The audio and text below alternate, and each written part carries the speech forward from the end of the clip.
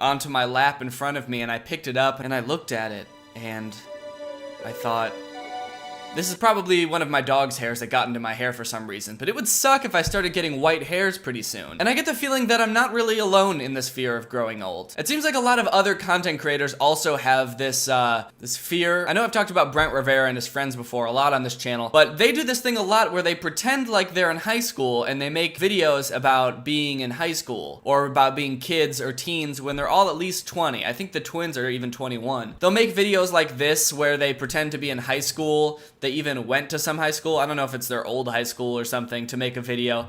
I can't even imagine like going to my old high school to make a video about pretending to be in high school. Like I can't even look at my old high school without, I don't know, pooping? Like, can you imagine being in high school and like every now and again these old guys will come by to shoot a video for their YouTube channel to make it seem like they're in high school? It's just really weird. Brent also has all of these videos on his YouTube channel that are called things like 15 lies every kid tells, how parents see things versus how teens say things. Just all these things that really make it seem like he's trying to just hold on to his youth for as long as possible. And it's a little bit sad, but mostly just creepy. It's like, dude, you're not in high school anymore. Just stop making videos about being in high school. Now, when older YouTubers or content creators post videos like this, it's not only weird and kind of like predatory and creepy, it's also usually not very relatable at all. Like this video that's called Walking Alone versus Walking with Your Friends. When you're alone, you automatically get bullied, you get your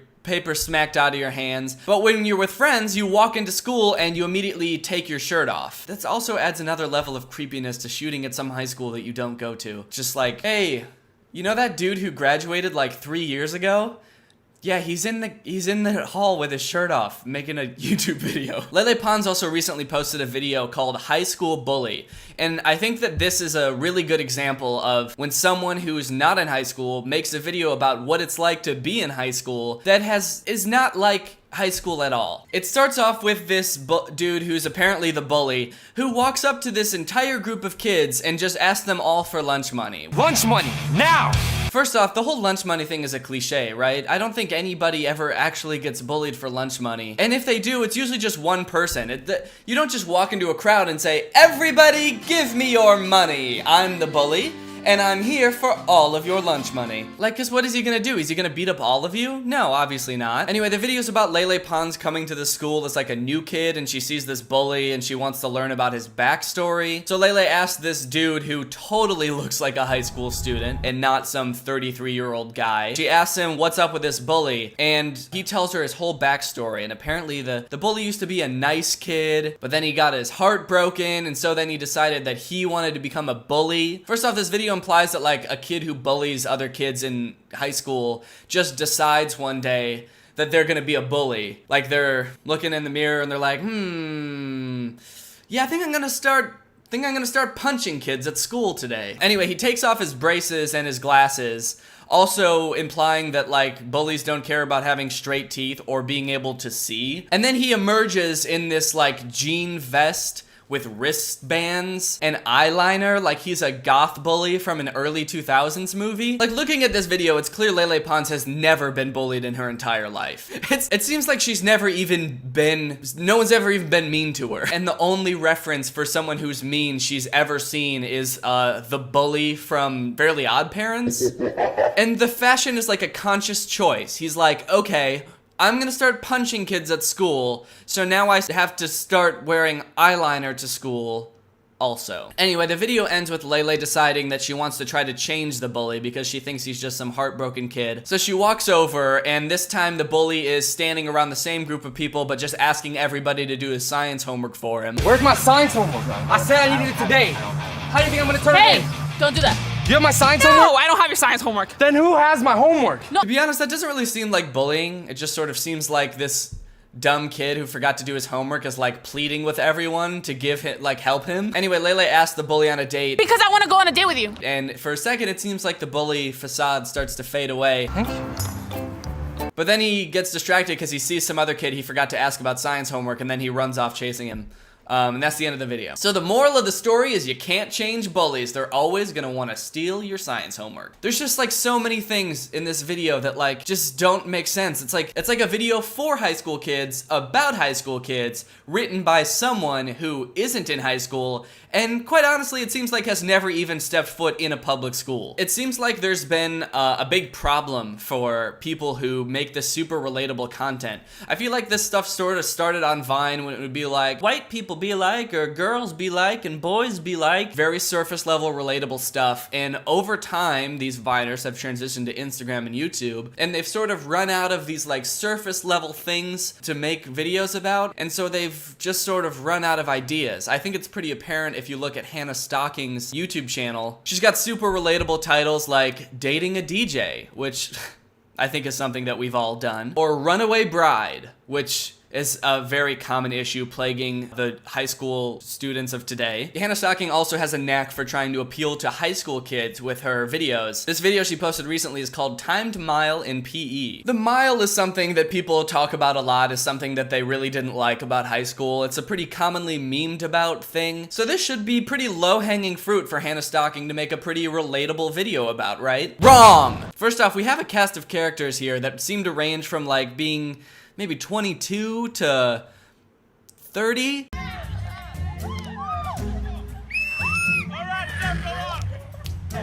James! Jonathan? Right here. Berkey! Hey, can we just hurry up so we don't have to do anything? No. Today we're gonna be running 1 mile! Hey. Woo! Stretch it out! Why? 4 laps in under 15 minutes. This video has very weird pacing, if you haven't been able to tell already. We're like 30 seconds in, and it's just already very awkward to watch. It's like, you can sort of tell that they like got on set with a vague idea of what they were going to film, but they weren't entirely sure. That's how a lot of like Hannah Stocking and Lele Pons videos, they're all like this, where it's just like, well, we have the basic idea of what we want to do, and shooting a video is very easy and not complicated at all. So let's just figure it out when we get there. Hey! What's up? Hey! Cool. Oh yeah, me too, totally. Yeah. Hey! I'm out of here. Hey! You're expelled! Expellation! That moment when your gym teacher expels you, that crazy moment when your gym teacher has the power to expel you. High school was crazy, man. The gym teacher was just expelling kids one after another. You're not listening, you're expelled. You're trying to get out of this? Expelled. Those gym teachers had way too much power. Got a doctor's note. All right, that's fine, yeah. Sit out, no worries. What's your excuse? I got in a car accident. Do you have a doctor's note? I do not. I'm so much pain. Get over there and start running! Come on! Oh yeah. Yeah, we all had that one gym teacher that was physically abusive and made kids with crippling disabilities run the mile. Remember, 4 laps! Yeah, look at this dude. In what world can this guy pass as a high school student? He's like jacked, and he's got a 5 o'clock shadow, a more than 5 o'clock shadow. It's an 8 o'clock shadow at least. On your marks! Anybody else thirsty? Get set!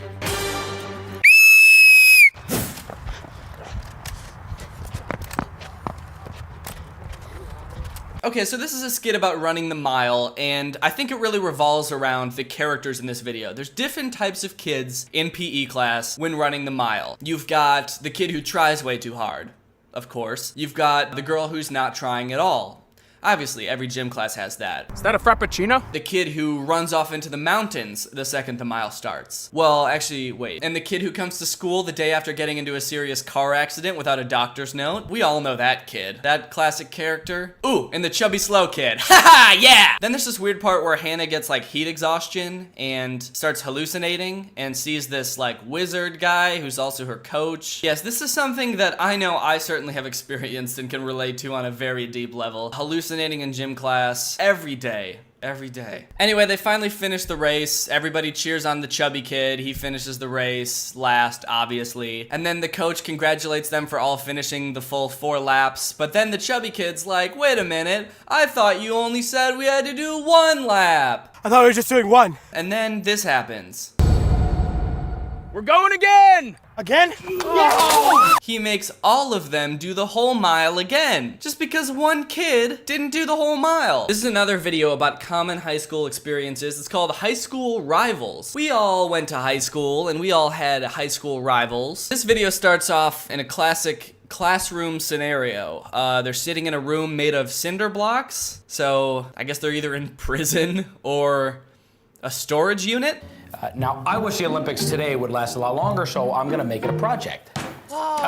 It's simple. It's simple. All you gotta do is make the Olympics part of your week and then come back and let us know how it goes. So this is how the story is set up. The teacher gives them this vague-ass project. He just says, make the Olympics part of your week and then come back and let me know how it goes. There's no criteria for making the Olympics part of your week. Just somehow do something Olympic related in your week and then come back, and you don't have to write a paper or anything. Just let me know how it goes. I'm just curious. Guys, we have to get an A on this Olympics project. Let's go get some lunch so we can brainstorm some ideas and be prepared. Vultures! I'm not messing with these vultures, man. We shouldn't go this way. We gotta go the long way home. We've never been that way, are you sure? That's East High's territory. Spooky old vultures. Oh, man! That's our rival, West High!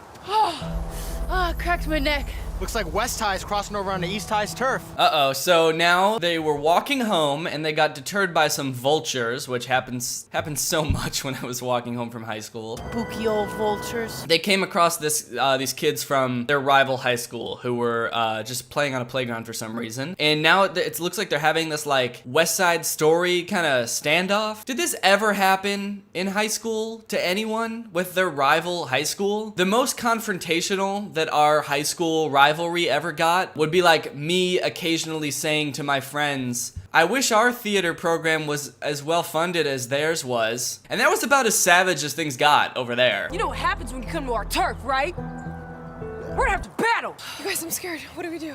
I don't know, don't we have to go home and do our Olympics project? But they're our rivals. We can't back down. We gotta battle. Yeah, we gotta battle, guys. So let's battle them. We'll battle you. Olympic style! It's a beautiful sunny day here in downtown Los Angeles, where two competing high schools are competing in their very own Little Olympics. The plots of these are so confusing. They met the rival high school and they wanted to battle, but they also had to finish this vague Olympics project, and so they're gonna just combine the two things, and they're gonna battle these kids with this Olympic-style competition. The news is here for some reason. They have a referee. They have this whole thing set up. I mean, they must really hate each other to work together so well to coordinate this whole thing. I mean, this is a whole event. You gotta really hate somebody to organize an entire event around kicking their butts. Anyways, the rest of the video is just them competing in these weird, made-up events that are somehow Olympic-like. You're probably wondering, well, do they get an A on the project? You never really find out. They finish the whole competition and the ref is about to crown a winner when one of the kids gets picked up by an awful-looking CG vulture and carried away, and the video just ends with everyone screaming. Rip its wings off! Do you see what I mean when I said, like, they have the basic idea of what they're going to do when they start filming, but they don't really have, like, the ending finished or anything? Because it seems like they filmed this whole video, and then when they got to the end, they had sort of forgotten what the initial conflict of the video was. Like, the initial thing was to try to get an A on their project. Then they get sidetracked with this competition thing, and then that doesn't even end. This kid just gets carried away. There's, like, no resolution to any of the subplots. It's like they just stopped the plot. So Hannah Stocking is 26 years old. She hasn't been in high school in probably 8 years. My point of making this video isn't that you're not allowed to be over 26 years old. That would be very drastic. No, actually, you know what? I'm changing my mind. You're not allowed to be 26 years old.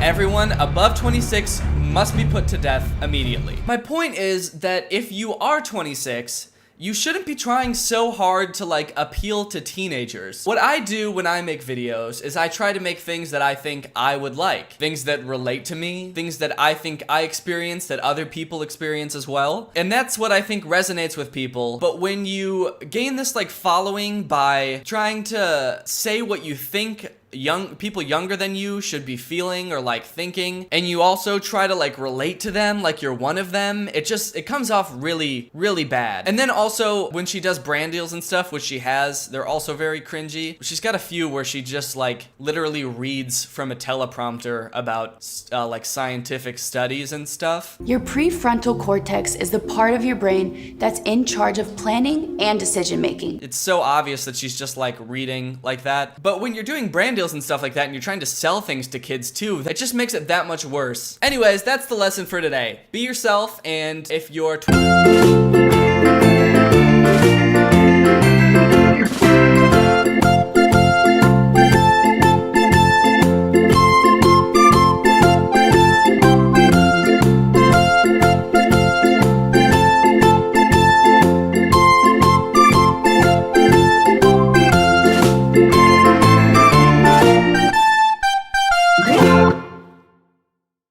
What's up, Greg? It's me, Danny, back with another episode of Everything is a Monster. Cows are monsters, birds are monsters, I'm a monster, he's a monster. Everything is a monster. So there's this video on the trending page right now. It's called Dropping Watermelon 45 Feet. It's like a video that seems like it would be kind of interesting when you click on it, because it's like, ooh, I want to see a watermelon get smashed. Now that I think about it, 45 feet isn't like a very interesting height. Like, that's not very high. That's like the height of like a tall house, isn't it? I feel like he could have gone a little bit higher, but it's on trending page for a reason, so you know your boy had to check it out. This is the lift, and it doesn't really look like much when it's parked just like this, but I'm telling you, this thing is absolutely huge. It's so high.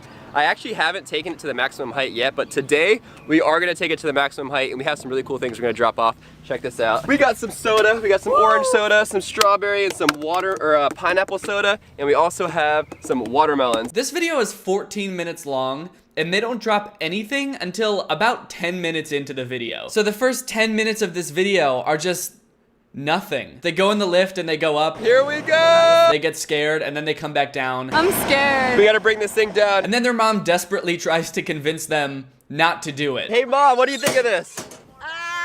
No way. No way. Don't do it. Don't do it. Don't do it. And I know what you're thinking. She's very convincing. Don't do it. But they do it anyway. So anyway, he finally gets up in the lift, he's got the watermelon, and he's gonna drop it. Let's do this thing. What do you think is gonna happen? I have no fucking clue. I have no idea what's gonna happen. I mean, there's no telling. No one's ever dropped a watermelon before. Even if you drop a watermelon from like standing height, it shatters. So like, is it really that much of a surprise if the watermelon breaks? Go! Whoa! Whoa! That was awesome! It exploded everywhere! Whoa! That was crazy! That was so awesome! So he finally drops it, and he is just amazed. Whoa! Whoa! That was crazy!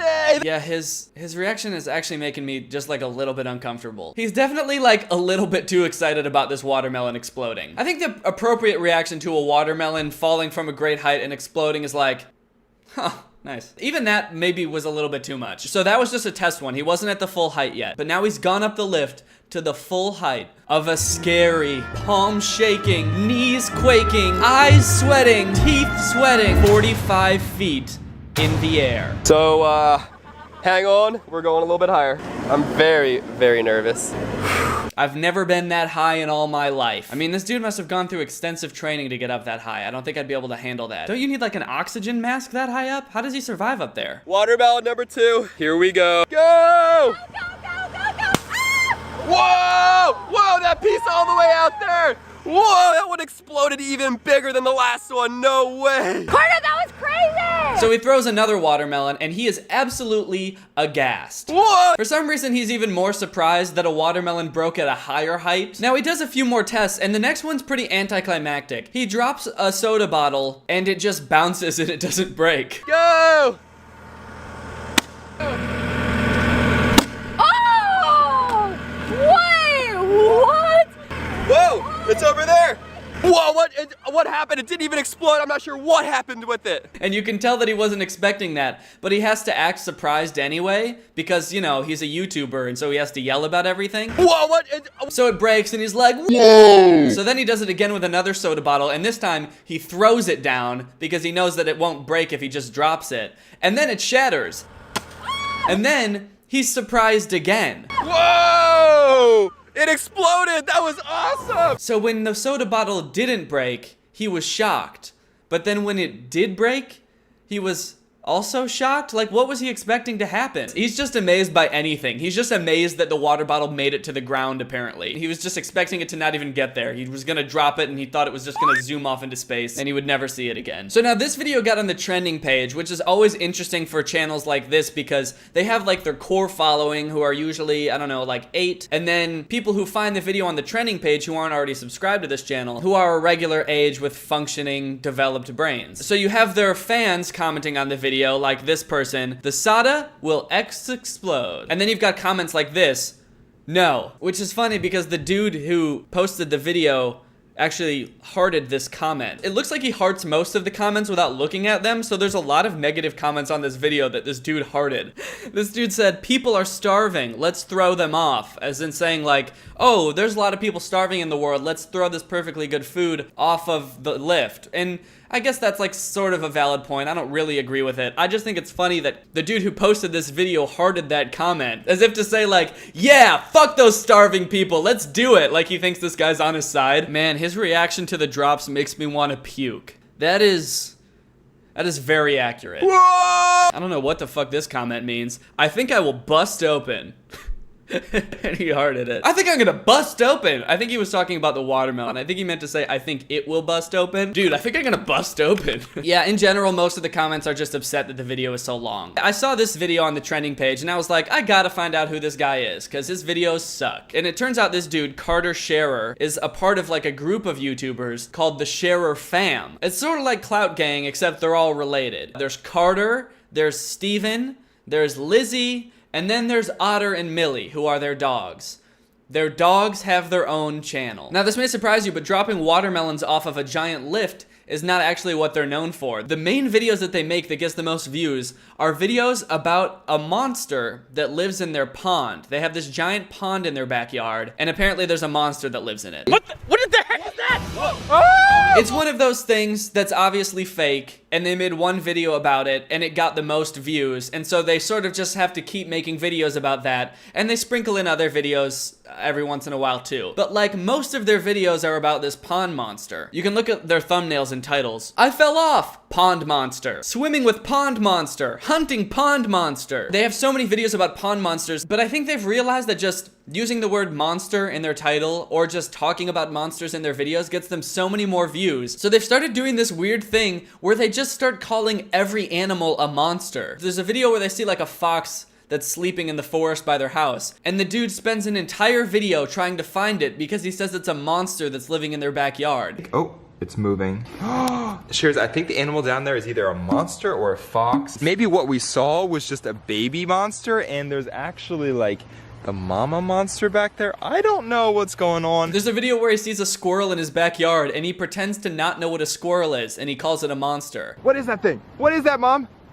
There's some monster in our backyard. What is that thing doing? And there's a video where they see just regular fish in a pond, and they call them pond monsters. Cheers, if we could just get one of these monsters to come up and eat some of this food, we'd be golden. And then their sister tries to attack it with a lightsaber. They're very scared of the pond monster. Every time they see it, they get all crazy and they run away from the pond like it's this thing that's gonna eat them. Whoa! Whoa! Whoa! Wait, what was that? Oh my gosh, there it is, there it is! Look, there it is! And yet like 2/3 of their videos are them going in the pond. Look, monster in pond, trapped inside giant bubble ball. This video is one of my favorite of theirs because the acting is just so bad. So they inflate this giant inflatable ball, which looks fun as fuck, by the way. Check this thing out, Mom. It's a giant bubble ball. Wow! You can go inside. No way. Yeah. Ooh, that's so cool. Oh my goodness, this is crazy. And then he pretends to like fall and roll down the hill towards the pond, and the mom tries to catch him. No way! No way!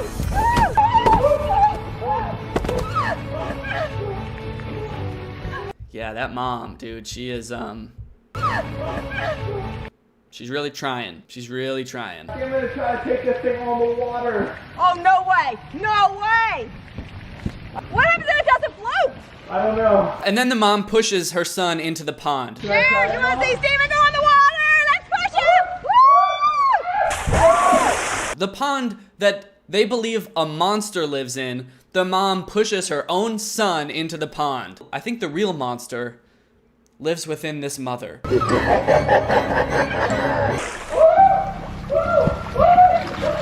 The rest of the video is just them really playing up this whole situation, because he's scared that the monster's gonna get him, and she's scared that the monster's gonna get him. I'm trapped on the water. Whoa! The mom tries to get on this boat thing and push him out of the pond.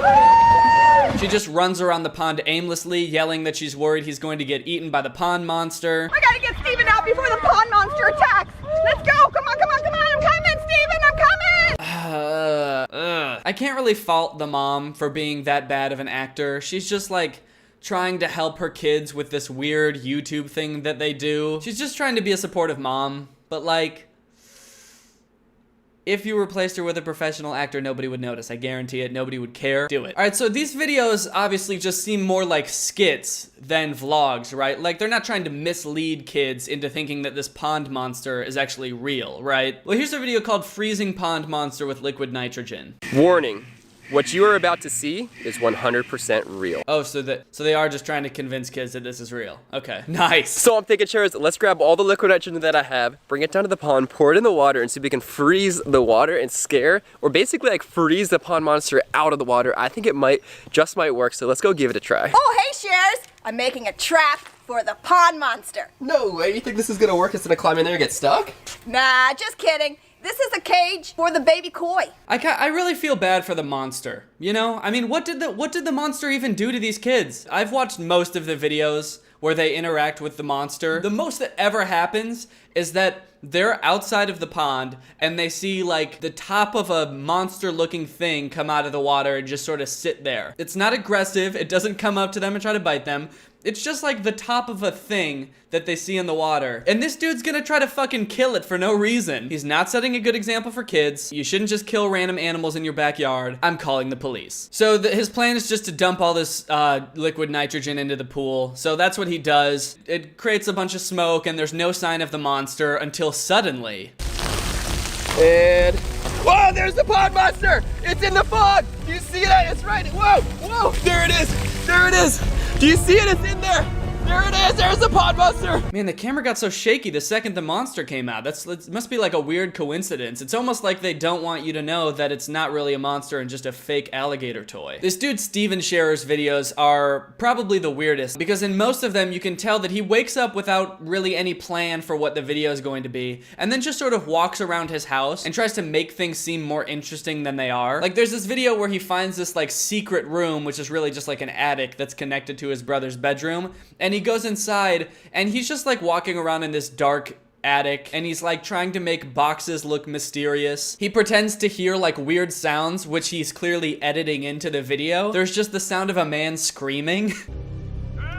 Do you hear that, Sharers? It sounds like something screaming. Like, I don't know if that's supposed to be a ghost or if it's really just supposed to be a man who's trapped in their attic screaming. He makes the plots of the video so unrealistic too. Like, there's one video where he vlogged himself waking up. Like, he was filming himself asleep and then he woke up. This dude's also constantly decked out in his own merch, which is a little weird. And I'm not just talking about like occasionally wearing his own t-shirt. I'm talking head to toe. He is always wearing like socks, shorts, hat, and shirt of his own merch. And that's really what you want kids watching, right? You basically want your kids watching like a glorified salesman who's trying to sell your kids shit at all times and also provide the bare minimum amount of entertainment. They have a Lamborghini with their logo on it. That's fucking tight. So the videos are obviously meant for like children. I would guess like 10 or 11-year-olds that watch these videos, right? This Carter dude has a video where he surprises his 1 millionth subscriber and he goes to meet him and look at this kid. Are you my 1 millionth subscriber? You are? Oh, Sharers, we found it. This is my 1 millionth subscriber. I was like, okay, is this kid like 8 or 6? I'm really bad at guessing kids' age. He could have been like 15 for all I know. He's 4. This dude's 1 million subscriber is 4 years old. His name is Cam. He's 4 years old, and he's been watching my channel for a really long time. That's super awesome. What's up, Cam? What's going on? Woo! How does this kid even have a YouTube channel that he's subscribed with? He's 4, and he looks super uncomfortable for this entire video. And if all of that wasn't cringy enough, They have music too. This dude Carter made a music video for a song called Imagination.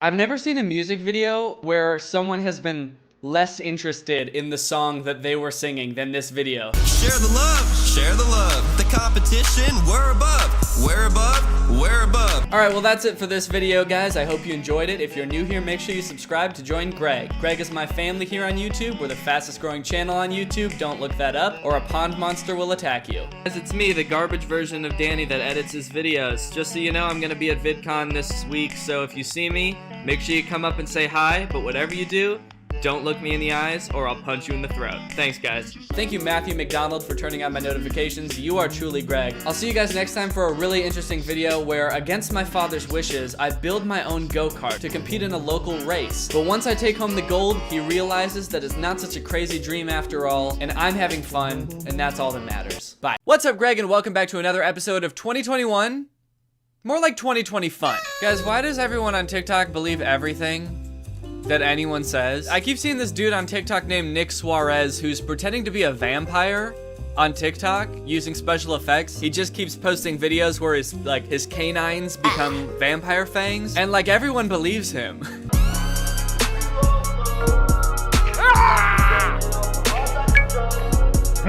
When I first saw this TikTok, I was like, okay, that's a cool effect. And I went to the comments thinking that everybody else would be saying a similar thing, just like, ooh, nice job, cool effect.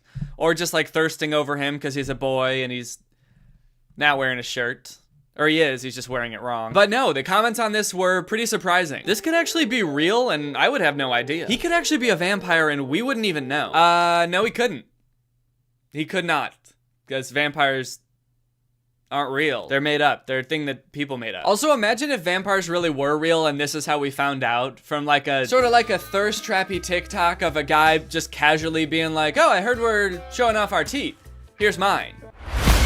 They just had to put this picture in like every history book from now on. Like, so this is when we found out that vampires existed. They've been around for like thousands of years and we didn't find out until this guy made a TikTok video without his shirt on, because he wanted to show off his teeth. And still to this day, it's the only evidence we have of vampires, but like, I mean, you can't dispute this. And he keeps making videos where he does this thing with his teeth, and more people believe him every time. It's so bizarre. Not me actually believing him. Why am I believing him? You're gonna make me believe you. Look, I don't believe this yet, all right? I'm not that stupid. 2 videos of you showing your fangs? I'm not an idiot.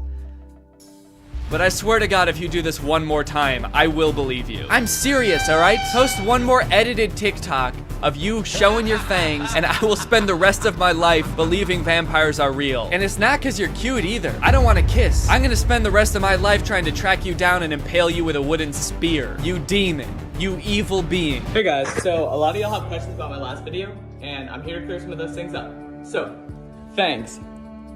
Not retractable. They come out when I want. My eyes? Yeah, they do glow, and I could compel you, but I won't. And finally, speed. I like that he's not just a vampire, but he's like a cocky vampire. And my eyes? Yeah, they glow. And my speed? Yeah, it's really fast. Watching everyone I love die time and time again because I'm an immortal, ageless being. Drifting through time, becoming further convinced that nothing matters and life doesn't mean anything because I sold my soul to the devil 200 years ago? It's your boy. A lot of y'all are still confused about these and about my speed. So I figured I'd put up a timer, do a couple laps, show you guys how fast I really am. So here we are.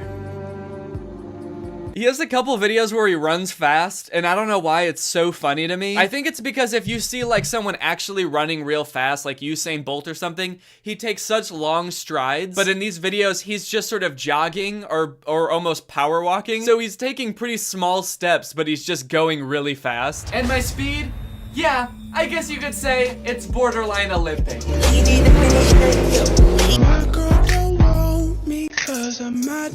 I like to think about what this one would look like without the effect. The ruse didn't last forever though. Eventually it seemed like Nick got a little bit too big for his britches and started tackling some a little bit trickier effects. He posted this one where he tries to bite into an apple to prove that his fangs are real, so you can see the fang marks in the apple. One where he goes outside and his skin starts burning. He jumps over his house. Don't skip leg day. And this one where he exhibits his superhuman strength by picking up a picture of a car. Let me know if you have any questions. Now, I know that a lot of people who are probably commenting on these TikToks saying that they think they're real are either joking or literally 1 year old. But it's just crazy to me that like anybody would even consider for a second that this might be real, because vampires aren't real. And also, this dude's a video editor. Like, if you click on his profile and look at it for 2 seconds, all of his other non-vampire related TikToks are like him doing effects, like he's in the mirror doing one thing and then on the other side he's doing another thing, or he's parodying The Sweet Life of Zack and Cody where he's cloning himself. And honestly, I don't even think that this dude, Nick, is really trying to fool anyone. I just think he's a video editor that's like trying to have some fun. He probably didn't even think people would believe his first post. I don't really think his intention was ever to like deceive people into thinking that vampires are real. That, however, cannot be said about what I actually want to talk about today, which is this rumor about Kanye West and Jeffree Star, and more importantly, the girl who started it. So I'm sure a lot of you have seen this rumor by now because the memes have been everywhere, and honestly, there's been some pretty good memes about the situation. I think in general,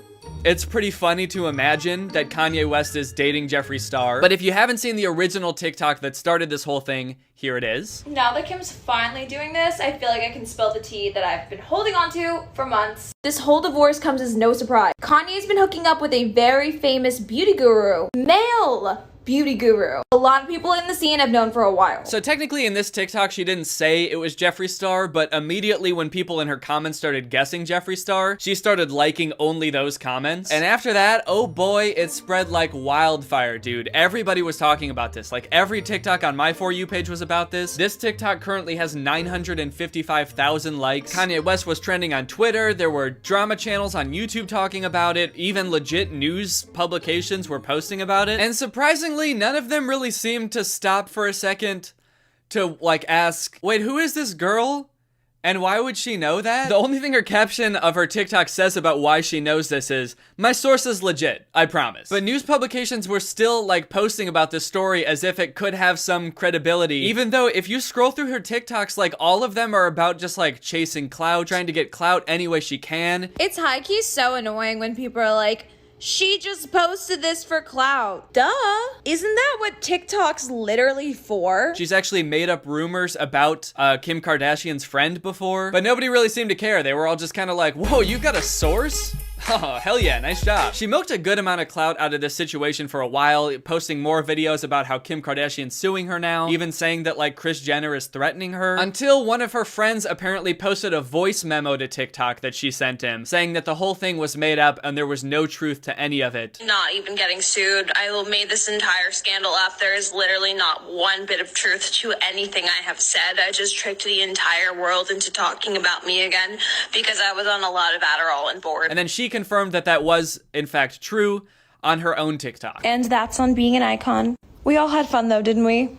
You're welcome for the memes. The caption of this is, I was gonna wait to expose myself, but clout chasing locals I thought were my friends want to do it first. Lame. Wait, clout chasing locals?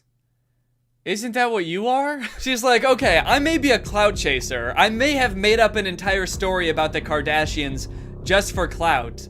But a local? Whoa, whoa, whoa, whoa, whoa, dude. I am not local. I am not local to anywhere.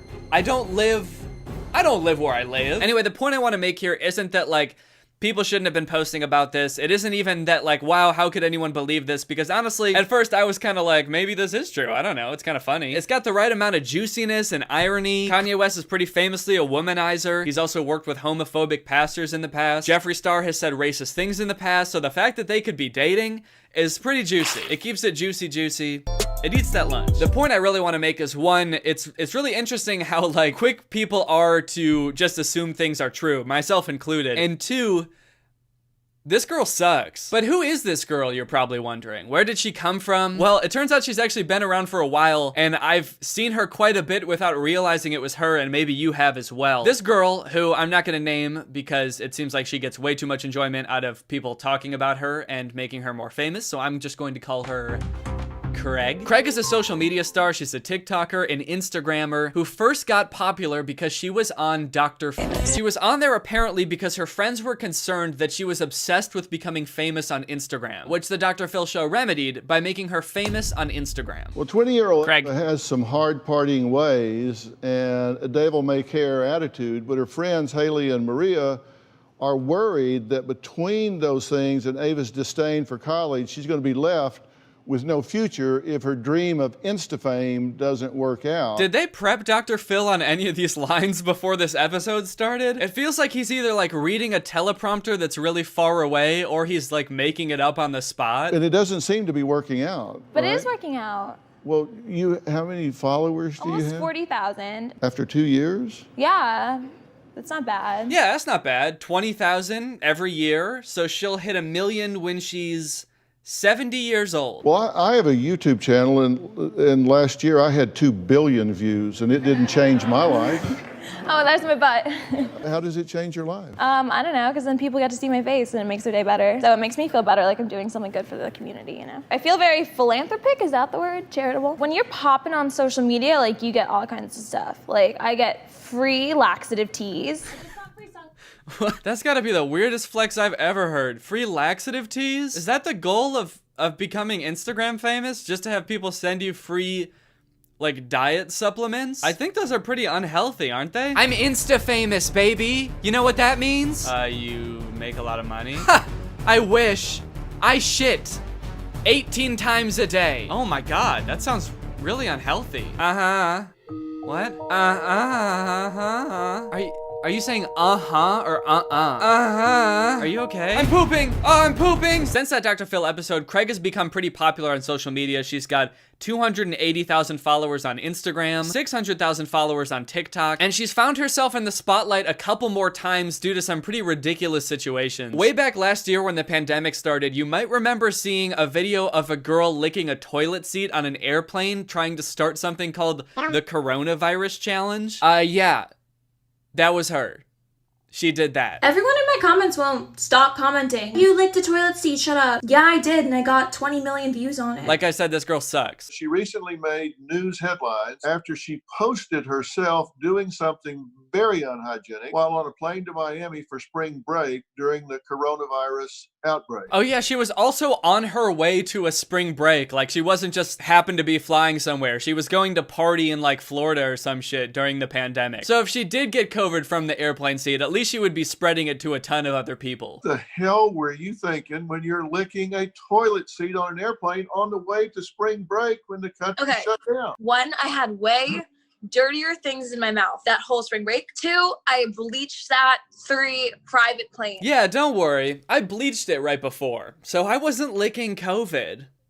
I was licking bleach. It was a social experiment more than anything else. Like, obviously, I wanted the clout off of it, and I was like really annoyed that Corona was getting more publicity than me because I currently have like a song going viral right now and no one was covering it. Anyways, like she said, apparently this whole thing wasn't just to start a viral trend, it was to promote her song, which was going viral at the time, which is called Skinny Legend Anthem. And I'm sure you're dying to hear it. So let's listen to it. All these haters need to drink some laxative tea and shit all their jealousy out before we drop this beat. Does this girl own like stake in a laxative tea company? Why is she so into laxative tea? Seems like she's really like shilling hard for some laxative tea companies. I don't know what they're paying her. Overall, I would say that Craig is probably the worst role model imaginable for anybody. Most of her posts are either glorifying hard drug usage, she talks about blacking out every night, going to clubs during the pandemic. So I was just in Miami for New Year's. We're going to the club every night. Drinking her shit tea, glorifying super unhealthy diets, or even eating just Bitch, I got Chanel shoes, they cost more than your rent. I was ugly, now I'm hot, so bitch, I can be your friend. All the guys on my phone are ugly and fat, so don't call me. I don't think that's a flex. All the guys in my phone are ugly? What? How is it? What kind of flex is that? Yeah, not to brag or anything, but I pretty much talk to the ugliest guys on the planet. Jealous? Haters? Now, since it came out that she faked this whole story about Kanye and Jeffree Star, has this girl taken any responsibility for her actions? Has she apologized? Has she said she won't do it again? No. Everyone's just so fucking mad that I caused the biggest internet scandal of 2021 so far. You're welcome. For all the fucking memes that I know you all fucking touched yourselves to. Jeez, calm down, lighten up. Honestly, I don't really care that much about the Kardashians either way, or Kanye at this point. Like, it's kind of hard to feel bad for them when they're like the richest people in the world. But it still just feels like a really shitty thing to do, to just like make up rumors about people. And I don't know, when I see stuff like this, it just makes me feel gross that some people value clout so much that they put it over being like a decent human, or even like that being a decent human isn't even like a thought in some people's head. It's just like, how can I get what I want? People are wondering how I deal with these hate comments. I'm gonna admit something right now. I can't remember the last time I left a hate comment on someone's post. It was probably in high school. And you know why I did it? I was really jealous and really insecure with myself. I can't remember the last time I left a hate comment. I honestly do not remember it at all. But I do remember exactly why I did it and my exact mental state while doing it. The girls I would hate on were either prettier than me, going viral, richer than me, had things I wanted. They were just doing better than me in like certain ways. Wait, so the only reason we could possibly have for being upset with you is because we're jealous that you're so pretty and viral? Yeah, I don't know about you guys, but that's actually not the reason I'm upset. Surprisingly. It's because I'm jealous that she knows so many ugly guys. Also, after posting this, she commented on her own TikTok saying, I needed a reason to justify why they're not all that so I could feel better. Like saying Kylie Jenner is only hot because she facetunes. What? But that's a hate comment. That's a negative thought right there. She gave an example by doing the thing that she said she never does. I never talk shit about anyone, dude. I don't have a negative thing to say about anybody. I would never say, for example, that like, Timothy Chalamet is a little bitch, a skinny little bitch boy, and I'd beat him up if I saw him. I would never say something like that, and anyone who does is honestly pathetic. Anyways, unfortunately for Craig, I think this is going to be sort of a pattern. It's kind of weird because like that one video got like 1 million likes, and she gained like hundreds of thousands of followers on TikTok for it. But then after that, it seemed like her likes on her videos went back down to around like 5,000 likes per video. Because I don't think anyone really like learned who she was from this. I think most people, if you ask them, hey, who is the girl that started this rumor, most people wouldn't even know, even if they've seen the TikTok. So I think it's gonna be pretty easy for her, honestly, to pull another stunt like this, and people will again have forgotten who she is and fall for it again and give her another 15 minutes of clout, basically, which is exactly what she wants. So just be warned, you know? You never know where Craig is gonna show up. She could be behind something else right now. There's lots of stuff going on in the world. If you see this face, be careful. Because Craig's up to no good. All right, well, that's pretty much the end of the video. Now it's time to talk about our sponsor, ExpressVPN. This video has been sponsored by ExpressVPN. ExpressVPN is my go-to tool for protecting my online privacy and anonymity. Imagine for me, if you will, that every time you went online, there was just some guy out there that saw every website you went to, and he just writes it down and keeps it on a little piece of paper that he keeps in his pocket, and he just knows everywhere you've ever been, and he holds on to it forever. Well, for most of you, that actually is what happens pretty much every time you go on the internet, because your internet service provider, whether it be Comcast or AT&T, is allowed to store logs of every single site you visit, and they're also legally allowed to sell this data to anyone, and that is one of the main reasons I always use ExpressVPN. Another great use for ExpressVPN, aside from protecting your data, is unblocking content that's not available in your area. For example, if you live in the US and you've ever wanted to watch The Dark Knight on Netflix, you can't, because it's not available on US Netflix, but it is available on Canadian Netflix. So if you just open up ExpressVPN, change your server location to Canada, and then search The Dark Knight on Netflix, suddenly you can watch it. It's honestly pretty amazing. It works like magic. ExpressVPN has the fastest speeds, which I've tested myself since I'm always like uploading videos, downloading music and sound effects for my videos. They've got 24/7 customer support. It's super easy to use. You just click the big button that says connect and you're online. And it's not just me that's an ExpressVPN fanboy. ExpressVPN has been recommended by countless other YouTubers, and they've been consistently rated the #1 VPN by sources like TechRadar, CNET, The Verge, and many more. So find out how you can get 3 months for free by clicking the link in the description. That's expressvpn.com/Danny Gonzalez. That's expressvpn.com/Danny Gonzalez. Thank you to ExpressVPN for sponsoring this video, and thank you to you guys for checking out ExpressVPN.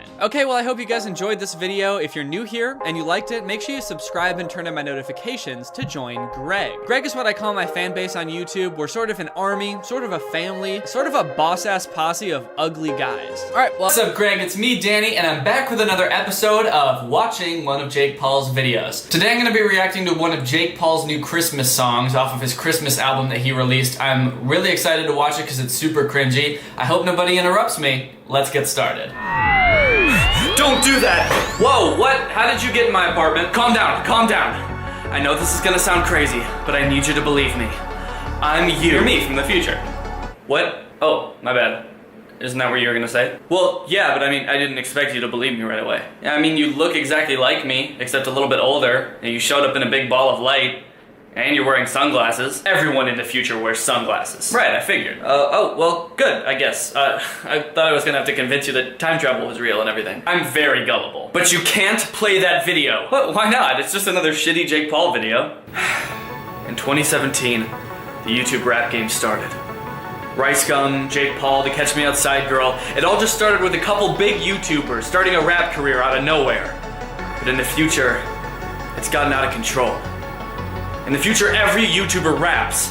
It's so bad that everyone's ears are bleeding all the time. Oh my god. And it's all your fault. What? Why me? If you make that video about Jake Paul's song, it will push the YouTubers rapping genre over the edge. It's gonna do more harm than good. It's gonna strengthen the YouTube rappers, not weaken them. It's gonna get a lot of views, though. It's gonna be your most viewed YouTube video ever. Oh, sweet. It's not good. Oh god. Oh, are you okay? I've lost too much blood. I'm not gonna make it. You have to stop the YouTube rap game before it's too late. But how? You just have to leave it alone. They thrive off of attention.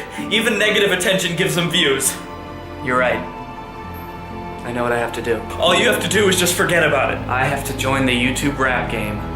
What? It's time that I start my own YouTube rap career. That sounds like a terrible idea. I'll call myself Young Face. Don't, because I have a young face. Do you get it? I'm gonna die. It's the perfect plan. The only way I can stop the YouTube rap game is by becoming the best rapper on YouTube. Here I go. No, before you go. Please tell me, will my channel ever reach 1 million subscribers? Your channel is gonna get so many subscribers, they're gonna have to make up a new number. A new number? It's called one Furpa-derpa-doo. Wow, one Furpa-derpa-doo? Good night, sweet prince. Now it's time to start my YouTube rap career. Young Face needs to find some drama. Hey, buddy. What's up, man? How's it going? Wow. It's a new place, huh? Yeah, you like it? This is great. This is really cool. I like this whole setup. Yeah, there's a pretty nice view out here, too, off the balcony. Those are some sweet curtains. Oh yeah, you like them? I got them from this monk in China. He makes these like enchanted soundproof curtains. They're supposed to be magical or something. I just bought them because they're soundproof. It's a little weird, but sure. Yeah, man. The view is really great too. I love just... Cool. Fucking dumbass. I hate this kid so much. He's such a pretentious little asshole. Just stay calm. This will be over soon. It's pretty nice. And then I think... I'm sorry. Were you just talking about me when you went on the other side of the curtains? I feel like you were saying I was a fucking asshole and that you hated me or something. I'm sorry, what? I didn't say anything behind there. Okay, I'm pretty sure I heard you say something, but I guess you were just talking. I don't know. No.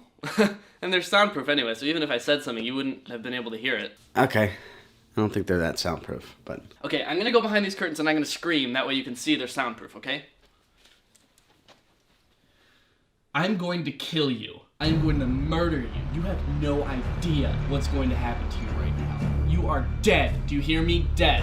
Ah! See? They're soundproof. Yeah, okay, I definitely just heard you say that you wanted to kill me when you were behind the curtains, so... What? I heard you that time for sure. Loud and clear, and I could even see your shadow moving with your mouth. I'm sorry. I just wanted to show you around my apartment. Okay? If this is how you're gonna be, and if my curtains upset you this much, I'm sorry. Then this tour is over. Okay? See yourself out. I don't want to deal with this anymore. That guy's a freaking weirdo.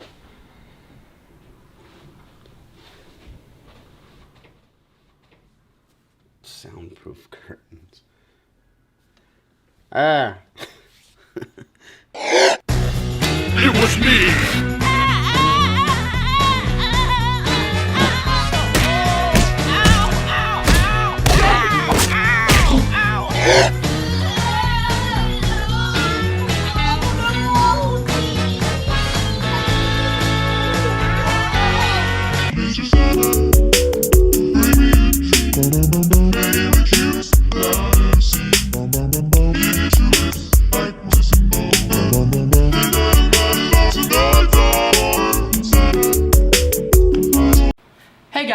back to my channel. I'm Danny Gonzalez, as you know. If you follow me on Twitter, which you totally should, then you probably saw my tweet a few weeks ago where I used the hashtag #MakeMeSuper and asked you guys to send me videos of yourselves miming out some kind of superpower, and I said that I would edit them to give you that superpower. That's what this show is. I'm gonna be looking through the videos you sent me, find the most interesting ones, and I'm gonna edit them to have the superpower, AKA I'm going to make you super. That's why I call it that. That's the name of the show, so we can just get right into it. How about that? Before we start, I just wanna say I got the premise of this idea from Jax Films, who does a very similar video idea. I basically just stole his video idea and made it a little bit different, so I wanna give credit to him. He does a series called Fix Your Pics, where he photoshops people's pictures to make them cooler. I'm basically just doing the same thing but with video, so thank you, Jax Films, if you're watching this, which I know that you're definitely not. Just wanted to give credit. Okay, well, let's jump into our first video. Okay, this one looks pretty cool. It was sent to me by Kiera Lynn.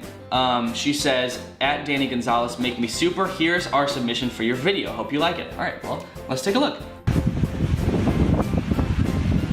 Oh wow, cool. The thing I like about this video is that she got her friends involved. She has a cool location, aka a beach. It's pretty cinematic and epic looking. It's very well coordinated with all her friends and stuff like that. I think it's a really good example of what this show should be. So I'm gonna pick this video first. Let's go ahead and open it up. All right, so the first thing I'm noticing about this video is that there's just a thumb in the top corner of the frame. I think you probably didn't mean to have it like that. You probably wanted it way more into frame, so I'm just gonna drag it down a little bit so that it covers up just that whole top left corner of the frame, if that's okay. All right, sweet. That looks really good. Next, let's go ahead and take a look at your superpower. It looks like you are, I don't know, boring all your friends to sleep or something like that.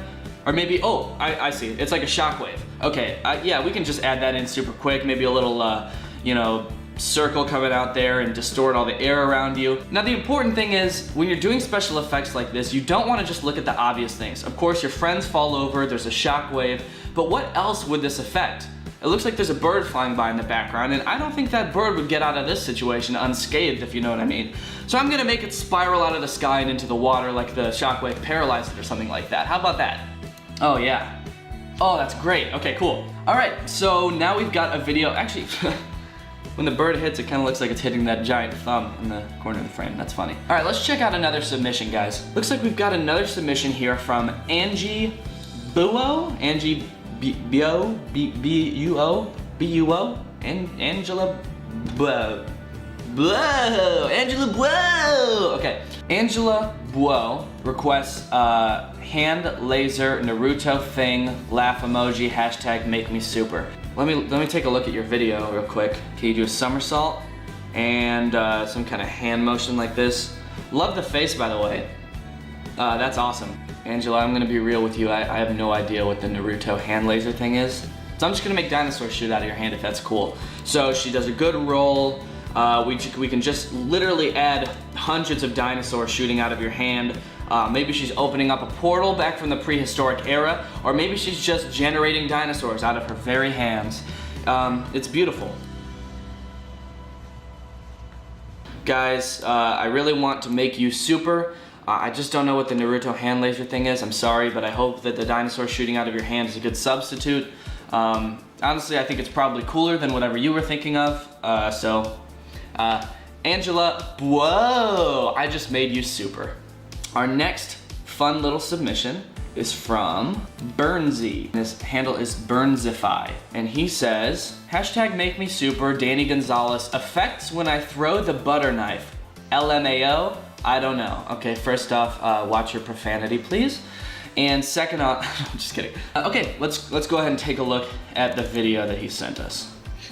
Okay, he throws the knife, and then he does this little pose. Okay, you know, I'm gonna be honest with you, Burnsy. The knife throw is already really cool. I'm not sure how I could make that any better. Cool video, except wait, what is that pose you do at the end?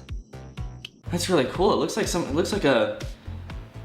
kind of god, like a Hindu god. All right, I see what you're going for here. I'm just gonna duplicate the arms a couple times, give you glowing eyes, and he throws the knife, and then all of a sudden, boom, he's a god. He's some kind of ancient Egyptian or Hindu god or something like that. Yeah, that's actually really creepy. That's actually really creepy.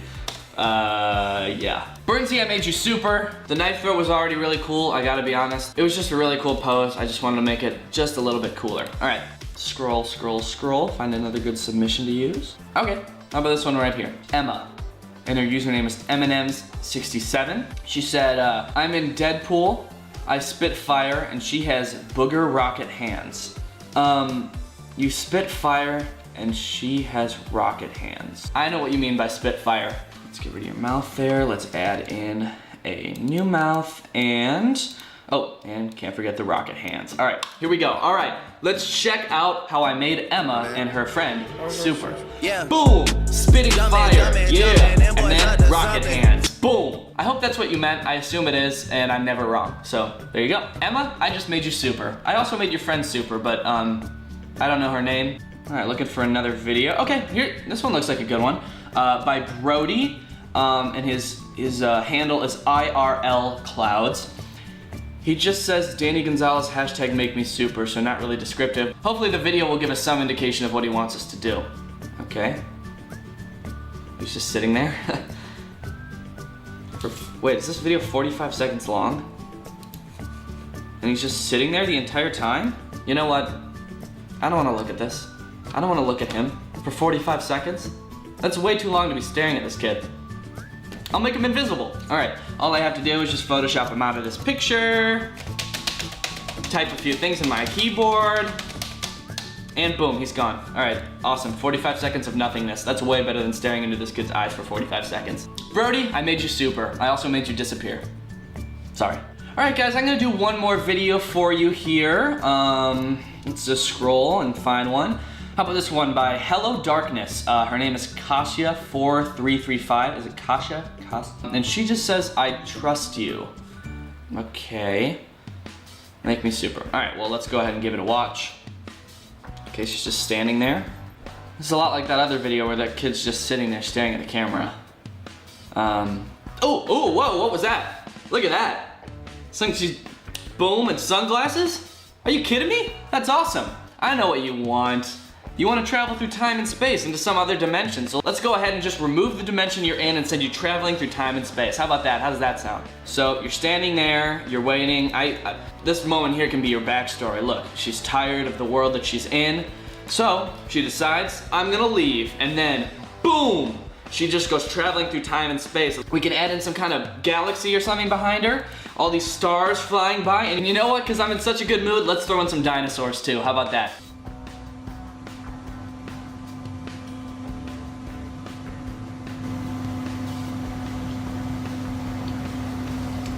Man, that was awesome.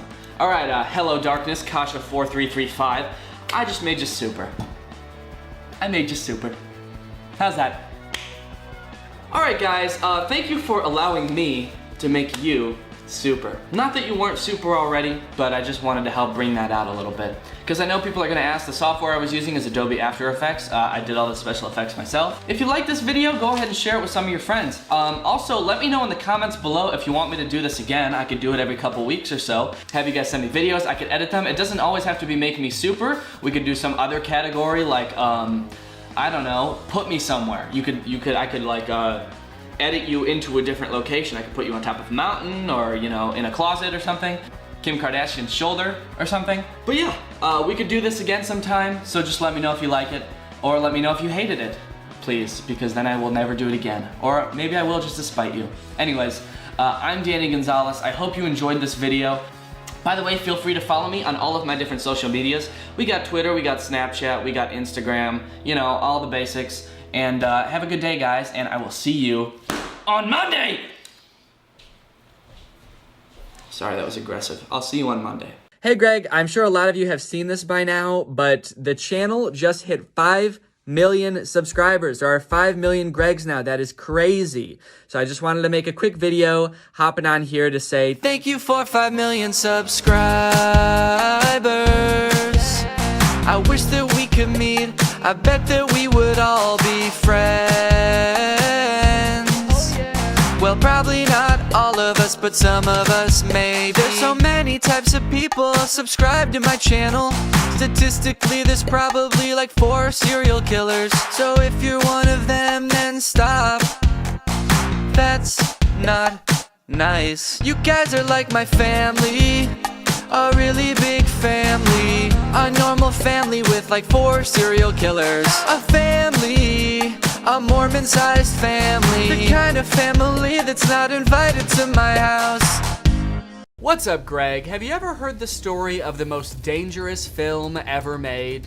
It's called Roar. Now, I've never seen this movie. Quite frankly, I have very little desire to, but I'm just gonna go out on a limb here and say it's probably not good enough to justify the 72 hospital visits that ensued during the filming of this movie. Probably just like quite not there. Roar is a movie from the 1970s, but a couple days ago I found this article written in 2015 about the making of the movie called 50 Shades of Grr, The Insane Story of Roar. This is a movie involving lions. That's why there's a picture of a lion right here. You might be curious why the 50 Shades of Grey reference? Like, they're implying a lot with this title, right? They're like, it's a movie about lions. Like, a lot of people got hurt. There's an insane story. And also some sort of like really kinky sex thing going on. Why did they make a pun off of 50 Shades of Grey in the title? Drafthouse Films and Olive Films are promoting the limited theatrical release of the 1981 adventure spectacle Roar with a memorably eye-catching tagline. Okay, here's the tagline. Are you ready? No animals were harmed in the making of this movie. 70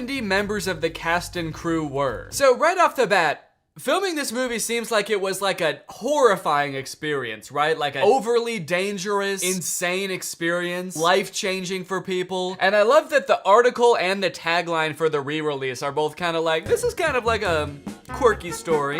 Just so you know, before you go and see this, everybody fucking died when we were making this movie, okay? I just imagine like someone who used to be a production assistant on this movie going to the theater to watch like Minions, and they happen to stumble upon the poster for the re-release of this movie, and they're gazing upon this poster with a face littered with scars, like, oh no, that's hilarious. That's so funny I forgot to laugh. Oh wait, no, actually I'm not laughing because it hurts to laugh, ever since the accident. It's kind of like if Amazon started posting like quirky, relatable TikToks being like, hey guys, sorry if your new laptop comes filled with a bottle of piss. We do things a little bit differently around here. As the production of Roar involved lions, tigers, and other dangerous animals, it is unsurprising to learn that people were injured during the production. But 70 sounds like an exaggeration. In fact, one of the film stars, John Marshall, confirms the math is inaccurate. Actually, I think it was 72, he says. This article feels like a sitcom. No, don't be ridiculous. It wasn't 70. It was 72.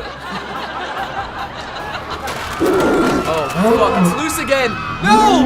Oh, God! Here's how you know the film was gonna be dangerous. Roar was the brainchild of John's father, an agent-turned-film producer named Noel Marshall, and his stepmother, Tippi Hedren. Notice no mention of any animal trainers. That's definitely a red flag. This film was the brainchild of 2 people who had no business making this movie. In 1969, the couple traveled to Zimbabwe, where Hedren was shooting the thriller Satan's Harvest. At one point, the pair visited a game preserve in Mozambique and saw an old building which a pride of lions had made its home. They came up with the idea for a film about a scientist living in harmony with big cats, his attempts to protect them from big hunters, and the hijinks which ensue when his family arrives at his lion-filled house when he's away. Yo, expert concept for a movie right there. They were in Mozambique, they saw a house with a bunch of lions in it, and they were like, what if there was a guy in there? No, really, I think this would be a genius movie idea. There's a bunch of lions over there, but what if one of the lions was just some guy? Oh, they're cheering for me. Thank you guys. It actually is a genius idea. Oh, no, fuck, not again, no! So with this expert concept, they decided, you know what, this is so good, we have to risk untold amounts of human life to make this happen. Marshall and Hedren decided the film would be set in Africa, but shot in California, and in 1971 started to raise lion cubs at their 3-bedroom house in Sherman Oaks. A lot of red flags there as well. Of course, having lions in your house, not good. The fact that it goes on to mention they were also raising children at the time, even worse. The fact that the article uses the term raising the lion cubs instead of like, I don't know, training the lion cubs is definitely not a good sign. Like, these are wild animals. You can't just raise them like a kid. So I guess they like started planning this movie way ahead of filming it. They bought like baby lions and then raised them up until they were adults. This is like that movie Boyhood, but instead of if the boy grew up to be a man, he grew up to be an apex predator hungry for human flesh. If in the 3rd act of the movie, the boy just grows like a row of razor sharp teeth and a taste for human blood. The couple believed that raising both the big cats and their own offspring under the same roof would minimize the risk of cast members being attacked when shooting began on the film. This makes it sound like they were like, okay, we'll have plenty of time to make sure they're not attacking people by the time the film shoot starts happening, because they'll get it all out of their system when we're raising them with our children. By the time we get to the film shoot, they're gonna be so tired of attacking humans, dude, trust me. Marshall and Hedren cast themselves in the movie alongside 3 of their children, John, John's brother Jerry, and Hedren's daughter Melanie Griffith, the future star of Working Girl, and the future mother of 50 Shades of Grey actress Dakota Johnson. That's the 50 Shades of Grey tie-in? Wait, okay, so this article is called 50 Shades of Grr because Dakota Johnson, who was in 50 Shades of Grey, her mom was in the movie. I feel like that couldn't have anything less to do with the movie. This whole story is insane enough on its own. You didn't need to like reach for some tie-in with a recognizable name. I'm just so confused how raising them in their home would minimize the attacks on set. They're acting like these are kids. Like, well, we gotta keep them off the streets, you know? We gotta make sure they have a good home life so they're not lashing out in school or at work. We gotta keep them in extracurricular activities, keep them off drugs, and they'll be fine. Their insatiable thirst for blood will be cured. They're lions. They could have been raised by Mary Poppins, and they would still kill her in her sleep. Also, I just really don't think that raising them in a house is properly gonna prepare them to not attack crew members. They're like, well, if we just raise them in a really peaceful home environment, that will perfectly equip them to deal with being on set of a movie. They're gonna be used to just like laying around at home with small children, so when we bring them on set, we've got fucking camera cranes, pyrotechnics, giant ass light stands, just like a ton of adults. They're gonna be cool with that. So raising them under the same roof would minimize the risk of cast members being attacked when shooting began on the film, which was to be Noel Marshall's first, and as it turned out last, movie as director. Huh, that's kind of weird. I can't imagine why that would be. If this sounds absolutely insane to you, it does, then John Marshall is not about to disagree. In hindsight, I know how stupid it was to do this film. I am amazed no one died. That quote kind of makes it sound like they think they got away with something, like, phew, that was close. No, dude, 70 people were sent to the hospital. That wasn't a close one, it was one. He's like, oh shoot, that could have been really bad. Meanwhile, there's like 70 bodies writhing in pain on the ground behind him. Yeah, someone could have gotten seriously hurt. Someone did. Also, can we just appreciate how crazy Hollywood used to be? These are just like 2 people that were like, we're gonna make a movie. We're gonna direct it, and we're gonna star in it, and our kids are gonna star in it, and fuck it, we'll raise lions in our house while we're doing it too. Is this still possible? Is this still something you could do? Just get a friend together and just make a movie about lions? How much money did this cost? Los Angeles in the 1970s was an infamously crazy place. It sounds like it did. But it wasn't crazy enough that people could keep a pride of lions in a residential neighborhood. It sounds like it was. After an animal control officer gave Marshall 24 hours to de-big cat his house, he bought property in Santa Clarita for the lions, and the jaw-dropping array of other wild animals with which he intended to populate his movie. Okay, here's a quote from their kid, John. I was about 15 when I said, why do we have tigers? Because tigers aren't in Africa, where the movie takes place. I was the voice of reason. I would say, why do we have mountain lions? Those are from North America. Everyone would go, that's a stupid question. Okay, I love that the only person asking any questions is their child who's 15. But even still though, I feel like he's not really seeing the big picture. Like, he's got the right start. He's asking questions, but his questions are like, wait a minute, this isn't scientifically accurate. Why do we have tigers when the movie takes place in Africa? When he should be asking, wait, why am I a child living in a house with a bunch of wild cats? Why am I growing up in a literal pride of lions?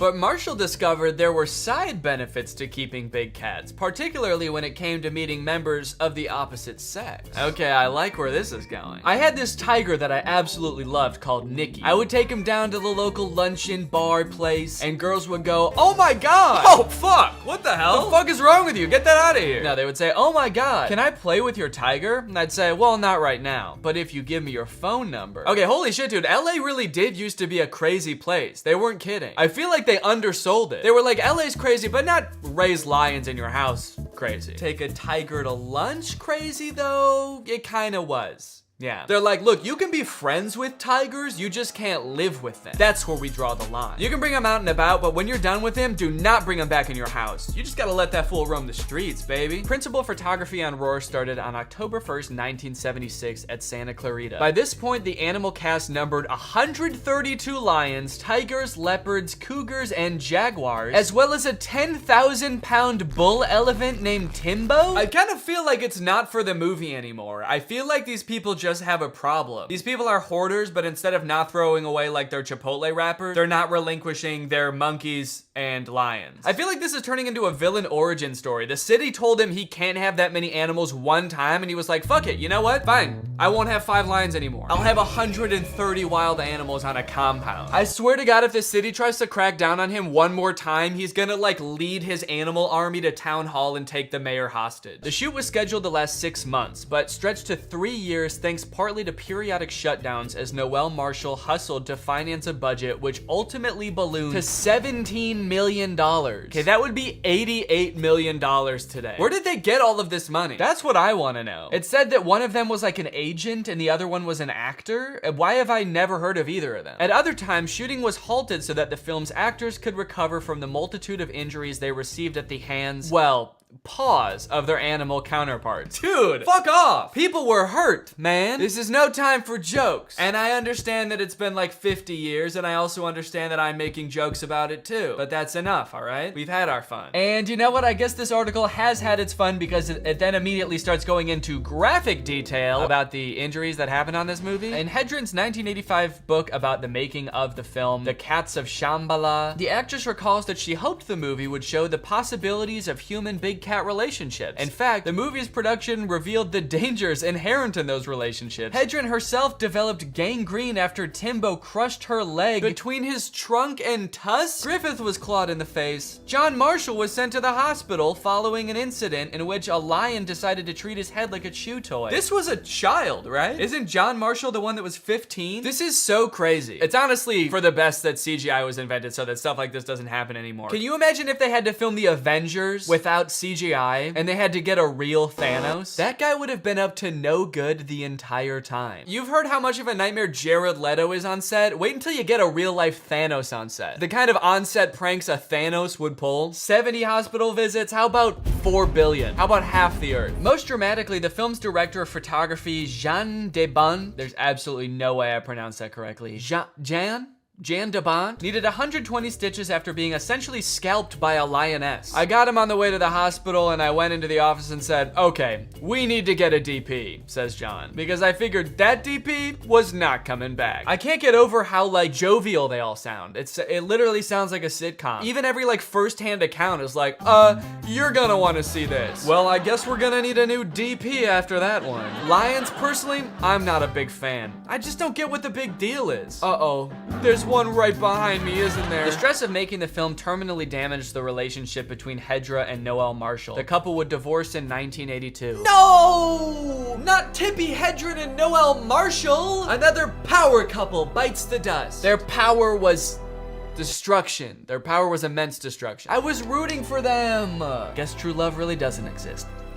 Stressful is kind, says John. We had floods, we had fires, every one of us wound up in the hospital. There were times when we would get together as a family and we would just go, I think we should give this up. You should have. But we never gave up. You should have. You know, some of these things don't even have to do with animals. Floods and fires? There were floods, disease, famine, flying swarms of locusts. My marriage with my wife fell apart, and you might think, Danny, that doesn't have anything to do with animals. Well, that's what I thought too, but come to find out it was 2 lemurs in a trench coat. It has to do with dealing with lions and tigers. You can't show fear. If you show fear, you're dead. And apparently if you don't show fear, you'll still end up in the hospital. Also, what is he saying? He's saying that they didn't give up filming the movie because they didn't want to show fear around the lions and tigers. They don't know you're filming a movie. I know that animals can sometimes sense fear, but they have no concept that they're in a movie or that you've quit filming the movie. One person apparently hoping that the film doesn't secure a new audience is Tippi Hedren. Through the decades, the actress has continued to look after big cats at the compound in Santa Clarita, now named Shambhala. But according to John Marshall, the bird star has changed her mind about the wisdom of promoting the idea that humans can live with lions and tigers. Well, at least they changed their mind. It would be pretty insane if they filmed that whole movie and 70 people went to the hospital and they were like, yeah, this is what we want. This is what we mean when we say humans and animals can live together. This is the future that we want. Okay, I gotta look this movie up on IMDb. I'm curious to see what critics thought of it. Like, did it actually turn out well? Oh, damn, it's got a 6.1 out of 10 stars. That's pretty good, all things considered, you know? Half the cast and crew were working while injured, so this is actually, like, you know, pretty impressive. Okay, looking through the photos from the film, I can definitely start to get an idea of why the animals may have been put in a position where they felt they needed to attack. This seems like someone actually being attacked by an elephant. That's pretty wild. Dude, half these pictures are just people getting bit by lions. Is that what the movie's about also? You know, it seems like the movie, at least from the description, is just kind of like a happy, feel-good family movie. So I'm assuming nobody gets like seriously injured or dies in the movie, which is pretty crazy to think about. What other movies do you know about that were more dangerous in real life than they were in the movie? Like, imagine if the movie 1917 was more dangerous in real life. Yeah, the movie was about World War I, but they actually accidentally started World War III while making it, and a lot of life was lost. Okay, there's also a picture of a guy just like falling off of a motorcycle in midair. I feel like what's getting lost in this is that even without the lions, this was still a very dangerous film set. They were talking about fires and floods. This dude is just let go of a motorcycle in midair. What is going on? All right, I think it's time we watch some actual footage from the movie. No!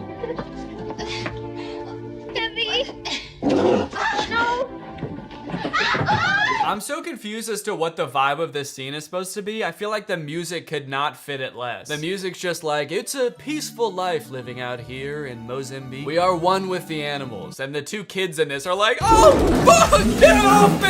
It's also hard to tell what's acting and what isn't in this scene. The lion really is just biting this kid. One of the craziest things about this scene is that it's shot from multiple angles. Can you imagine getting attacked by a lioness and then the director's like, all right, let's do it again. Run that shit back, dude. Dude, when we add the music in this scene, it's gonna be peaceful as hell. You're standing there, there's like blood dripping down your face. Okay, this appears to be a trailer for the movie. And while the road was long, the Spirit helped us through. Okay, it kind of seems like they went into this movie being like, okay, what scenes can we put in this movie where the lions will be most provoked to attack the humans on set? They're like, kid laying on the ground, and we just put the lioness on top of her? Perfect. Man riding a motorcycle? Perfect. I wouldn't be surprised if there was a scene where a man's running around in a zebra costume with a tail of sausage links. One thing I do really like about this trailer though is that it just keeps saying the name of the movie over and over.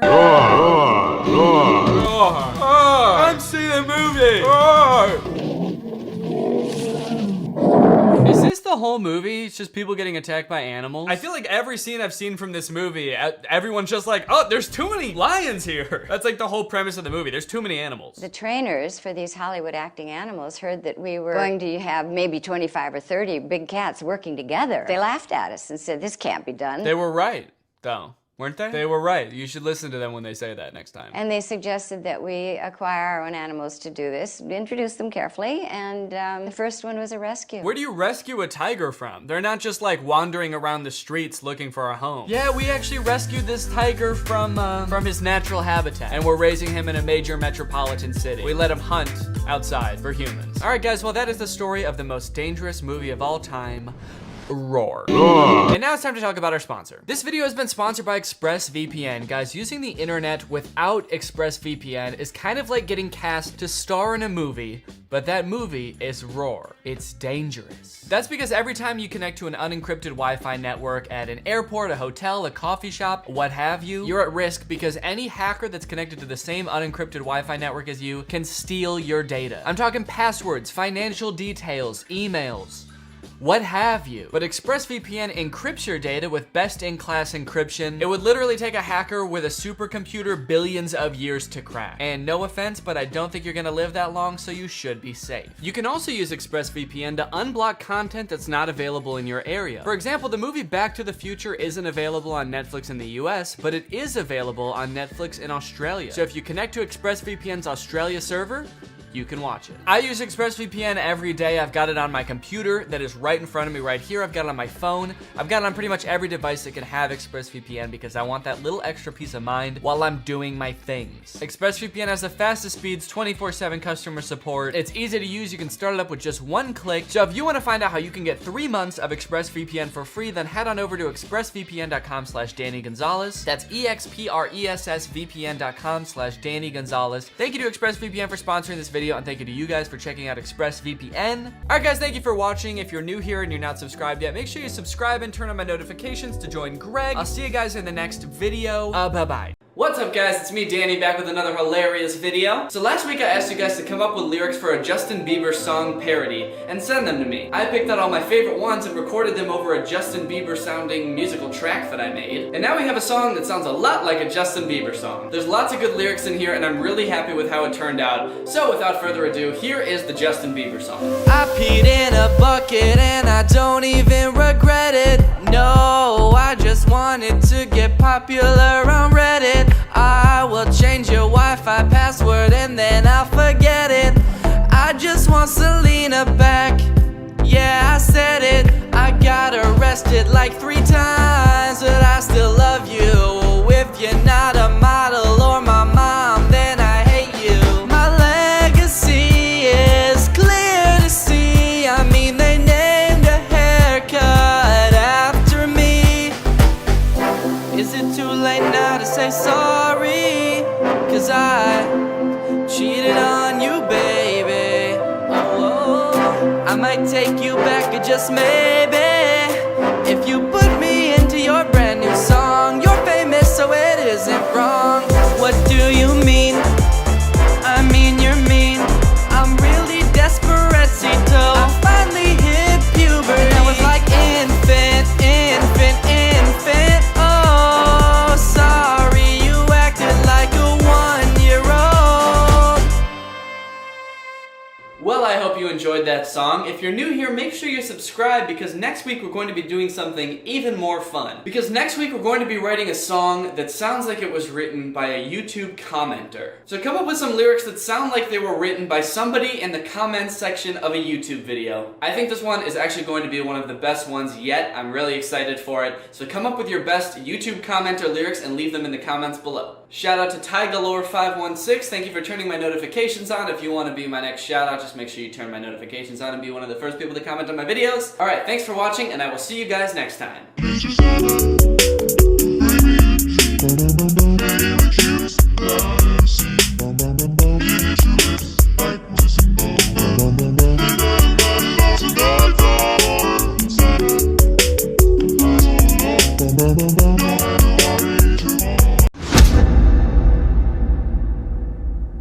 Whoa, my new YouTube video is doing really well. And I'm getting subs like crazy. I must have really figured this YouTube thing out. I mean, if I just keep doing this, I'll be a YouTube star in no time. Well, as long as nothing gets in the way of me posting videos. Time to sit back and relax with a nice warm beer to celebrate my pending YouTube fame. Gosh, I feel like nothing could go wrong right now. This is pretty good, actually. What is this? Forget juice. That's a weird name for a beer. Oh god, I don't feel so good. I hope this doesn't impact my ability to make YouTube videos.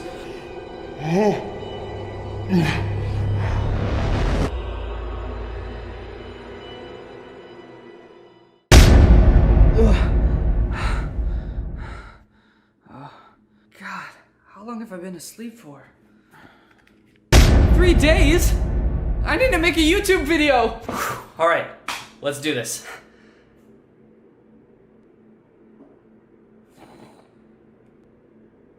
Where's the camera? Camera.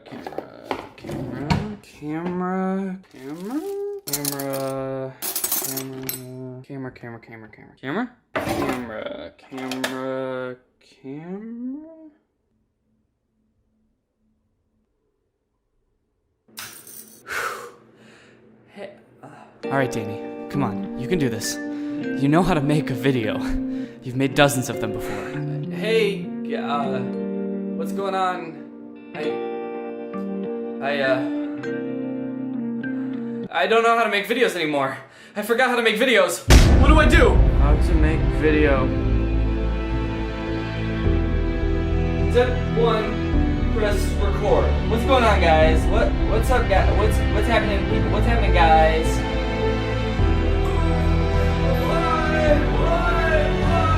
I'm doing it! I'm doing it! I'm making a video! I'm doing it! I'm doing it! Alright. I can do this. I put in the work. I practiced. I know how to make a YouTube video. I just have to press record and start talking.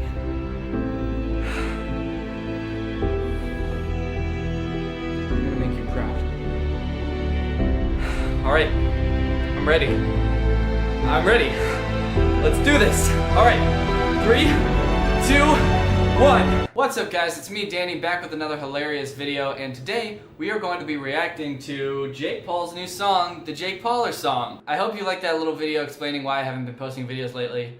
None of it's true, but I hope you like it. The real reason I haven't been making videos is because I have this autoimmune disease that made it so all of my joints were swollen and painful for a really long time. But for a while I couldn't walk or get out of bed, so that makes it kind of hard to make YouTube videos. So I'm feeling a little bit better now, so I'm gonna start posting more videos here on jakepaulhate.com, or sorry, YouTube. So let's just dive right into it, because there's this new song called the Jake Pauler song by Jake Paul, and I just want to dive in and take a look and analyze this thing because for reviews. So it's actually pretty funny. So let's go ahead and watch it. I'm sure a lot of you have already seen it, but let's go ahead and watch it. The beat sounds pretty banging, and the cinematography is pretty good. Both things that I don't think Jake had any part in, but I still gotta give him credit. It's a solid intro. Jake Paul is coming through. Yep. Jake Paul is on the crew. What? Jake Paul is with the views. Yeah. Who the fuck are you? Dude, what happened to who the hell are flipping you?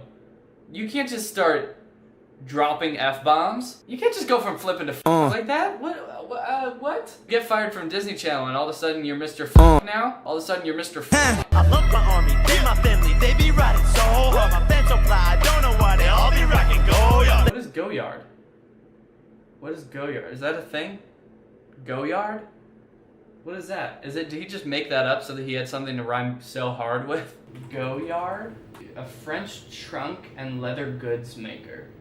Your fans are all rocking leather suitcases? How much does this stuff cost? Go-Yard bag. How do I find how to buy one? $900? All of your 13-year-old fans are rocking $1,000 leather bags? Go to work, they buy their merch, it's selling like a god church. Okay, that's not like a compliment to your fans, that's a compliment to you. So you're just rapping about yourself now. Just hit 10 million subs. Guess my prayers to God. You hit 10 million subs. All of your fans didn't also hit 10 million subs. The colors are in first. It's every day, bro. Tatted on our shirts. It's tatted on our skirt. It's tatted on my socks. It's tatted on your shirt? You can't get something tattooed on a shirt. Well, you can't these things. You can't tattoo socks. You could just say written. You don't have to say tatted. It's written on my shoes. It's written on my socks. It's written on my shirt. What is why tatted? Yeah, Jake Paul is other shit. What's up, guys? Checking in on you. Why is he shirtless in every shot? And why is there a crowd of 11-year-old girls dancing behind him? That's the most mysterious thing about this video. Who are those girls? Where are their parents? Where is his shirt? I'd like to see his shirt, honestly, because apparently he has something tattooed on it. I love you guys, and I wouldn't be anywhere without. And then who's that 25-year-old guy having a stroke? Can't get views without my name. They make stuff about my name. They pay their bills with my name. I give them all their content and I feel personally attacked by that, but he's not wrong. That's correct. It was not good. I have a lot of questions. Where is his shirt? How did you get somebody to tattoo your shirt? Where did those girls come from? Every time he releases a song, I'm like, okay, this got less than 300,000 likes and 310,000 dislikes. There's no way he's gonna keep making music, right? And then I see somewhere in the news, now he's making a song with Gucci Mane. Gucci Man? Is it Gucci Mane or Gucci Man? Like an actual rapper is making a song with Jake Paul. Like, first off, why? On both sides. Jake Paul, your 11-year-old fans do not listen to Gucci Mane. And also, Gucci Mane, what part of your demographic overlaps with Jake Paul's fans? You can say what you want about how clever this song was, or about how bizarre the video is. The Jake Paulers really are a great fan base. And it makes me mad because, like, where's my fan base? I know you guys are there and you're watching this video, but, like, we don't even have a name. I think I said in a video, like, months ago that our name is, the Goons. We are Goons. That was a reference to my old Instagram handle, Danny Gonzalez, and my old Twitter handle, Danny Gonzalez. But I got those changed, so now I'm Danny Gonzalez on both, so now it doesn't even make any sense that we're the Goons. What is that? What does that mean? It honestly sounds pretty stupid. We need to step up our game, okay? We need a new fan base name. We need a strong name, because we're the strongest family on the internet. That's true. See, I don't have a name, but whatever we are, we're the strongest army out there. We need a name that makes everybody want to be a part. So let's, you know what? I'm gonna Google strong names. 8 strong and powerful baby boy names. Gregory. Greg. That's a good strong name. What do you think when you think Greg? You think strong? You think loyal, committed? That's perfect. Greg. That's gonna be our fan name. We're Greg. I don't see any reason why not. Other YouTubers have names like Jake Pauler. He just added onto the end of his name. Logang. He just added a G on the end of his name. And we are gonna be Greg. Our fan base is called Greg, and we are all individually Gregs. I'm a Greg. You are Greg. We're all Greg. Greg is beautiful. Greg is the strongest family on the internet. Greg is changing the world. Greg is a savage. Greg doesn't care what you think. We're gonna be Greg, okay? And I don't already regret this decision. So Greg, it sounds cool, right? Yeah, that's cool. Greg. That sounds cool. Greg. Shout out to Cat Fable. Thank you for turning on my notifications. You are truly Greg. And so thanks for watching, Greg. If you're not Greg yet, go ahead and hit the subscribe button. Hit that notification button to turn on our notifications. And you can be Greg. It's cool. It is cool. It's cool, right? It's cool. Greg is cool. Okay, so subscribe if you want to be part of Greg. Make sure you throw a like on this video. And I will see you guys next time. Logan Paul, diss track. Rice Gum, diss track. All getting millions of views. At first I'm like, what the fuck's up with these dudes? Till I saw they were getting views like cheaper seats. I know that I'm an all-around really nice guy, but why nobody wanna beef with me? I see these other guys roasting each other and raking in views. The channels are flourishing, so if you think I get mad if you roasted me, I can endure it, man. I would encourage it, honestly. What's up, Greg? I hope you're all having a great day. Welcome back to my channel. This, of course, is another episode of When You Wish on Wish.com. You can buy human teeth. That's right, today we're talking about the wackiest marketplace on the net, Wish.com. I'm pretty sure a decent amount of other YouTubers have made videos about Wish.com, but you know what? I haven't given my take on it yet, and my take is that it's weird. It's weird, this website. I don't get it. And I keep getting ads for Wish.com on Facebook, and so does Laura. And most of the ads I get are either for like human body parts or chicken helmets. And I don't know what I searched on Google that made Wish.com think I want to buy chicken helmets or a tongue. What did I search? So we're gonna be talking about some of the weirdest products that I can find on Wish.com. I also tweeted asking you guys to send me some, so we'll talk about some of those as well. If you've never heard of Wish.com before, you can sort of think of it like Amazon.com, but if Amazon was run by the horniest person in the world, who also just happened to stumble upon an abandoned warehouse full of a bunch of random shit that no one would ever want. That, quite frankly, is the only explanation I can come up with for the absurd variety of products on Wish.com. In fact, I think this screenshot that I took of my homepage on Wish.com shows it off pretty well. What other online store would advertise giant water balloons for kids right next to something called men's tea? Ah, men's tea. Nourishing. Lasting. Lights your underwear on fire. Men's tea. This is what I wanted. Okay, to prove just how weird the products they have on Wish.com are, I decided to make a commercial for some of the products that you guys sent me on Twitter. So here's a commercial for Wish.com. Wish.com is the #1 online store on the internet for stuff that you didn't want or even know existed, but are still gonna buy, I hope. Bird holder. That's right. You want a pet bird, but you don't have room in your house for a cage? Use the bird holder. Bird's not going anywhere with this thing. So it's compact. You could have so many more birds if you just have these tiny little cages. This is for people who want a compact bird case and magicians maybe? Because they're always doing shit with doves like coming out of places. Maybe this is how they do it. I don't know. I just sell the products. I have no idea what they're for. Is your cat always looking at you, making you feel self-conscious? Well, you're in luck. We got cat blindfolds. Cover their whole face. Now they can't look at shit. They might not even be able to breathe. Who knows? Could I interest you in an alley of stray cats? I think this one's pretty self-explanatory. $1 for 30 feral cats. Corn boat, $100. Do you suddenly have more cats than you did before due to a recent acquisition of an alley full of stray cats, but you're still self-conscious about your cats looking at you? Don't worry, we got a bunch more cat masks in different shapes and sizes. We sell so many cat blindfolds, it's crazy. Now I know some of you can relate to this one. Is your hamster all sad because they're tired of the hamster wheel and they want to go for a real walk? Well, guess what? Now you can take your hamster for the walk of his dreams with the new hamster harness. It's a harness for your hamster to take him on a walk. Just look how happy this hamster is. Okay, that's not a hamster. What happened to the hamster? We had a hamster. What did that chipmunk do to the hamster? I have no tit.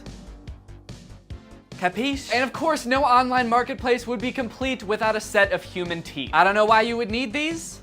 I don't know why you would ever need to buy these, but I got to imagine that they're worth more than the $5 we're selling them for. These could go for a lot more on the black market, so really when you think about it, it's more than just teeth, it's an investment. Maybe they'd be good for dentists, I don't know. I got to imagine there's a better, more reputable place for dentists to buy teeth to practice on than Wish.com, but maybe there's a kink in the supply chain and you gotta get them from Wish. So get your teeth, well they're not your teeth, they're someone else's teeth, that they can be your teeth for $5. Wish.com, we don't know either. From what I can understand, there's a lot of weird people that use Wish.com, but there's a decent amount of normal people that use it too. The selling point for the weird people is obviously that most stores don't carry the weird shit that the weird people want. But I think a big selling point for normal people is that Wish.com has insanely low prices. For example, this Dell laptop, which is apparently being sold on Wish.com for $1. $1. For a laptop. I don't know how exactly they get the prices so low, but that's like their big thing, is that they have the lowest prices, and the only catch is that you have to wait for like weeks or sometimes even months for them to ship your product. So that, I guess that has something to do with it. I don't really understand how that correlates with having low prices, but then again, I'm no economics major. Another catch, if I'm to believe most of the YouTube reviews of Wish products that I've seen, is that you also rarely get the exact thing that you ordered. Like, you'd order this $1 Dell laptop from Wish.com, and it would come, but it would be made out of cardboard or just like a picture of a Dell laptop. There's a few different categories on Wish.com that really seem to attract the weirdness. So those are the ones I want to tackle on this video. The first one is self-improvement products. Now, mind you, when I say self-improvement, I don't mean like spiritually or like mentally improving yourself. It's not like self-help books. I'm talking like 8-pack cream. 8-pack removes fat, renews skin, firms. You can see an 8-pack in 3 days. Oh my God. What is this cream doing to your body that no matter what you look like before, in 3 days, you'll see an 8-pack? Powerful abdominal muscle stronger cream, anti-cellulite fat burning, slimming gel effective belly tighten weight loss product. So you're telling me that this cream makes muscles stronger and burns fat at the same time, and at such a rapid rate that you'll have a 6-pack in 3 days? I've been trying to get a 6-pack for my whole goddamn life. I didn't know this cream existed. I mean, this is unbelievable. Look at this. After cleaning the abdomen, take the appropriate gel evenly on the abdomen and waist. So he just rubs it, he massages the abdomen. Step 3, this process, skin feeling a slight fever. Okay.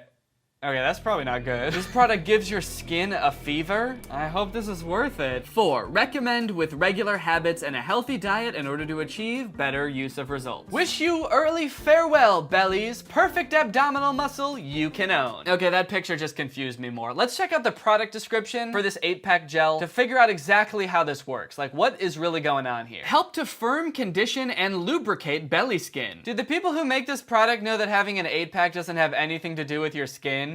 It's like your muscle, and then you have to have low fat so you can see the muscle. It helps to firm, condition, and lubricate belly skin. So if you've got like a bit of a gut when you start, and you take this cream, you'll still have a gut after 3 days, but it'll be really firm. The skin will be hard. You'll knock on your gut and it'll be like, and it'll also be lubricated. It'll lubricate your belly skins. You'll have a gut, but it'll be hard and slippery, just how the ladies like it. The texture is light and easy to absorb, giving a healthy face and firm body lines. Healthy face? Are people rubbing this shit on their face? Imagine, like, no matter where you rub this on your body, it gives you a 6-pack there. So, like, you rub it on your cheeks and all of a sudden your face is just absolutely jacked. And since you got it on your hands, now you've got 8 packs on your hands. Okay, next up we've got some beard oil. So this is supposedly for people who can't grow a beard. It'll help you get a little bit more facial hair. Beard, chest hair growth, essential oils, more dense, thicker hair growth. So they've got this picture of a guy with a big beard that was supposedly grown with this beard oil. They've got, look, this guy can't grow a beard and now he can because of this beard oil. And I was a little bit skeptical. I was like, I don't think a product really exists that can like help you that much with growing facial hair. But then I saw this picture where this guy must have accidentally got it all over his torso and now he's a werewolf. And look at how he looks at his stomach too, like he knows he fucked up. He's like, I shouldn't have put this much on here. What am I gonna do with all this hair? And if that's not bad enough, look at the picture next to it.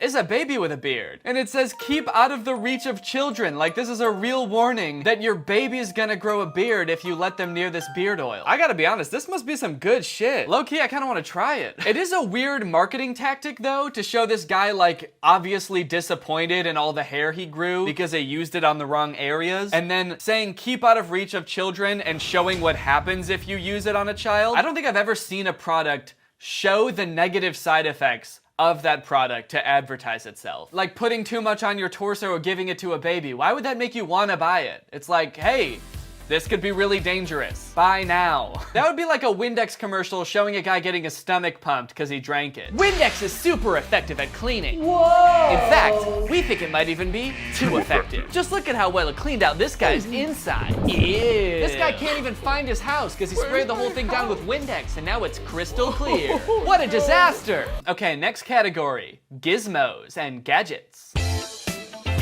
So there's a bunch of electronics that you can buy on Wish.com, and some are pretty innocuous. They're just like knockoff cell phones and stuff like that. But then there's also a worrisome side to this category, a creepy side. Like this 1080p HD mini Wi-Fi spy camera. The main picture on this product page features all the different modes and features of the product, a little picture of the camera so you can see how small it is, day and night mode, and a naked woman laying on a bed? Uh-oh. There's just a picture of a naked woman laying on a bed in this picture. I'm definitely gonna have to blur this. And I gotta wonder what this unsuspecting woman has to do with a spy camera. That can't be good. Okay, let's take a look at this picture. This is all about the suggested uses of the camera. So maybe we can get a good idea of exactly who this is for. Small children? Don't worry about the babysitter. Okay, that makes sense. You've got a nanny and you want to check up on your kid throughout the day, so you have a little spy camera. I personally would probably put like a more noticeable camera. That way the nanny knows they're being watched and then they're more likely to behave in the first place. But hey, if you want to get a tiny little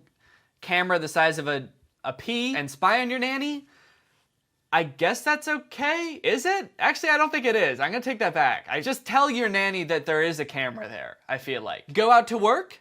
Worry about property security. Okay, that's kind of weird because this one says don't worry about the babysitter and this one's saying worry about property security. Almost as if to say like, if you get this camera, you won't even have to worry about the nanny, bro, but you're still gonna have to worry about your house. This won't do shit for your house. Can't see at night? Fear of not being used? Is that what that says? I can't tell because this is kind of blurry. Fear of not being used. And also, what is this picture? Who fears not being used? The camera? Hey, just Quick warning, when you get this camera, make sure that you use it, because if you don't, it's gonna get really scared and insecure that you don't like it, and then it's gonna stop working, and then it's gonna blow up and turn into a magical fire cross. So if you can't see at night, use this camera, because it has a big fear of not being used. For a long time, inconvenient to carry heavy weight. Now, this one doesn't really seem to have anything to do with the camera, because it's a picture of a woman holding a baby. It kind of seems like it's saying, babies are inconvenient to hold for a long time, so try holding this tiny little camera instead. I mean, maybe it's saying to capture moments like this, like you don't want to carry around a big, normal-sized camera, so instead you're gonna want to carry around a tiny little camera, but I mean, come on, no one's buying this camera to like film their daughter's piano recital. Can you imagine someone in the crowd with like a little camera the size of a grain of sand? Like, you're doing great, sweetheart. I'm so glad I'm holding this camera. At least I think I am. I actually have no idea. I can't even see it. It's microscopic, but you're doing great. I'm so glad we're gonna have this memory forever. Envy others on the internet. And it's a picture of a cat. That's the last use. I seriously, someone please tell me what this means, because I have no idea. Do you envy others on the internet? Well, look, here's a cat. Is the cat wearing the camera? Do you envy others on the internet? Maybe you saw someone flexing their brand new mansion on Instagram. Well, introducing this tiny little camera. You can put it on a cat, and then you can see the world from a cat's point of view. And I don't know how that's gonna help with you being jealous about the mansion, but it should be pretty fun, right? To see what a cat sees. So that's all the uses for this camera. So which of those has anything to do with a naked woman lying on a bed? Still pretty confused about that one. They advertise a lot of other like kinda sketchy things, like this mini voice recorder for $19 that should be $100. A Mavic Pro, which is a drone that's made by DJI that I'm pretty sure is supposed to cost like $1,000. In fact, let's just Google it. DJI Mavic Pro. Okay, yeah, so this drone should cost $1,000, but on wish.com, it's only $36, which is weird because I actually saved this link yesterday and it was $38 yesterday. So I don't know how they got the price down $2 more. 38 was pretty extreme already. I'm just so curious as to how they could possibly get the price that cheap. There's no way they're really sending you this drone, right? It must be like a knockoff. They advertised the like 2 weeks to ship thing as if that explains why the price would be so low, but I can't figure out why that would be. Like, I'm starting to think that the reason it takes 2 weeks to ship is because it's just one guy with a laptop running the entirety of wish.com. And so when you order this $36 drone, he's like, oh shit, we got a new order. Oh, but I don't have any drones. That's right, because I'm just one guy with a laptop. So then he spends the next 2 weeks planning and executing a heist where he steals a drone from someone and then he mails you that drone. And the reason it costs $36 is because he bought some snacks on the way to the heist and they cost $36. Mini GPS Cheating Defender. So this is a very interesting product. It's apparently a GPS device specifically marketed towards people who think their significant other is cheating on them. And so they're gonna stick it on them to see where they go. I don't know where you stick it on someone where they won't notice. Like, are you gonna make them eat it? Because they'll notice if it's in their pocket or something. And then I guess you get the app on your phone and you can follow them around like a little sleuth. And then you go right to their mistress's house and you kick down the door and you're like, I followed you! I followed you! Why are you cheating on me? Is it because I'm weird? Oh, it's because I have really weird stalker tendencies and I buy weird like spy gadgets off wish.com to track you down with? That makes sense. Actually, you know what? Carry on. I'm just gonna chill and watch. Or no, you want me to leave? Okay, I'll leave. I'll do that. I will leave.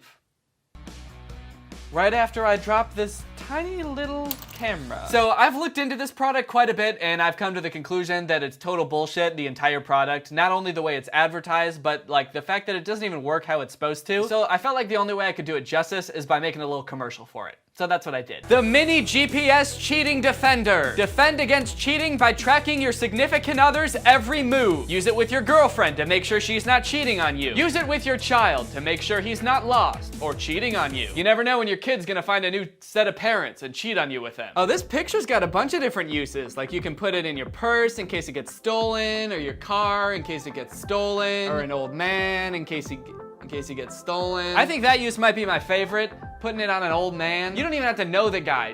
Haven't you ever wanted to know what an old man does? You can just walk down the street, stick this little GPS on any old guy. He won't know what it is, and he'll just go about the rest of his day, and you can just watch and just figure out what the old man does. I've always wondered, what do old people do? Do they do anything? I don't know. Has it ever been looked into? I'm not sure, but we can find out. You can put it on anything. You can put it on keys, purse, dog. See that dog there? That dog that looks like a pile of books? You can put it on that. You can put it on that little cutie. Good boy. Did you lose your car in a parking lot? Yes. No, you didn't, because you've got the GPS tracker. Ding, ding, ding. I am here.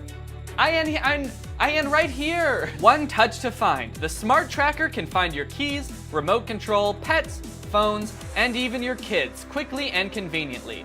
The effective distance of the iTag is 75 feet in an open range without barrier. Wait. Huh? You can only use it if you're less than 75 feet away? So it's great for tracking down that cheating wife of yours, as long as she's doing it in the next room over. Wait, yeah, look, it only connects to your phone via Bluetooth. Low energy consumption anti-lost alarm. So this, if I'm understanding this correctly, this is just like a little thing that when you press a button on your app, it sounds a little alarm, and it only works from like 75 feet away. I'm pretty sure these things are usually advertised for like if you lose your keys. It's not meant to find things that are actually far away. It doesn't have a GPS in it at all. These are like those square things, or tile things, is that what they're called? How would this help you find a child that got kidnapped? I just imagine someone standing around with their kid and some guy comes up and grabs him and runs out, gets in his car and drives off, and you're like, oh, I was prepared for this. Good thing I'll be able to follow him and know exactly where he goes. Okay, I didn't hear the beep, so I've narrowed down my child's location to anywhere more than 75 feet away. So he's gone forever. Yeah, so anyway, this product is just a lie. The whole thing's a lie, and thus concludes this. All right, well, I hope you enjoyed that commercial. But now it's time for a real commercial, because it's time to talk about today's sponsor. This video is sponsored by HelloFresh, America's #1 meal kit. Guys, let me paint you a picture. Young guy, age 25, doesn't know how to cook much, doesn't like going to the grocery store, but also doesn't like eating out all the time because it's expensive and usually unhealthy. And so he ends up cooking the same 3 meals every day, and he's very bored. Now let me paint you a better picture. He's the same boy, and he still doesn't know how to cook, and he doesn't like going to the grocery store. But now, he's got HelloFresh. HelloFresh sends him 3 meals a week with all of the ingredients he needs and all the instructions on how to prepare the meals. He's eaten like he never ate before. Onion! And that's because HelloFresh's meals are delicious. There's a lot of variety. So all you have to do is sit down and cook, and it usually only takes like 20 to 30 minutes, and then you just get to enjoy your meals. It's the least amount of hassle you can have possible for home-cooked meals. They've got meal plans for everyone. They've got low-calorie versions, vegetarian versions, family versions. So no matter what lifestyle you live, HelloFresh should have something for you. Also, a big plus is that HelloFresh is a super sustainable option. The package that they ship your meals in every week is almost completely recyclable or recycled, which is a lot better than going to the grocery store and getting plastic bags, which yes, you can recycle, but you like have to bring them back to the grocery store, which sucks because it's like, I didn't even want to go to the grocery store in the first place, and now I gotta go back. They're so sustainable, in fact, that HelloFresh's carbon footprint is actually 25% lower than a grocery store meal. So if that sounds good to you, use my code 60TrulyGreg to get $60 off your first 3 weeks, including free shipping on your first box with purchase. Go to HelloFresh.com to redeem and for more details. Again, that's code 60TrulyGreg at HelloFresh.com. The link will be in the description. Thank you to HelloFresh for sponsoring this video and for all the tasty food, and thank you to you guys for checking out HelloFresh. All right, guys, well, I hope you enjoyed my review of Wish.com. If you're new here, make sure you subscribe and turn on my notifications to join Greg. Greg is what I call my subscribers. So if you want a cool name like Greg, all you gotta do is subscribe and click that bell, baby. All right, thank you to Marley Jones for turning on my notifications. You are truly Greg. I'll see you guys next time with a really interesting video where I forget to turn on the lights in this room, so I do the whole video in the dark and you can't see anything, but you still laugh, because it's still gonna be funny. It's just you can't see me. Bye. I'm Greg, I hope you're all having a great day. Welcome back to my channel. This, of course, is another episode of Danny Gonzalez. You guys know I love shitty low-budget movies, and especially animated ones, because I feel like animation is so ridiculously hard to do well. It requires so many people to do well, and so many talented people to do it well, that when you try to half-ass it, it will always come out just awful. Such was the case when we reviewed that B-movie ripoff, Plan B, which was terrifying. But it turns out that the world of animated movie ripoffs is bigger than I thought, and a lot of people have requested that I cover more of them, which brings us to today's movie, Rat-a-toying. If you couldn't tell by the title, Rat-a-toying is a ripoff of the movie Ratatouille. Ratatouille is a very good, critically acclaimed movie made by Disney in 2007. Rat-a-toying is a very bad movie, probably made by one dude in his basement, also in 2007. The marvelous city, land of sun and heat, with one of the most beautiful urban skylines in the world. This is a prosperous city. That's where our story takes place. In the heart of this city, in a very famous and sophisticated restaurant. The beginning narration is kind of weird. I think that this might have been translated from Spanish, so maybe something was lost in translation, but I feel like they're trying to hide something with this narration. Like, they don't say what city it is, and they're not saying the name of the restaurant. Everything's very vague. The marvelous city, land of heat. It's hot in the city, and sun, because they see the sun. They can see the sun from this city. I don't know why they don't just say the name of the city. It's clearly Rio, as you can tell by the giant Jesus statue, unless this is a different city with a giant Jesus statue on a mountain. It seems that everyone, even from distant places, wants to come to this restaurant just to taste the famous recipes served there at Rat-a-toying. So the restaurant is called Rat-a-toying. So the movie's called Rat-a-toying. But why is the restaurant called Rat-a-toying, you may be wondering? Chef Marcel Toying prepares the most delicious and exotic dishes, always using special secret ingredients. Yeah, so the main character's name is Marcel Toying, and he's a rat. So he named his restaurant Rat-a-toying? That would be like if Papa John's, instead of being called Papa John's, was called like Human John's. Come on down to Human John's Pizza. We serve human food. For humans. We swear it's meant for humans. So in this introductory scene, it spends like a really long time establishing how much everyone likes the restaurant. It shows all these different couples and families at their tables talking about how much they like the food. There's this old couple talking to the waitress about how good the food is. Oh, I must say that smells delicious. Did you have any doubts, sir? There's no doubt about that here. Their food is always guaranteed to be delicious. It's so nice of you to say so. I'll tell Marcel he loves compliments. I hope you will tell him.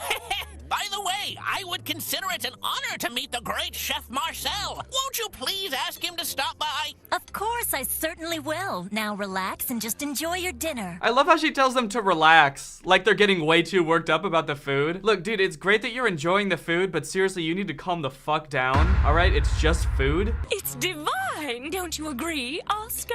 Yes, Maria Liche, just divine.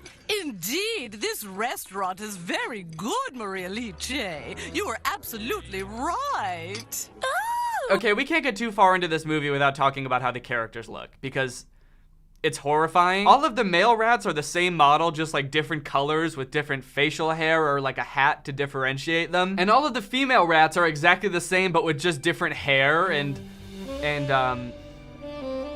okay, why are the female rats like so curvy? Like, were they trying to make them sexy? Like, some of them have boobs. This one has boobs, and she's got real human curves. She's thick. The rat's thick. I guess some Disney movies also do that. Like, the rabbit in Zootopia is low-key kind of thick. But at least when they give the animals boobs in Disney movies, they put clothes on them. At least they make them modest, sexy bunnies. This rat's got boobs and a big butt, and is naked as all heck. Also, I know that this is a little bit nitpicky, but female rats have 12 nipples. 6 on each side. They just kind of go down like that, so what the fuck happened to the rest of her boobs? And I do understand that all of the rats are walking on 2 feet in this movie, so the fact that she has 2 boobs instead of 12 is kind of small in comparison to the fact that all of these rats are walking on 2 feet, but it's just anatomically incorrect. Like, if you're gonna give her boobs, give her the right amount of boobs, you know? Hello. Well. Oh God, that walk. Oh no, why does that rat have such a sexy walk? It's a rat.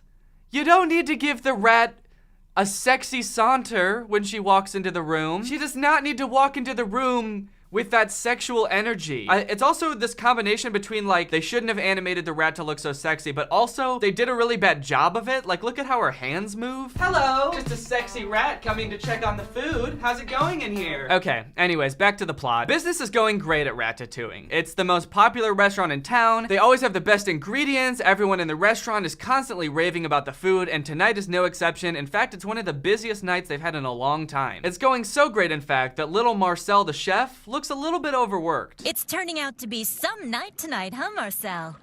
Yeah, you're right. So far tonight, I've been asked to make 12 olive creams and soda. So, is it ready? Well, almost. Tell me, has the party at table 4 decided their order? Yes, he ordered tonight's special, the larva pie. Carol, why didn't you tell me sooner? You know perfectly well that dish requires a lot more time to prepare than other dishes. You've got to take it easy. Calm down, Marcel. What the hell? She walks into the room and he's like, hey, has table 4 decided what they want to order yet? And she's like, yeah, they want the larva pie. And he's just like, Carol! What the fuck? Why didn't you tell me sooner? What the fuck, Carol? Carol! Like, dude, what are you talking about? She told you the order as soon as she got it. That's why she came into the room. What, did you want her to tell you the order before he ordered it? Needless to say, it seems like the stress of single-handedly cooking for this entire restaurant is really getting to Marcel. Maybe they should hire some other chefs. I mean, it is kind of impressive that seemingly the biggest restaurant in this entire marvelous city only has one cook. And throughout the movie, you start to realize that every time it shows him cooking, all he's doing is just stirring this big cauldron of brown liquid. It's pretty amazing that he's able to make this variety of dishes that are revered throughout the city just by stirring this pot of brown liquid. Oh, you want ice cream? You want some ice cream? Yeah, I'll just throw some ice and some cream into the liquid. Stir it up. There you go. It's a sundae. You know that the party at table 4 has changed his order again? Now he wants Let me guess. He wants the spicy, fatty, and crisp spaghetti. Precisely. That guy always ends up ordering the same thing. I'm glad you know the ordering habits of your clientele.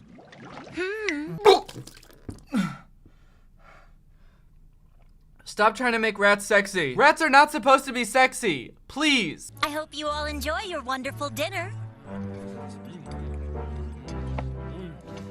Oh, that was creepy. Ooh, now she's giving off like robot vibes. She's just like, I hope you all enjoy your wonderful dinner, and then just glides off to the next table. I don't know what's worse, a robot rat or a sexy rat. Vote now. Eventually, everyone starts asking if they can meet the chef. I must say, I agree that this food and the service are both wonderful. Thank you, sir. And may I say we're very glad you feel that way. I hope it's not inconvenient, but I would really love to speak to the chef. Everyone starts asking the waiter, like, can we talk to the chef? We want to ask him about the food. How does he make the food? Which is, I feel like a weird thing to do in itself. I've never been to a restaurant and had food so good that's like, I have to meet the chef. I need to talk to him and let him know how much he means to me. But I guess the rats are used to eating trash. Like, they've eaten trash all their life, and then this is good food. So maybe I would be a little bit skeptical too. Like, where'd you get this good food? I'm a rat. I'm used to eating trash. But then they all end up getting like super worked up about it in a really creepy way. Like, they all really want to talk to the chef, and they're being super insistent on it. I'll go into the kitchen and see if he might be available to come out and meet you, sir. Oh, we're not in any hurry. I don't mind waiting as long as necessary. No, we don't mind waiting. Look, bitch, I don't think you get it. All right? That chef back there changed my life, and I'll wait here as long as it takes until I get to talk to that beautiful man you got back there. I just want to talk. Anyway, finally Marcel comes out to answer all their questions, and they're all asking him, like, what does he do to make such great food? What's the secret ingredient? And this is what he says. Please tell me, young man, what is the secret of the great flavor in every one of the dishes you prepare? All right, I'll tell you. Oh, now's our chance. Now is our chance. He's actually going to say it. Quick, grab your notebook and write down every single word. The actual secret ingredient that can be found in all of the food prepared here is lots of... Come on, out with it. Lots and lots and lots of... With lots of? With lots and lots and lots of... This guy is just driving me crazy. The dishes are prepared with the secret ingredient of a lot of dedication and care. What?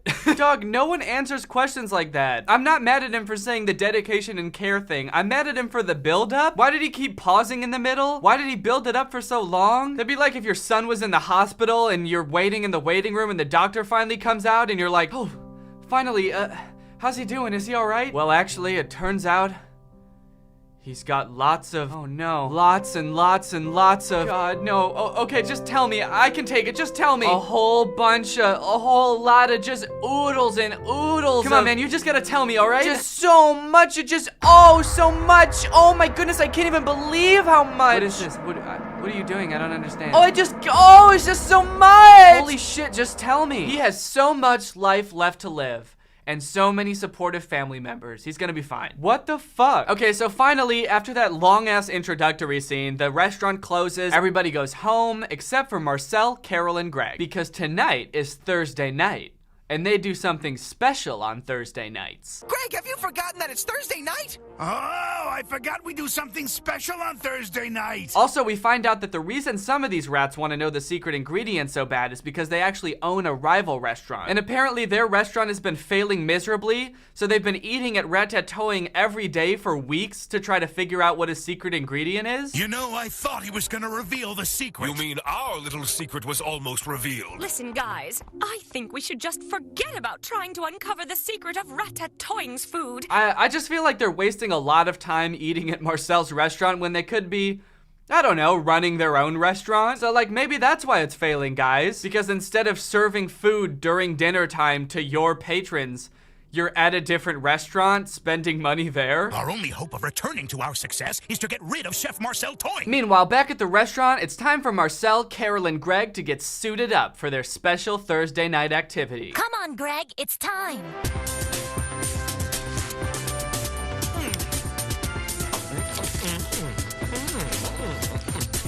So we cut to this really awkward suiting up sequence that includes way too much grunting and moaning. Like, how much do y'all grunt and moan when you're just putting on clothes? You don't need to grunt and moan when you're doing that. Yeah! Like, I just don't get, is it like that strenuous? Or pleasurable to put on your clothes like that? I don't understand. So they put on their little outfits, they run around and pose and run around some more and pose some more and run around. I don't know what the running around is all about. Like, what are they scrambling to do? They're already dressed. What are they doing? Are they on crack? But then finally, they're ready to go. Ready to go do what, you ask? Well, it turns out that the way that they get their fresh food is actually by stealing it from a human restaurant, instead of finding food in the trash like apparently every other rat restaurant in that town does. Wow, you won't believe it! What a bonanza! Guess what I found down there? What is it? Strawberries! Big, beautiful red ones that smell incredibly fresh and delicious! Wow, that's fantastic! Get down there, Marcel, hurry! Calm down, Greg. So you're telling me that rats can't grow food, they can't figure that out, they just have to go dumpster diving for food, but they do produce spy equipment for rats. Rats can manufacture all of this secret agent shit, but they can't grow a zucchini?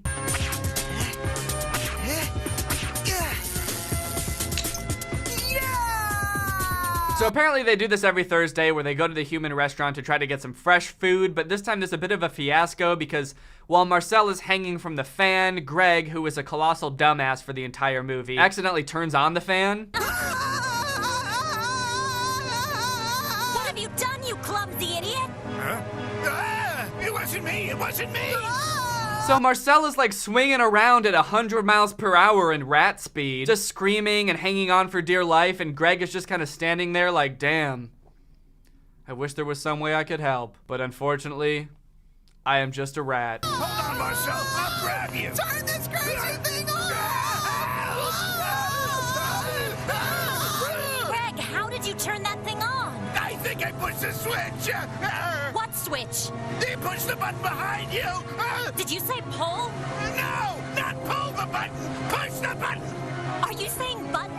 Yes, button! I mean switch! Did you say button or switch? After a bunch of the most frustrating dialogue I've ever heard, they managed to get him down, but because of the whole fiasco, they didn't really have time to grab anything except for one strawberry. That's the only ingredient that they have for the entire week to make food with, is one strawberry. Well, guys, what really matters is that we were able to bring back an excellent strawberry. Precisely. And though we had some trouble getting it, we'll be able to make a week's worth of excellent dishes with this little beauty. But then when they get back to the restaurant, Marcel is like, well, that should be enough for the entire week. We can just use this strawberry for the week and make everything with this, and then next week we'll get something else. But like, how though? Like, sure, they're mice and the strawberry is big compared to them, but like not that big. Not big enough to feed every customer in their restaurant for an entire week. And you certainly won't be able to make a variety of dishes. I don't know how many different ways you can prepare one strawberry, especially when we all know you're just gonna throw it in that big cauldron and stir it. Okay, here's where things get hairy, because while they were dealing with that whole fan thing, one of the rats from the rival restaurant came into their restaurant sneaking around because she left her notebook there. But then she finds their secret entrance to the human restaurant, and she goes through and she sees them stealing food from the human restaurant. So what I thought was gonna happen next is she would go back to her rat friends and she'd be like, hey, I found a place we can get fresh food because Marcel gets it from there, so we can also get it from there, and then we can also have a successful restaurant and rats will be able to eat fresh food from our place too. But instead she goes back and tells them, and they're all like, all right, so we have to sabotage Marcel and make sure he can't get fresh food anymore. What if Marcel suddenly found he wasn't able to get his fresh ingredients anymore? What would happen then? That way nobody can have fresh food, and we all have to eat garbage. So in order to sabotage this for Marcel, they decide that they're going to try to make the restaurant think they have a rat problem so that they put traps everywhere so Marcel can't get fresh food there anymore. So the group of bad guy rats go to the human restaurant during the day when people are eating there, and they put on this little rat show. 1, 2, 3, now!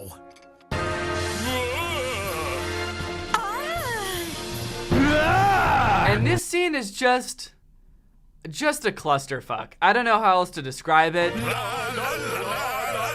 The rats are putting on this weird show where they're dancing and jumping around, but they're also moaning and groaning really weirdly, just like in that other scene. And also some of them, they're making spooky ghost noises, like they're little ghost rats. Like they're not just trying to convince people that there's a rat problem, but there's also a ghost problem. A ghost rat problem.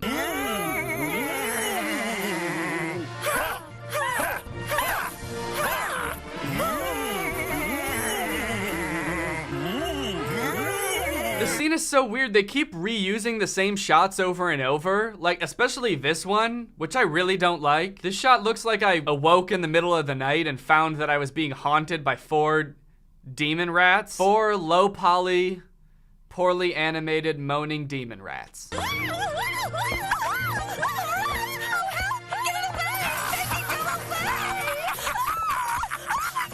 This has truly got to be one of the worst scenes ever conceived in cinematic history. So they must have realized while they were making this scene, like, holy shit, wait, we can just reuse the same shots over and over and make the movie so much longer and avoid all that extra work of having to animate more shit. Because in the very next scene, Marcel and his friends are getting suited up again, and it's like the exact same sequence as before. They're running around and posing and running around and posing. We'll need to take quick and effective measures. I want this taken care of immediately. So after this whole rat show that they put on, the restaurant decides, oh shit, we have a rat problem. We need to put up traps, which is what they do. So when Marcel and Greg and Carol go back, there's traps everywhere. There's so much fresh food here tonight, but look at how it's all spread out.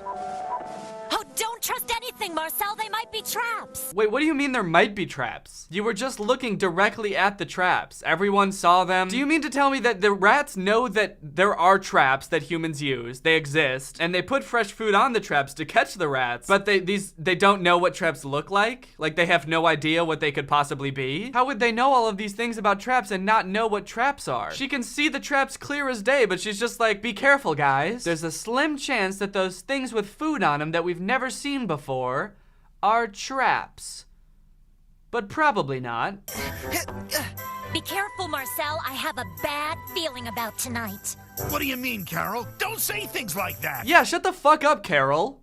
What's that supposed to mean? This is gonna be the best night of our lives. There's cheese everywhere, idiot. Oh, yikes. Hey, Marcel, are you okay? The food is attached to a trap. Oh, I guess he's fine. Damn. I was kind of worried for a second the movie was just gonna end there, like Marcel was just gonna get, you know, this is gonna get his neck snapped, and that was gonna be the end of the movie. The food is attached to a trap. I knew there'd be trouble. We never saw traps here before. Wait, I don't get it. Did she know they were traps? Because now she's pretending like she did. She's like, I knew there would be trouble. We've never seen traps here before. And now today, when we did see the traps, which we did, right? We all saw the traps. Today, when we saw the traps, something bad happened with the traps. Why didn't you tell him, Carol? Why did you just make it seem like there might be traps if you knew? Oh yeah, there's a lot different here. I'm gonna go check things out carefully. Yeah, good idea. We should check things out a little more carefully.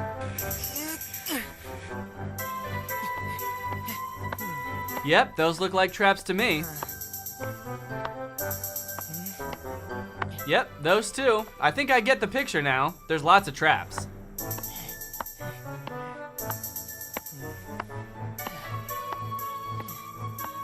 Oh my god, we get it. There's traps. Well, what do we have here? Oh, that's great. We've never had any chocolate before. Well, we certainly do now. I'm getting it. I got it. I think we have company. What do you mean? Can't talk now.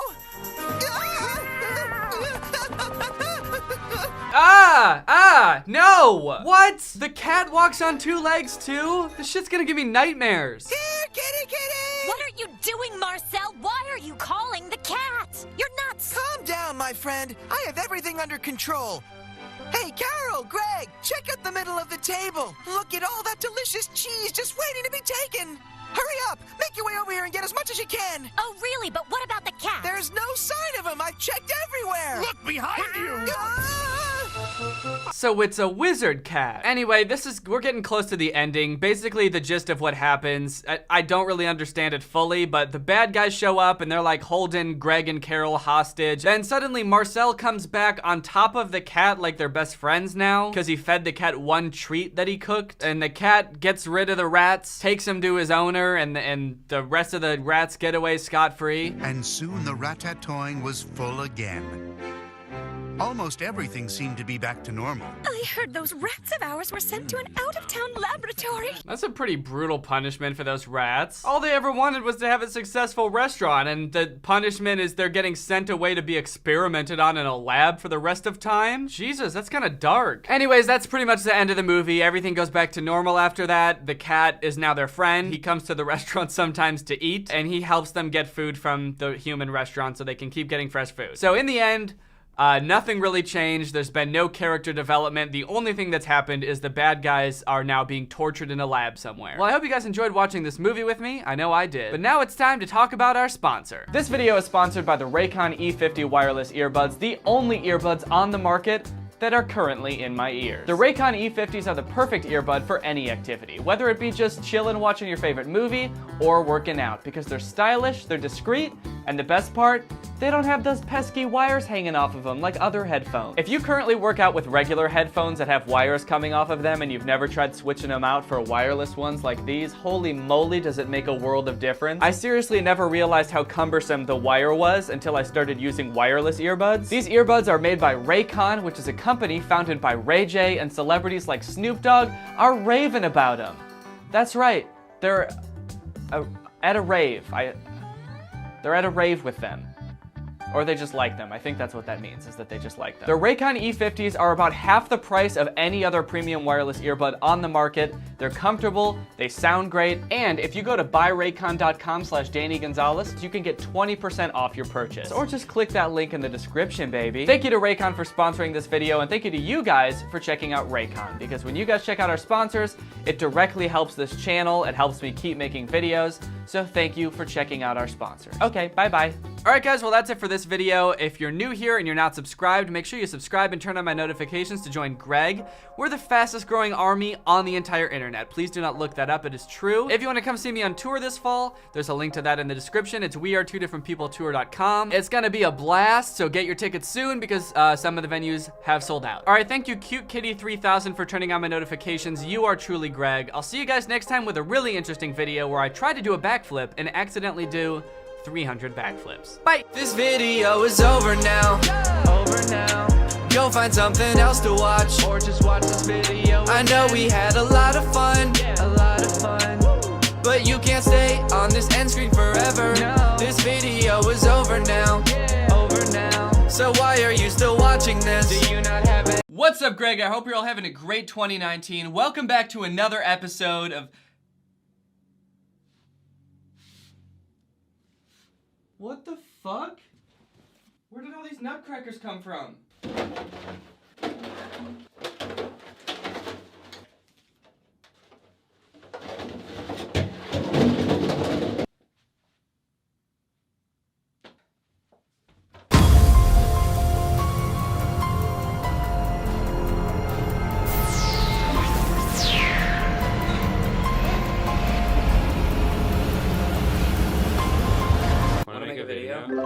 What's up, Greg? I hope you're all having a great 2019. I know I am. How about you, Drew? No. Okay. So I think it's safe to say that everyone knows by now we are both celibate. Yes, both big virgins. Big virgins. Very celibate. Despite both being married. Yeah, despite both having wives, we're virgins for lives. Virgins for lives, despite the wives. Despite the fact that everybody on the internet knowing that we're both virgins, that doesn't stop people from imagining a world in which we're not. We're not virgins. I've been sent this fanfic a few times, and I think Drew has as well. Yeah, a couple times. It's called House of Gold, and it appears to be a fan fiction about Drew and I. Which is crazy. I would never do the things that are written in this. No, absolutely not. Drew disgusts me. He's an awful looking guy, and he's even worse on the inside. I look awful on the inside. Yeah, he's Very all gross. bloody and There's slimy. like muscle mass. It's very gross to look at. Is there though? What'd you say? Okay, so there's this fan fiction called House of Gold. It actually has 2.5 thousand reads, which is pretty surprising. A fan fiction about us has a couple thousand views. Apparently this is about Danny moving in with his best friend and secret crush, Drew Gooden, that's me, after his GF died in Afghanistan. Going to war, and then one night Drew gets drunk, and then find out. Also, when it says after his GF died, I'm not sure if that means mine or yours. Also, we're both married. And there are 9 parts to this. I'm curious to see how much of this is taken from reality, like, because right off the bat, it's wrong that we have girlfriends. And even more wrong that one of our significant others was in war in Afghanistan. Danny looked at the apartment where his best friend and crush of 3 years waited. He saw him in the window and waved at him as his heart started beating so fast. No, too fast. What? Beating too fast. Oh, why did I read that as so fast? Because they spelled it wrong.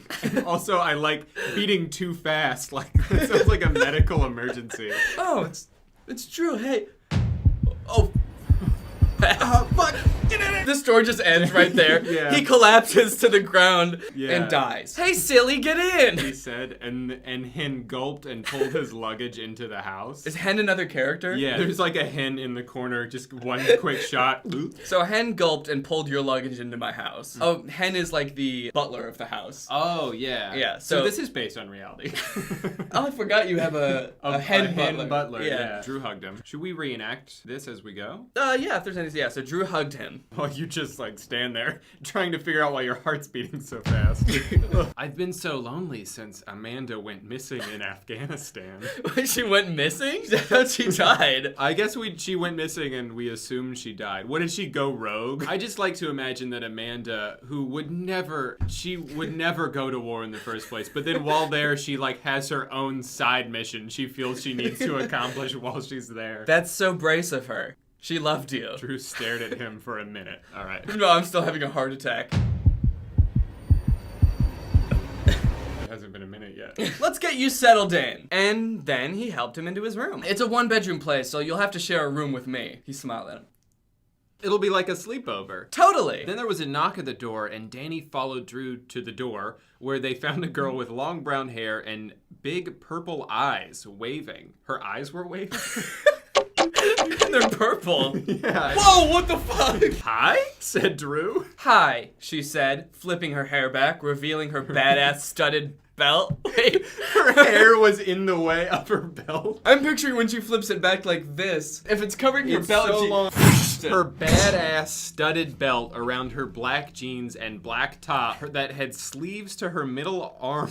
Wait, what? To her middle arm. Her third of 3 arms. So basically, purple eyes everything else is black. She's kind of goth. I'm your neighbor Jackie, she said happily. I feel, okay, there's no consistency with her character already. Like, she's dressed to the brim of being very goth, and she's just like, I'm your neighbor! Wait, and I already live here. It's not saying I'm moving. You're coming to live with me. And she's coming to introduce herself. And then we both shake her hand, I'm assuming at the same time. So she's standing there like this. And then the interaction ends. If you need anything, come on over, she said, and then left. She was nice. Wait, so this interaction is, hi, I'm your neighbor Jackie. If you need anything, let me know. She was nice. And pretty cute. And Danny felt a pain in his heart. As his heart attack continues. Was Drew totally straight? He always wondered if he was bi because of how he flirted with him sometimes on Skype. We've interacted, we've hung out, but we never flirt in real life in this universe. There's never like sexual tension when we hug or whatever. It's only through Skype. He didn't know if he would tell him he's gay and is in love with him. Then Drew gave him a sweet smile and he felt warm again. So this is the second part now. We're on to the second part. This part's called Heavy. All right, Drew made a drink for him, and Danny sat at the couch. Not on it, at the couch. Like, I'm sitting cross-legged on the floor in front of the couch. Like, take that, couch. They turned on a movie and watched some funny TV shows. We turned on a movie, ignore it, then watched some funny TV shows, and drank all nights until it was 7 a.m. in the morning. Drew pointed at the rising sun. Hey, Dan, look! Dan stumbled over and then tripped and fell right into my arm. Whoa. Oh, sorry. Suddenly they were starting in each other's eyes. Their faces started itching closer and closer when suddenly there was a knock at the door. Oh! Drew blushed and let go of the embrace and went to the door. Hello? He asked as he opened the door. Then there were two guys in black ski masks and they grabbed Drew and threw him down the apartment stairs and they ran off. They kidnapped him! Fuck! Danny tried to run after the van but couldn't run as fast as the car. Obviously. Because it's a car. Yeah. Although that would be a cool, different part of this story if I was like an Olympic sprinter. And I caught up to the car, just grabbed onto the back bumper and stopped it. He called the cops and cried in the apartment. Then suddenly he got a message on YouTube that said, if you want to see him alive again, make a video about 10 reasons why the Paul brothers are awesome and you're wrong. He gasped. Wait, prediction. Is this person more of a fan of the Paul brothers and this is a fan fiction wherein we just admit that the Paul brothers are better than us? This isn't a fan fiction where we fall in love. It's a fan fiction where like you get kidnapped and murdered and I have to make a video apologizing or to the you'll Paul get murdered too. Yeah. Okay, so this is the next part. It just skips ahead in time. There was a knock at the door. Danny went over to it and gasped. Logan Paul! Meanwhile, somewhere in Costa Rica, Drew had a bag on his head and he was punched hard. Let me go! I never got to tell Danny I love him! Well, in that case... Then he was shoved into a van and they started driving. What? Are they gonna take me back so I can tell you I love you? They kidnapped you and took you to a different country. Punched you once, and you said, but wait, I want to go back and tell him I love him. Okay, fine. Danny made tea for Logan, and him and Logan looked at him sweetly. Looked at who sweetly? Me and Logan both looked at me sweetly. Okay. I'm so sorry. The Team 10 will help you find him. I almost kissed him before he... It's okay. They looked sweet at each other. You look sweet. You look sweet. I'm always here for you. Logan leaned in and kissed Danny lightly on the lips. And in a moment of desire and desperate, he pulled Logan close and kissed him harder. They started making out, and Logan got on Danny and started rubbing on him. They made out and wiggled around the couch until Danny broke away. They made out and wiggled around the couch. I picture those as two separate activities. Like, they made out, and then they got on the couch and just sort of like... wiggled around. I can't. Drew. Oh, but... he was a loser. That's a question. But he was a loser? Go Logan, go away. Go Logan, go away. Go Logan, go away. And he grunted and left mad. Danny went to his room to cry. All right, part 4. The door slowly opened and Drew limped into the apartment and fell on the floor. Danny, he said hoarsely. That's not horse like, ugh, that's horse like horse. So I say it as a horse would say it. Danny! Drew, you're a horse. Yeah, and then you ran to pick him up and help him stand. Drew grabbed him and hugged him tight, and sudden, his lips started touching his and they kissed. And they made out right there. Right there? Right there! In the apartment? Gross! When they stopped, they smiled at each other. Be my boyfriend? Yes. What is that interaction? That's like, none of the dialogue in this is like natural. Be my boyfriend? Yes. But I have to tell you, Drew, before you came back, Logan was here. And And we made out. Logan Pale? He roared. Roar, you have to roar it. Logan Pale? Logan Pale! I'm sorry. Drew started crying and ran down the stairs. Then Jackie looked Drew's way that he was running and then came in. Danny was crying and told her what was going on. So Jackie was just standing outside. Just waiting. After the last interaction ended, she went outside and waited. Yeah, she was like, let me know if you need anything. And she's just outside the door. You should do something romantic to show your story and that he is your one and only. You're right. He wiped the tears off. And Jackie grabbed a camera and started recording. Why? Danny looked solely into the camera with love in his eyes. Hi, Gregs. Today I finally told Drew I love him like I said I would. Did I tell my YouTube audience that I was gonna tell Drew I love him? I guess so. Hey, I know there's like 1.8 million of you, but please nobody tell Drew. Weird flex, but okay. I'm gonna tell Drew I love him in my next video. Please no one spoil the surprise. What did you say? But before that, someone else came over and I kissed them. I love you, Drew, and it will never happen again. You are my light and joy, and I would be proud to be your husband. Then Jackie whipped a tear from her face and sniffled and turned off the camera. This part's called The Story So Far. Is this just like a recap of everything we read? Warning, suicide and sex scene. They gave it away! What the fuck is gonna happen? Suicide and sex scene? Meanwhile, in Chicago, Drew was at a sushi restaurant. When someone sat beside him. Drew Gooden? He said. He looked up. Jake Paul? He almost flinched. How do you almost flinch? You only thought about it. I thought about flinching. So there's nothing physical. It's just exactly.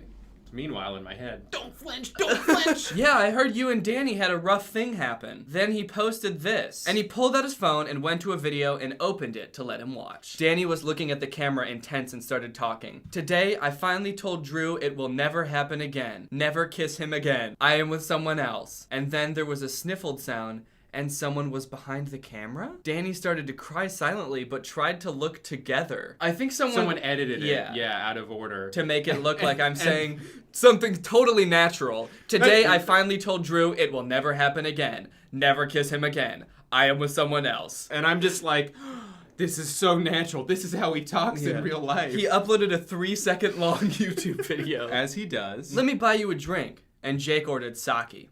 An Asian drink. They started drinking and talking and laughing and having a good time. Maybe I was wrong about you, Jake. Jake put his arm around him, confrontingly. Of course, baby. They both drunkenly left the bar and stumbled to the hotel room Jake was staying in. Jake started kissing him and pushing him to the bed, and they made out there. Then they started doing it. But Drew didn't know about the camera. It was being live. What the fuck, Jake? That's illegal. Damn. I like how whoever wrote this has such a way with words. Like, they really know how to write romance. They stumbled back to the hotel and started doing it. I love you, Jake, cried Drew on the stream. Danny and Jackie watched, shocked and dumbfounded as they watched. Jackie looked at Danny, then blacked at the video. First, I look at you, then I look black at the video.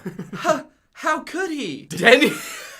Danny stromed around the house. Jackie tried to call him down. Danny! Danny! But Danny opened the window and jumped! Jackie screamed and called 011. Did they write this in like 30 seconds? Just it's a bit. No time to proofread, no time to edit. Wait, do you know what 011 is? No. All right, I'm calling 011. Your call cannot be completed as dialed. Hello! My friend has just jumped off the balcony! Well, it looks like it's the next part now. Drew woke up with a hangover and threw up. Oh. Then he heard his phone ring, and he picked it up. It was Jackie yelling "I" to the phone. I! And calling him shit for what he did to Danny. What? Said Drew. He said he found someone else? What? No, he didn't. I'm sending you the video he made for you. Then she hung up and he got the notification for it. He opened it and his lover spoke words of love right from the heart. He spun around and glared at Jake. You liar! He screamed. Then he threw his phone at Jake and ran out. Meanwhile, in the suicide hospital, Danny was sitting in a chair watching a TV show when a nurse said, "You have a guest." He expected Jackie again with some McDonald's or something, but instead, Drew. He flinched. Okay, so at least I flinched this time instead of gasping again. Or thinking about flinching like I did. What do you want, traitor? He hissed at him. Jake lied to me. He made me think you moved on. And I slept with him. Are we even? Can we be together? If you can forgive me. I do. Forgive me? Yes. Then they embraced and kissed. Danny pulled away and knelt down and pulled a box out.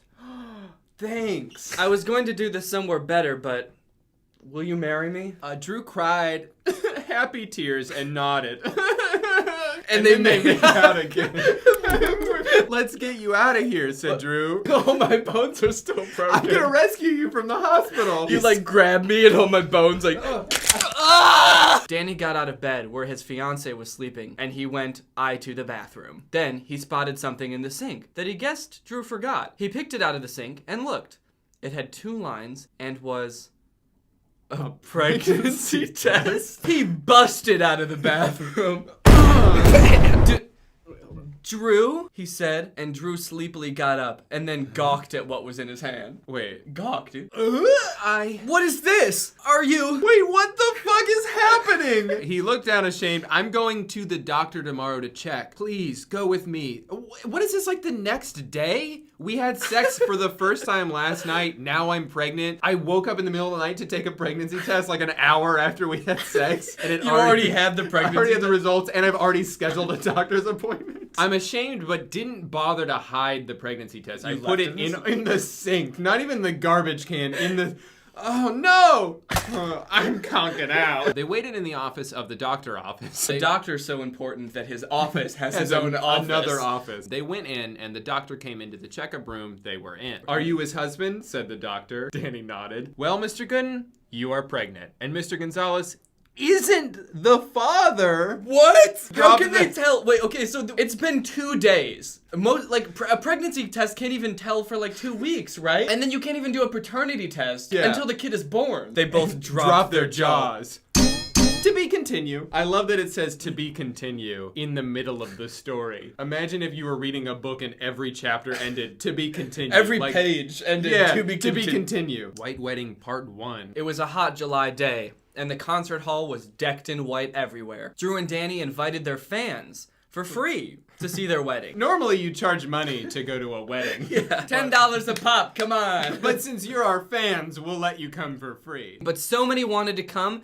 that they had to get a concert hall. There was a preacher and a pretty white arch and music playing and food outside. In the room with Drew, he was putting on his white suit and brushing his hair. He got a knock at the door and someone popped in. It was Ethan and Hila Klein. The door didn't open. The popping is like them teleporting into the room. H3, he said, and they went over to hug him. I'm so excited for you, said Hula. Thanks. Ethan, will you walk me down the aisle? Of course, buddy. And he out his arm. And then he looked it. And they walked slowly out. They stood at the start of the red carpet that went to the arch, and Drew laughed, nervous. And Ethan pat his arm. Who wrote this fucking story? Did a baby write this story? Not only did they not know like what words are or when to use what words, but I feel like they've never seen humans interact. And they started walking as the wedding song started playing. The fans went crazy and clapped, and they stopped at the preacher and stood by him and waited. They looked at the entrance and waited for Danny. First, Jackie came out to be the bridesmaid, and Jenna Marbles did too. Oh, Jenna's here. Oh, that's so nice of Jenna to come. Thanks for coming. Yeah. Then PewDiePie came out with Danny on his arm. They both smiled and Danny blushed. Wearing his baby blue tux. Drew started crying because he loved him so much. Thank you for explaining. Yeah, thanks for finally explaining why I would be crying at my own wedding. Danny stood across him, and they looked at each other with misty eyes. The press smiled at them both and started talking. Drew Gooden, do you take Danny Gonzalez to be your husband, to hold and love forever as long as you both live? Drew nodded. Yes, I do. And Danny Gonzalez, do you take Drew Gooden to be your husband, to love and cherish as long as you live? Why did you get a different question? I have to hold you forever. And I have to cherish you forever. I do, said Danny. If anyone thinks these two should not be married, speak now. And the room got quiet and nobody breathed. Then someone stood up from the crowd and jumped on stage. It was Logan! Logan Paul? Danny said. Yes! I don't think they should get married. He's carrying my baby! He shouted and the whole room gasped. Oh, wait, yeah. Hold on. I thought I was pregnant. I'm pregnant with Jake's baby. Are you also pregnant with Logan's baby? Did I also have sex with Logan? I guess he must be talking to me, but I don't know why he would know that I'm pregnant. Drew started crying and wished he was somewhere else. I was somewhere else. Then Ethan started going into Logan and push him away from the stage. He takes control of his body and starts pushing himself away. Logan's like, get out of me! What's going on? Ethan, I didn't know you could do that! Then suddenly fights start breaking out with all the fans, and Drew and Danny ran away, and the others escorted them. They all got to the limo and drove off fast. To be continued. Danny, Drew, come out here! Ethan and Hila and Jenna and Jackie and PewDiePie were outside the cabin they were staying in till everything blew over. Danny looked out the window and gasped. Of course. Of course, you're gasping. I'm useless. That's my response anytime anything surprising happens. Just crippling shock. Outside was a big Talizzy, a big Tesla? A Tellus? With roses and lots of food on a table, and music started playing. There was balloons, and everyone was wearing dressed up. No way! Who's saying no way? Or is the author saying no way? The author is so surprised by what she's about to write. Everyone was wearing dressed up and... No way! They went outside! She's like amazed at her own ideas. Yeah. What is this? They both asked, blushing. They felt bad about what happened, so we made you a nice private wedding with just us, said Jackie with a big smile. They all hugged, and Ethan said, I can marry you. I do Jewish weddings, but it can still count for you. Then Danny put out his hand, and Drew took it. Thanks. Shall we? Shall we? He nodded and took his hand. Again. Other hand. He led him to the roses, blah, blah, blah, and Ethan stood in between them. So imagine Ethan Klein right there. Right here. Now, Drew Gooden, do you take Danny Gonzalez to be your husband? Will you love and cherish him in sickness and health? I do, he said softly. And Danny Gonzalez, do you take Drew Gooden to be your lovely husband through poor and riches for as long as you both live? Yes, I do, said Drew back. Wait, what? So I said it both times. Yeah, he said, I said I do twice. You said I do for mine. Now, Drew, do you take Danny to be your husband? I do. And Danny, do you take Drew? I do. First, Drew. Yes, babe? I want you to know I want to adopt the baby. Drew had happy tears in his eyes. And Ethan said, I now pronounce you man and husband. And then they fell into a kiss. Whoa! Our faces like smack like that, and we're both like leaning against each other like. And that's the end. So I don't know, what did you think of the story? Bad. I kind of liked it. I thought it was kind of sweet. You liked the story about us falling in love, cheating on each other, getting pregnant, and then marrying each other? In a way, I feel like it kind of just works. No, I don't think so at all. Alright, guy, I hope you enjoyed this video. If you did, make sure you check out Drew's channel. It'll be linked in the description. It better be. Also, there is a link in the description for a survey that we want you all to fill out. It's titled Danny and Drew 2019 Tour Survey. There's no particular reason that it's called that. It's just sort of a random name, and please don't ask why we need you to fill out the survey. Yeah, the words don't really mean anything, but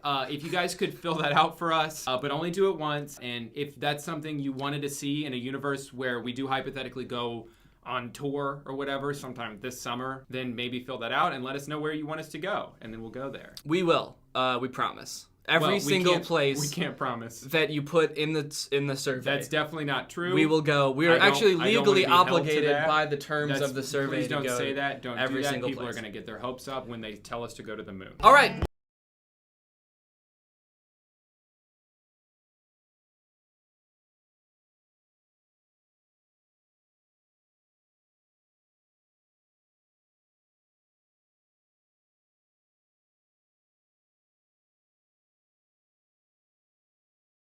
What's up, Greg? Welcome back to another episode of Tac Dan. That's me. I'm Tac Dan. Stands for Tactical Dantical. Almost 2 years ago, I made a video about the Tac line of products. You got the Tac Light, the Tac Lantern, the Tac Light Pro, the Tac Glasses, the Tac Camera. Basically, this entire line of Tac products that are called Tac products because they're apparently the most tactical versions of those things that you could possibly buy. And while the products were pretty standard as seen on TV stuff, the commercials are really what set it apart from the rest. The commercials, if you don't remember, are all hosted by Nick Bolton, who's a really tough, strong man's man. He's always calling the products military tough, even though he wouldn't know what that means because he was never in the military. And I've been meaning to do another video about them, but I sort of forgot until I saw a TikTok about this product, the tack shaver, which totally reignited my interest in tack products. So let's go ahead and look at the tack shaver. For a close shave, you need to get a razor and lather up.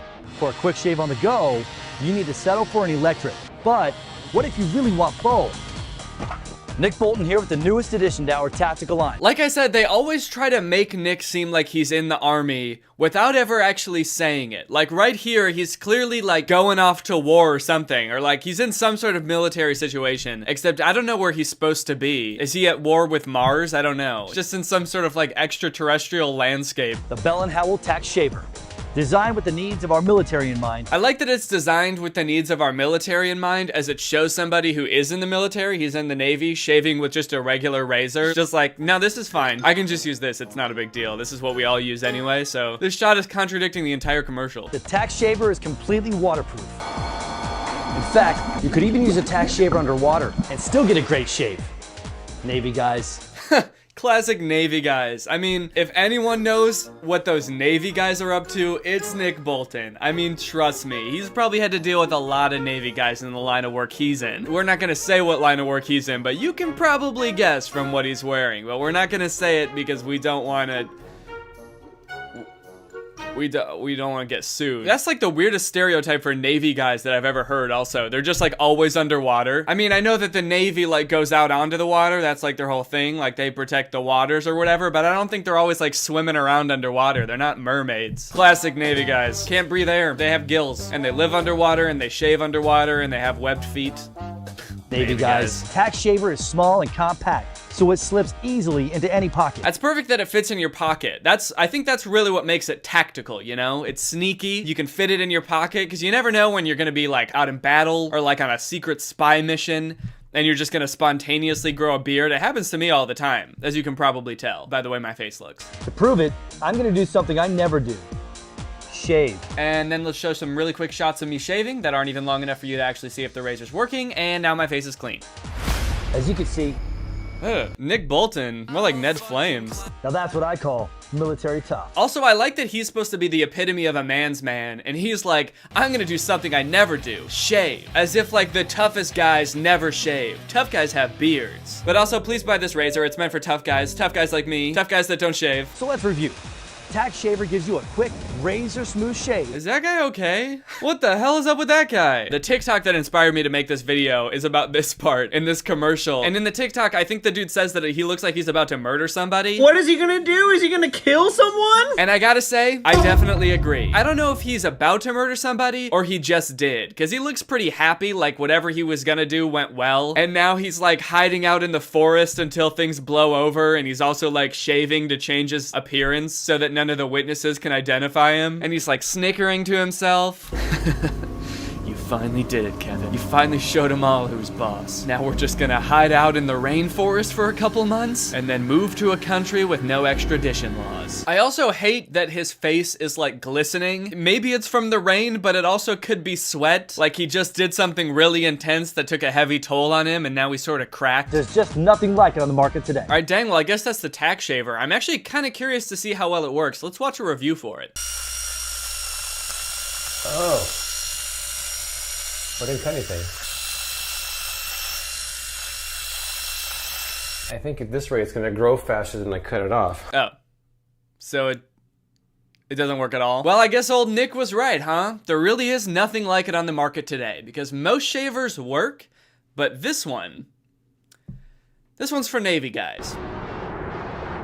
Everybody has a visor in their car. True. But a visor in the wrong place can actually make it harder to see. Technically true. Yes, a visor in the wrong place can make it harder to see. Like, for example, if it was right in front of your eyes or only covering the road for some reason, but usually it's at the top of the windshield, which is the right spot for it, because that's where the sun is and not where the cars are. Nick Bolton here with the latest from Bell & Howell.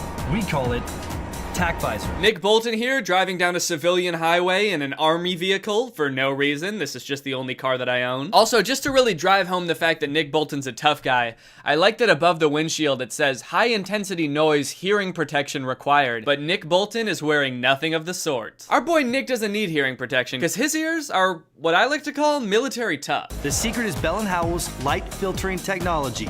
Nothing to see, right? But look again as we hold up our tack visor. Our colorful American eagle is revealed. Oh man. Of course it's an American flag with a bald eagle in front of it. I would expect no other image to be shown when you fold down the thing. I can't see anything on this screen. What is supposed to be there? God bless America. Amazing. Think it's a trick? Bring it in, guys. Yes, Nick. I think it's a trick. This whole commercial's gotta be a trick. You're telling me that a piece of tinted plastic can block the sun? I'm sorry, but technology like that simply does not exist. This has to be a trick, dude. It's all smoke and mirrors. I love that bring it in also. Bring in the TV, guys. And they move it forward like 2 feet, as if it's a big reveal that they're gonna be using the TV. Can you guess what we're gonna be doing today? No. What, you don't have a guess or anything? All right, bring in the TV. Whoa, what the fuck? Well, check out what happens when I show it to these people. Hop in. Look at that windshield. Tell me what you see. A blank screen? Just a blank screen. Nothing. Blank. Go ahead and put down that tack visor and take a look again. Whoa, what the? Whoa, what the fuck? There's a truck coming right for us. What if he flipped down the tack visor and somehow they're actually on the road now? They're like, what? That's right, you've actually been driving this whole time and you're headed right into oncoming traffic. Whoa, fuck! Alright, I gotta be honest, this seems like a little bit too good to be true. You can't actually see things that weren't like there before, right? Like the American Eagle thing. But, lucky for us, I bought a tack visor. So now we're gonna see if I could see more than we could before. Alright? Alright, let's try it on this guy.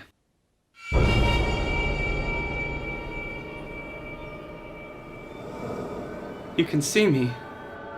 What? You. You can see me. Who are you? Finally. Finally! I'm a real boy!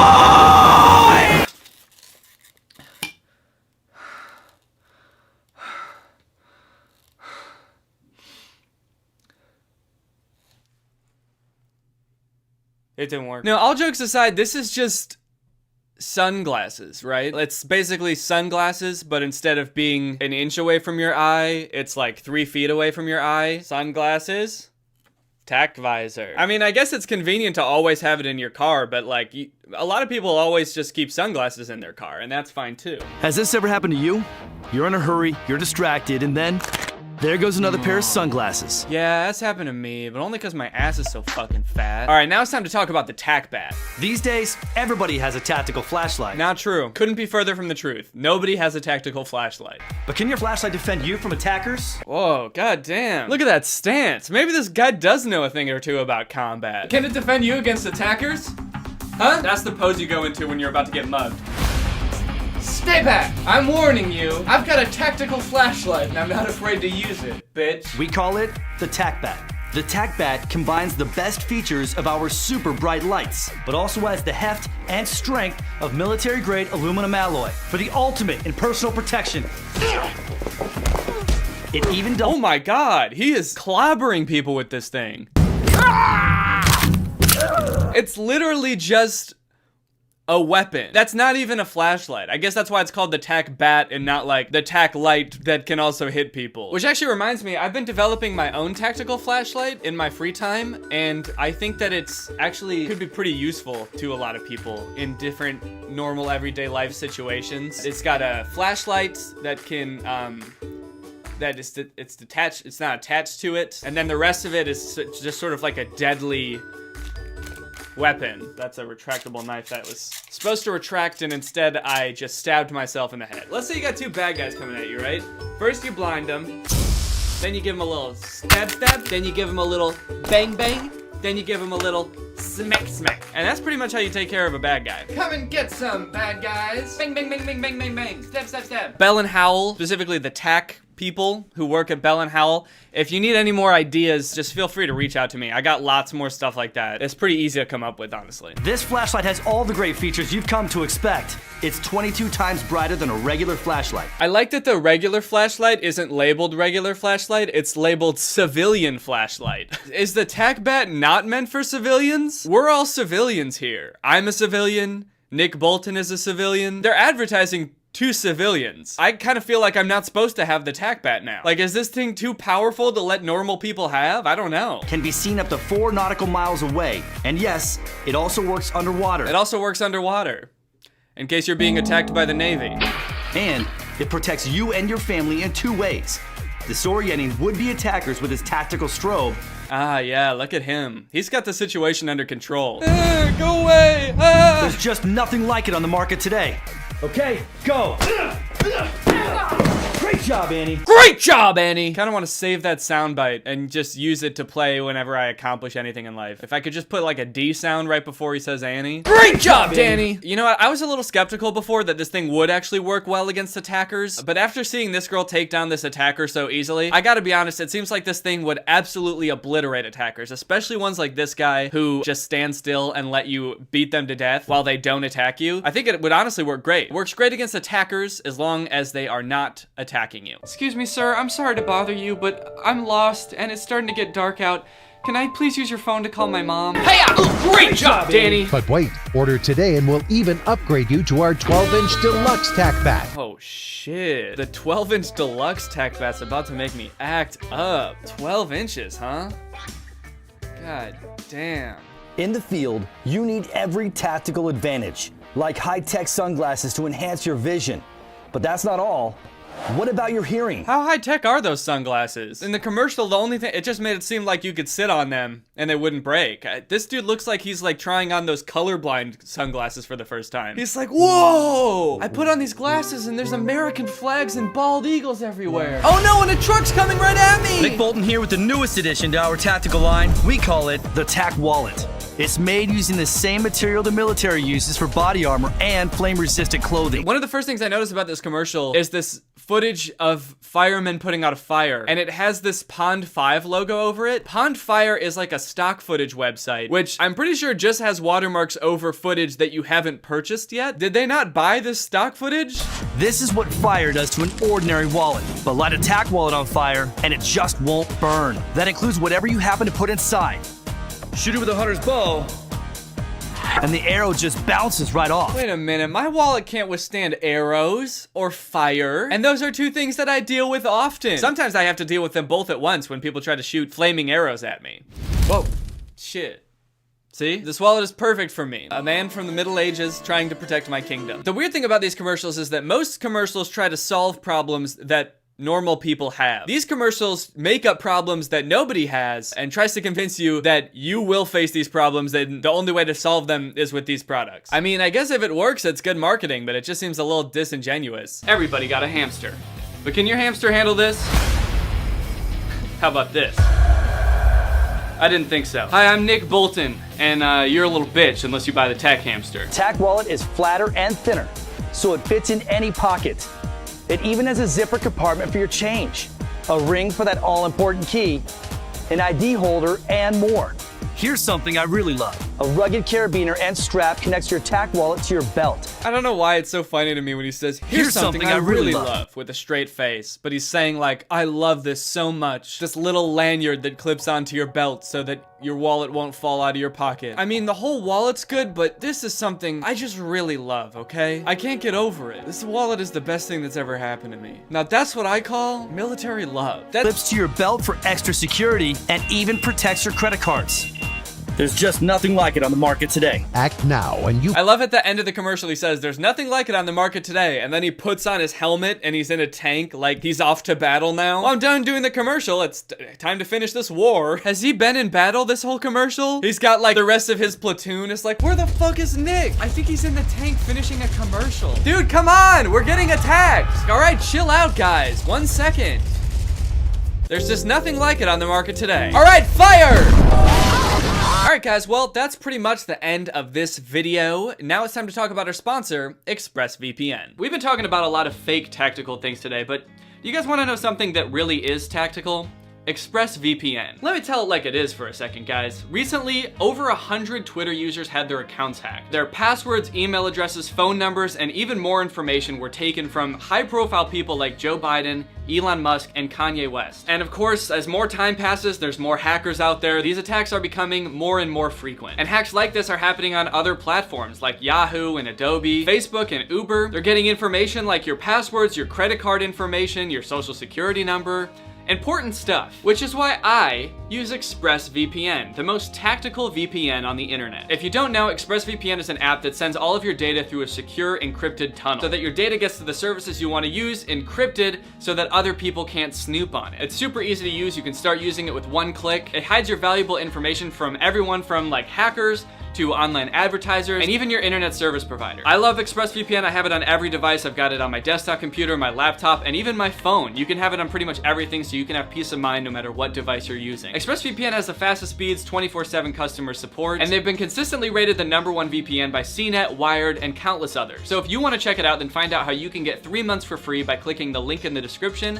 That's expressvpn.com/Danny Gonzalez. That's expressvpn.com/Danny Gonzalez. Thank you to ExpressVPN for sponsoring this video, and thank you to you guys for checking out ExpressVPN. When you guys check out my sponsors, it helps me get more in the future, so I really appreciate it. Plus, I know if you're looking for a VPN, you'll love ExpressVPN. Alright guys, well I hope you enjoyed this video. If you're new here and you're not subscribed yet, make sure you subscribe and turn on my notifications to join Greg. Greg is what I call my fan base here on YouTube. It's also a family, and it's also an army. We're the fastest growing army on the internet, and we're also the most tactical army on the internet. Please don't look that up. And if you want to join Greg, all you have to do is subscribe and turn on my notifications. All right, thanks for watching, guys, and I'll see you next time where I go skinny dipping.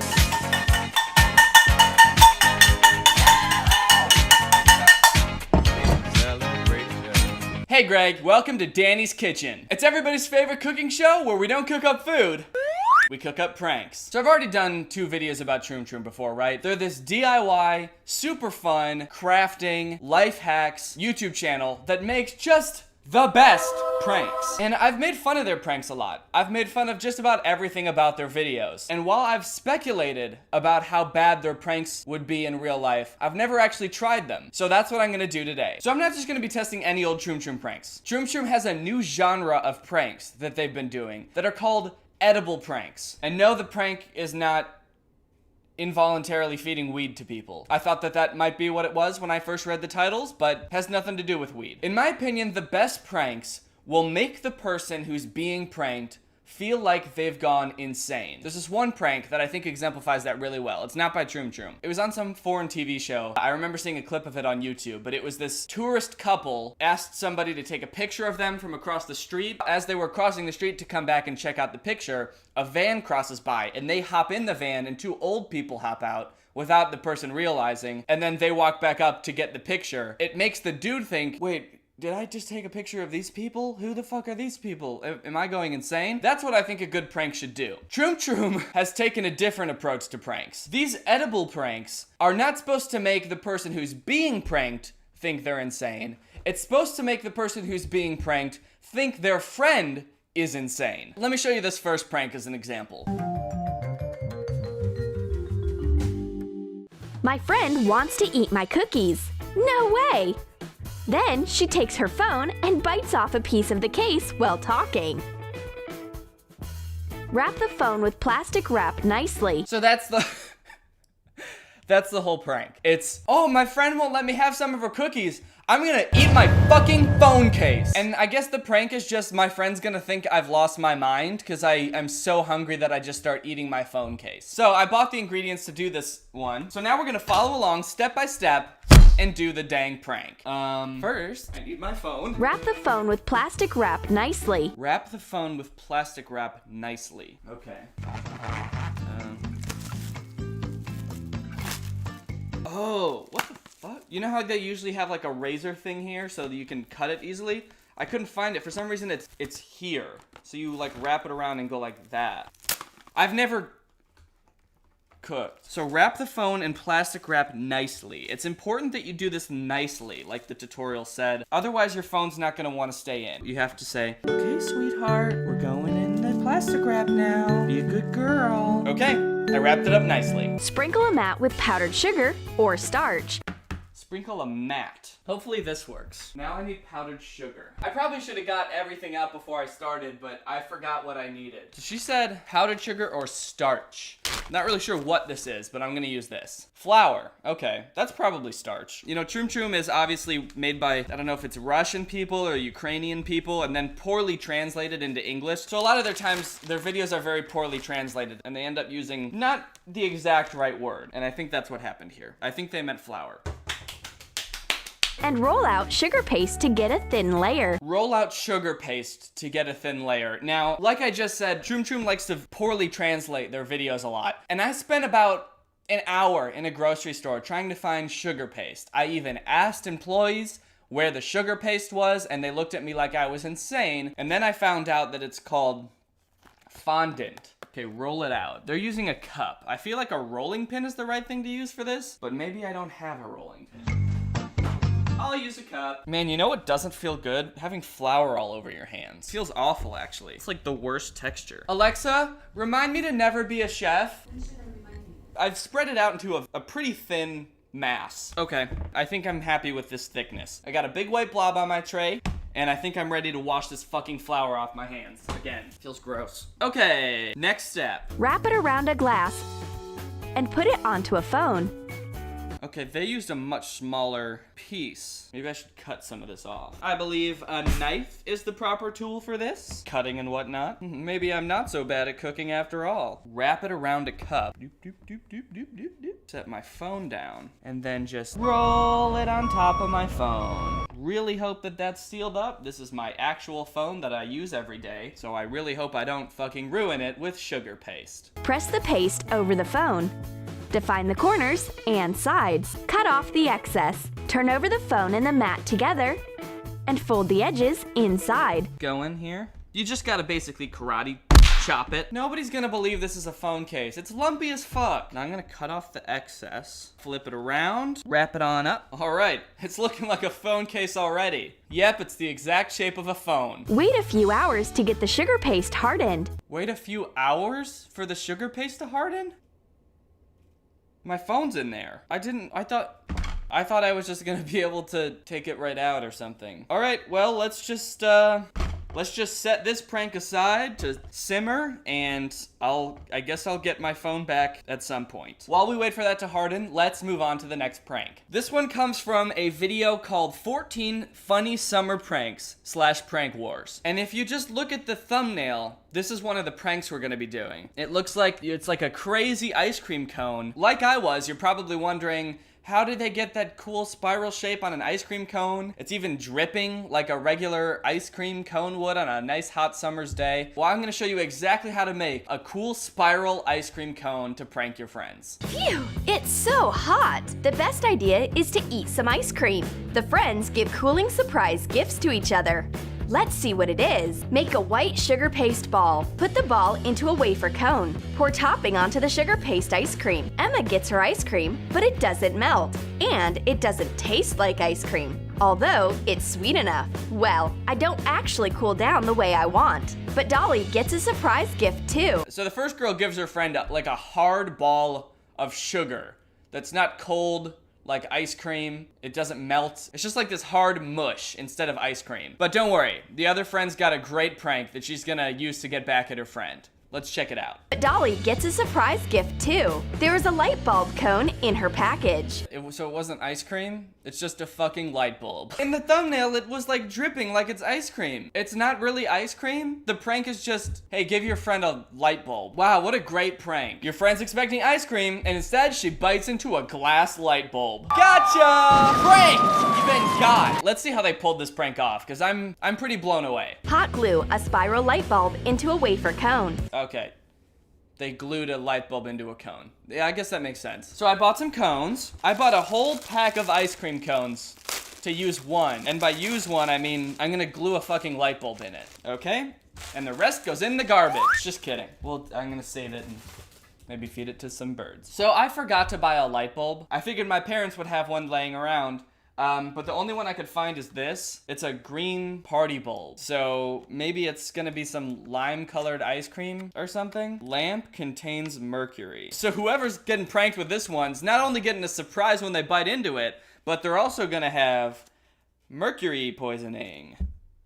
That's the prank. I guess I'll put this over here to harden as well. So we got 2 pranks in the bag. They're hardening over there. And we got 1 more to go before we're ready to test these out in the real world. Let's check it out. Dolly is playing in the sand. It's so cute and innocent. Until she starts eating the sand right from a bucket. This is a great prank. I want somebody, just anybody, to think I'm insane. Is that too much to ask? So I'm gonna make them think that I'm eating sand. Grind short crust cookies in a blender. Do I have a blender? That looks like a blender. Haha! I'm not exactly sure how many I need to use to make a significant amount of sand. And just so you know, these are gluten-free. So, they're good. This is gonna be some tasty sand.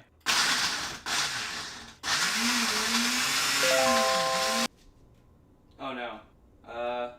I think this might have been wet when I just used it just now. Put the crumbs into a toy bucket. I wonder if I have a bucket. There's like chunks in here, but it's hard to tell if they're unbroken cookies or just like clumps because it kind of clumps together. Oh yeah. Now this is some fake ass sand. Add a gummy seashell and a gummy starfish. Put in colorful candy drops. Okay, I couldn't find gummy seashells and gummy starfishes at my local grocery store, so I went with Werther's Original Caramel Hard Candies. I thought that they might look like little rocks, or maybe a grandma got so old she turned to sand, leaving only her hard candies behind. I'll just put a couple in there, and hopefully that makes it look more like sand and not more like candy. Okay, we're gonna stop this episode of Danny's Kitchen for a brief poll. If I started scarfing this down in front of you, would you think I was eating sand? Vote now. Okay, it's looking good. Okay guys, I'm back with the phone case and it's been about 5 hours and this is still very soft, which is worrisome to me. It really doesn't feel any less soft than it did before. I'm kind of worried that it's never gonna dry, so I'm just gonna roll with it and just do it. Okay. Trim the front edges. So now I sort of cut the front of the phone out. Oh no, oh no. Oh, my phone just buzzed. Well, I guess it still works, so that's good. It's looking pretty good so far. Put a regular case onto the back side and cut out a hole for the camera. Ah, of course. Cut out the old camera hole here. Fantastic. All right, let's take this baby out of the case. There we go. Yep, this totally looks like a phone case. The problem with this prank is that my phone case is black, and this sugar paste is white. So I looked around the grocery store for like any kind of edible paint or dye, and I found this. It's called sparkling gel, and it's for writing on cakes and stuff, and it's kind of glittery, but I'm gonna try to use it to cover the case and make it black. And I guess I'll just cover it like this. See, the problem is that this comes out so thinly that I'm gonna have to spread it around somehow, and I don't have any paintbrushes or anything, but I guess I can just sort of, yeah, okay. This is sort of working. Yeah, okay. I'm starting to get it now. I think I understand.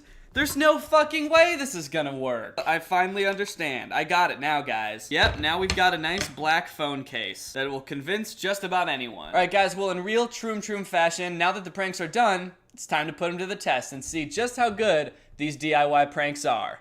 Let's do this. Eating sand and your phone case? Watch me convince my entire family I'm insane on this episode of Troom.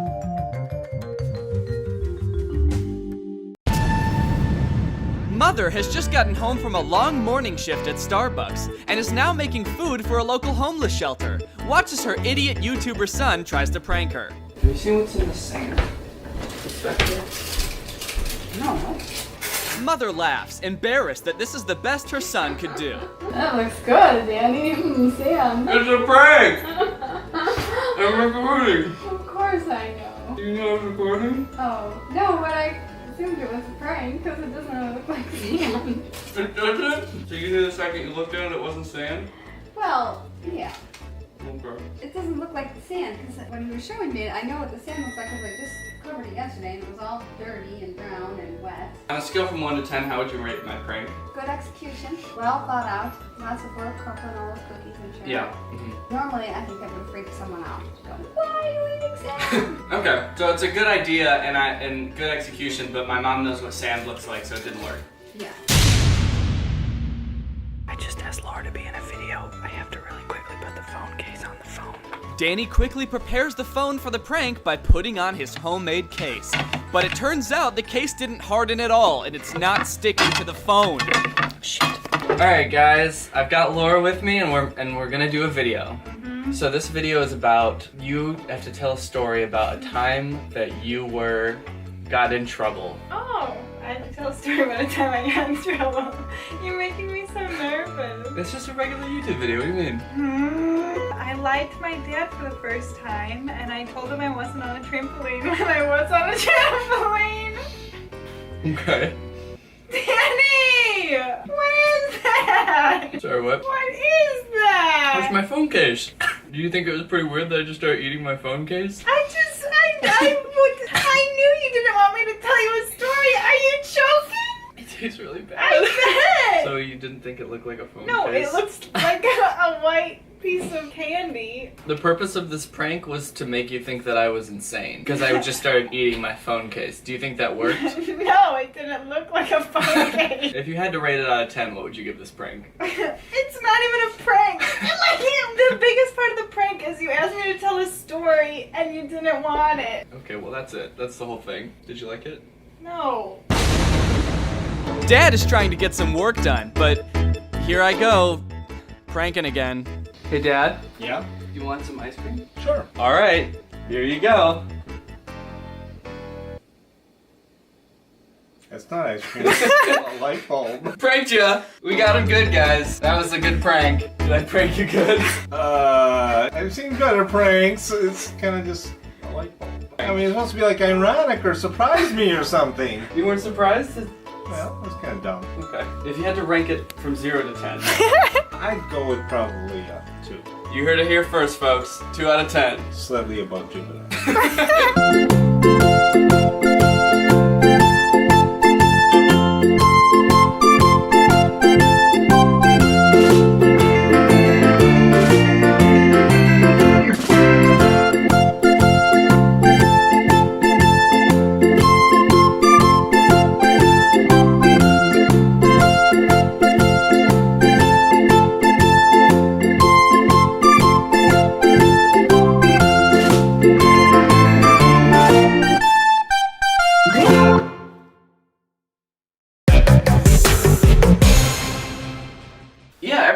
Great until there was this party that we went to last weekend, and like all of my friends were there and there was nobody that she knew there, so apparently she thought I was like ignoring her the whole time. So we were texting the next day and she was like not responding. She was giving me like one-word responses. Right. And so I just like decided to call her and I was like, is there something wrong? And she was like, yeah, I just feel like you're not paying any attention to me, you know? So I was like, yeah, I guess that makes more, like, a little bit of sense. So we should just try to spend more time with each other and stuff and try to prioritize each other because, like, I guess we should come before anyone else. She just felt like I was, like, prioritizing. Okay, dude, what's up? Do you need some privacy? It looks like you really don't want me to see something. No, why do you say that? Every time you get a text, you're tilting your phone away from me like you don't want me to see something. Was I doing that? I'm sorry, I didn't mean to. It's okay, it's... What's up? What? I'm sorry, I don't mean to be ignoring you. No, I'm not mad that you're ignoring me. I'm mad that you're hiding your phone from me. No. Yeah. No. Okay, fine, then show me your phone. Dude, you're being paranoid.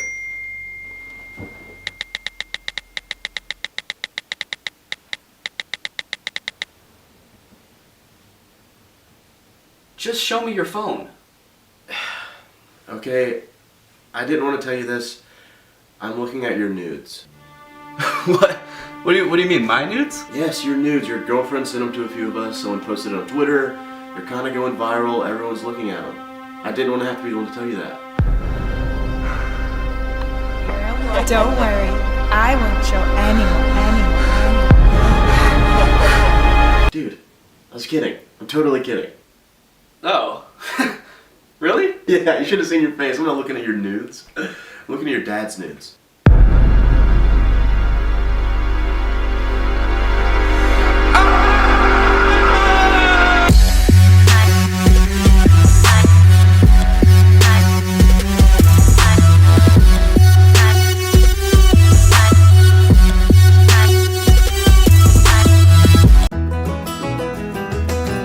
Well, guys, I did it.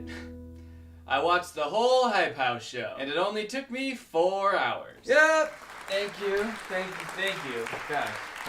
thank you guys. That's right, Greg. In case you didn't know, the internet's most popular content house now has a Netflix reality show. It came out a couple weeks ago. I watched the whole thing, and I gotta say, it was honestly a huge disappointment. When I first heard that the Hype House was making a show, I was like, okay, that'll be kind of interesting. I mean, like, there are a lot of huge TikTokers in the Hype House, right? Like, isn't like Charlie D'Amelio, Dixie D'Amelio, Addison Rae, aren't they all in the Hype House? I was like, it'll be kind of interesting to see them like navigate all this newfound fame, go into some interesting business-related topics, making content together. But it turns out that those people aren't in the Hype House anymore, and Dixie and Addison aren't in the show at all. Just Charlie is, and she's like barely in it. I guess I haven't been keeping up with all of the latest news on the Hype House, but I didn't realize that like everybody who is really popular has already left the Hype House, which is to be kind of expected with content houses. I mean, that's kind of how it goes, right? They get really popular, everyone in it gets really popular, and then realizes, wait, I don't need to live in a house with like 16 other people, and so they get their own house. That's just kind of how it goes. And that really encompasses the biggest problem with the Hype House show, is I think it could have been like fun to see the Hype House in its heyday. I feel like that's probably at least what a lot of the fans were hoping for, is like a show with all these super famous people in it, like hitting their big break during the show. But instead, it's kind of a show about the Hype House falling apart. It was so much fun just creating content every day.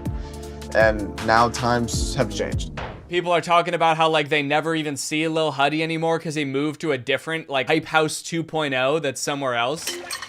I haven't seen Chase in like forever. I know, I haven't seen him since the last house. And like most of the members of the Hype House, I didn't even know who they are. I had to really pay attention when they were introducing everybody because I was like, who the fuck is that kid? So there's a few different plots that the show focuses on, but one of the main ones is surrounding Thomas, who's like the founder of the Hype House. I think Thomas was actually in Team 10 also, so wonder where he got the idea. At first, Thomas comes off kind of seedy to me. He just seems like a businessman who is like capitalizing on his friendships with all of these famous TikTokers, a lot of whom seem a lot younger than he is. Also, one of the first things he does is like take credit for blowing up the D'Amelios and Addison Rae. We've launched people like Charlie and Dixie and Addison. Being a part of this brand really helped blow everyone up. Damn, dude, you discovered Charlie D'Amelio? That's crazy. You must have gotten like super lucky to find her. Yeah, when I discovered Charles, that's her full name, Charles D'Amelio, she was just some nobody making TikToks in her room to her 60 million followers. But I took her under my wing, I taught her everything I knew, she gained another 1 million followers, and then left the Hype House and gained another 40 million followers. There's also a part where he's talking about kind of like what led him to create the Hype House. I used to walk to a middle school where I went with a lot of kids that had money and I didn't.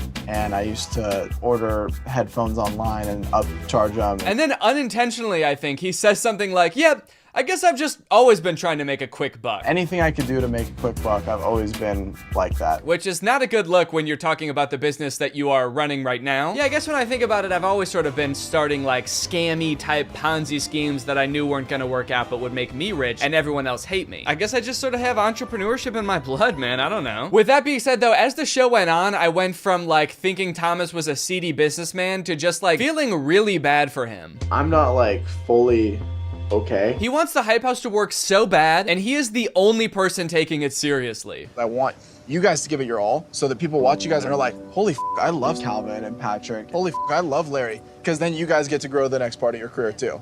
I'm the only person that has done anything on the business end of this.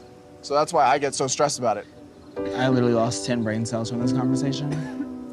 No, wow, that's rude. One thing that I thought was really funny was that in the show they say like, yeah, we pay for this house with sponsorships. We pay with brand deals. The rent here is paid for by the brand deals that we do on the Hype House socials. And they show a bunch of examples of brand deals and they're all for Bang Energy. And then when they talk about sponsorships for like the rest of the show, they just say like, hey, have you done your Bang ad yet? No, I haven't done mine. I guess I gotta do more Bang ads for the Hype House TikTok account. I think it's just Bang that is supporting the entire Hype House, which is kind of crazy. I told them, I'm only gonna cover your rent. if you're gonna be posting the bang videos. Like, Thomas is really selling himself as like an entrepreneur and a businessman, but at this point, like, he doesn't even run his own business. The Hype House is just like a subsidiary of Bang Energy. I would say they should just call it the Bang House at this point, if that didn't sound disgusting. Yep, this is the Bang House. This is where we all live. Whenever we need to get anywhere, we hop on the Bang Bus. As we learn more about Thomas, it kind of just seems like he wanted to create this business because he wanted to live in a house full of people that were his friends. And for some reason, the only way he could think of to do that was by starting a business where all of his friends are like employees. I grew up quick and I never really had a childhood. I never had one place to call my home, and that's what I do here. Which honestly seems like the messiest and worst way he could have possibly done it. He pitches it as having this appeal of like, everyone can live under one roof and we can all post together and the rent is paid for by the Bang ads. But then we find out that literally nobody wants to do these Bang ads. Like, nobody is doing them. We really don't have that much to do, and we still suck at it. You have to do one video a month, that's it. To live in a mansion for free. So they're just like living in this house and Thomas is constantly stressed and like having to badger his friends to post these Bang ads to pay rent. Like Alex, if I tell him to shoot a Bang video, he'll do it. You don't want to post Bang videos, like that's not your brand. And it's like, you know, you can just like live in a house with your friends, right? You guys are all famous and rich. Can't you just pay rent, like your own rent, and then not have to worry about it? A lot of the drama in the show seems to revolve around Thomas feeling like people don't like him and that the business is failing. Thomas will be like, I don't understand why like none of my friends want to be around me anymore. What am I doing to drive them away? But then like every scene that he's in with other people, he's like tearfully begging them to post Bang Energy ads. A lot of what's really stressing Thomas out in the show is that Lil Huddy, Chase Hudson is his real name, in case you were wondering, has left the main Hype House to go start like a second Hype House, which is like closer to LA because Chase is working on his music career. He wants to be known as a musician. We want to keep Chase's house as like an extension of Hype House. So it's more like a Hype House LA location, and they're gonna work on making content out of there for Hype House. We will. But it turns out that Chase, while living there, hasn't been posting any Bang ads. He hasn't been posting any TikToks at all and has just been focusing on his music career. Chase hasn't posted anything recently. He made one TikTok over the last 6 months. So Thomas is so stressed because he's like, I told this guy I would pay his rent. Hype House is paying his rent and he's not posting any Bang Energy ads. It's like a huge stressor for the majority of the show. And Thomas is like, I don't know if Chase even wants to be in the Hype House anymore. I don't know why he's not posting his ads. And it's like, do you guys not have like a contract? Like, Chase moved to his own house and is not doing the work that he agreed on. Can't you just make him pay his own rent? I'm so confused how Thomas is getting stuck paying the rent when Chase is not doing what he's supposed to be doing. Thomas is just like, damn, Chase left, he's doing his own thing, and now he's not bringing any money or like followers to the business. God damn it, I guess I'm just stuck paying his rent forever now, because I said I would once on a whim. A lot of the time I just feel taken advantage of. With how stressed Thomas is for the entire show, it kind of makes me wonder, like, how good of a businessman is he really? Like, does he really have entrepreneurship in his blood? Like, is he really a businessman to the bone? I've always been starting little businesses here and there and then like worrying myself sick about them. I'm sort of an entrepreneur in that way. I remember back in high school, I used to break down crying because I couldn't figure out if my headphone selling business was gonna work. I just could never remember if I was supposed to be selling the headphones for more or less than I bought them for. Now, it might sound like this show is just about people having a miserable time, but Chase is actually having a pretty good time for the entire show. In fact, he might be the only person having a good time during the show. When Thomas is pulling his hair out about Bang Energy, Chase is playing pinball in his mansion that is paid for by the Hype House. Big bonus. Alex Warren is panicking because his views are declining. Chase is in the hot tub. Bang singles helping produce and write a great album. Mia is screaming at people in the desert because she feels like the Hype House is falling apart. Chase is eating by himself alone in his room that the Hype House paid for. Chase you may have heard of before. He used to date Charli D'Amelio. He's very famous. He's very popular. He used to be a huge TikTok star, but now he's like really focused on making music and dressing like a vampire. And so he doesn't really want to do social media anymore or be like involved in the Hype House at all, which is something that I think everyone seems to understand except Thomas. Like, Chase moved to get away from them. He's not posting his ads. He invites like a bunch of TikTokers over to hang out with him, but doesn't invite Thomas. And Thomas is still kind of like, I wonder if Chase like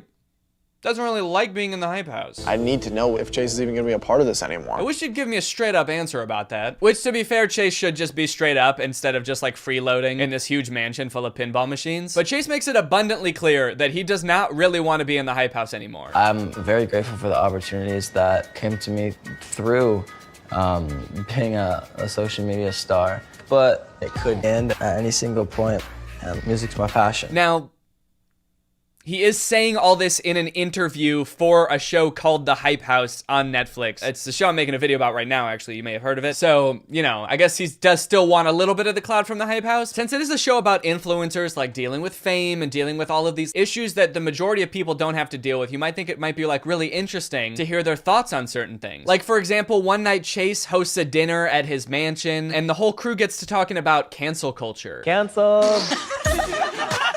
Wait, who was the last person to get canceled at the table? Go. Probably you. Except their only take is basically really like, I wish we didn't get canceled so much. When it comes to cancel culture, you never know what someone might deem offensive. They're all talking about how much it sucks being canceled, and like, don't get me wrong, like getting death threats and stuff, of course that's not fun. You should never go out of your way to like actively harass people online. But if people don't want to watch your videos anymore because you were partying during the pandemic, that's what they're talking about, by the way. They're talking about how they got canceled because they were having literal like huge mansion parties at the beginning of the pandemic. I threw Larry his 21st birthday party and there were a bunch of people.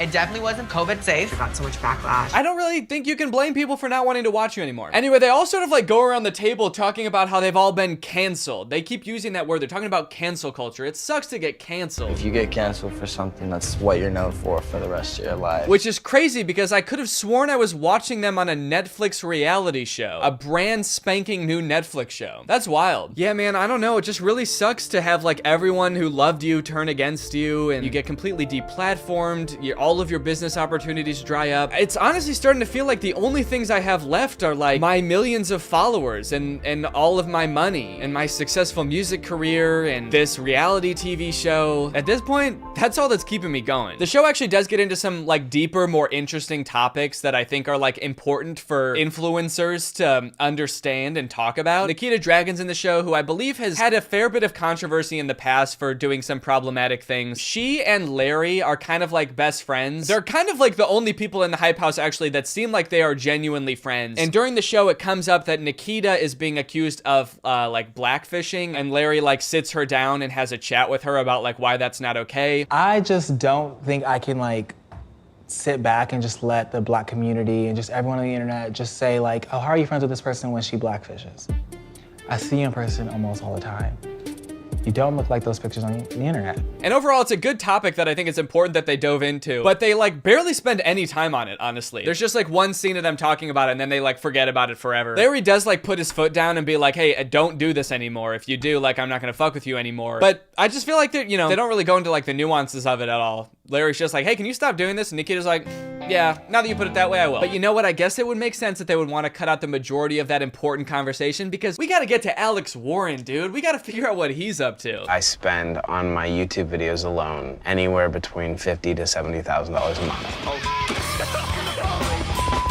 You might have seen Alex Warren before on YouTube because I know a lot of people have made videos about him being a David Dobrik copycat. I personally have never really looked too much into it, but after watching this show, holy shit, this guy is a David Dobrik copycat. His videos are very similar, but like, he even talks the same as David Dobrik. The first time I heard him, I felt like I was watching someone else's voice come out of his body. Recently, this last month or two, my numbers have been going down. And I missed the mark with that one. He sounds like David, he dresses like David, he films like David. In fact, in one of the very first scenes he's in this show, he's actually trying to kill one of his best friends just like David Dobrik. Alex, unfortunately, in this show does not come across super likable. You wanna take the Rolls Royce or the G-Wagon? I want to take the G-Wagon.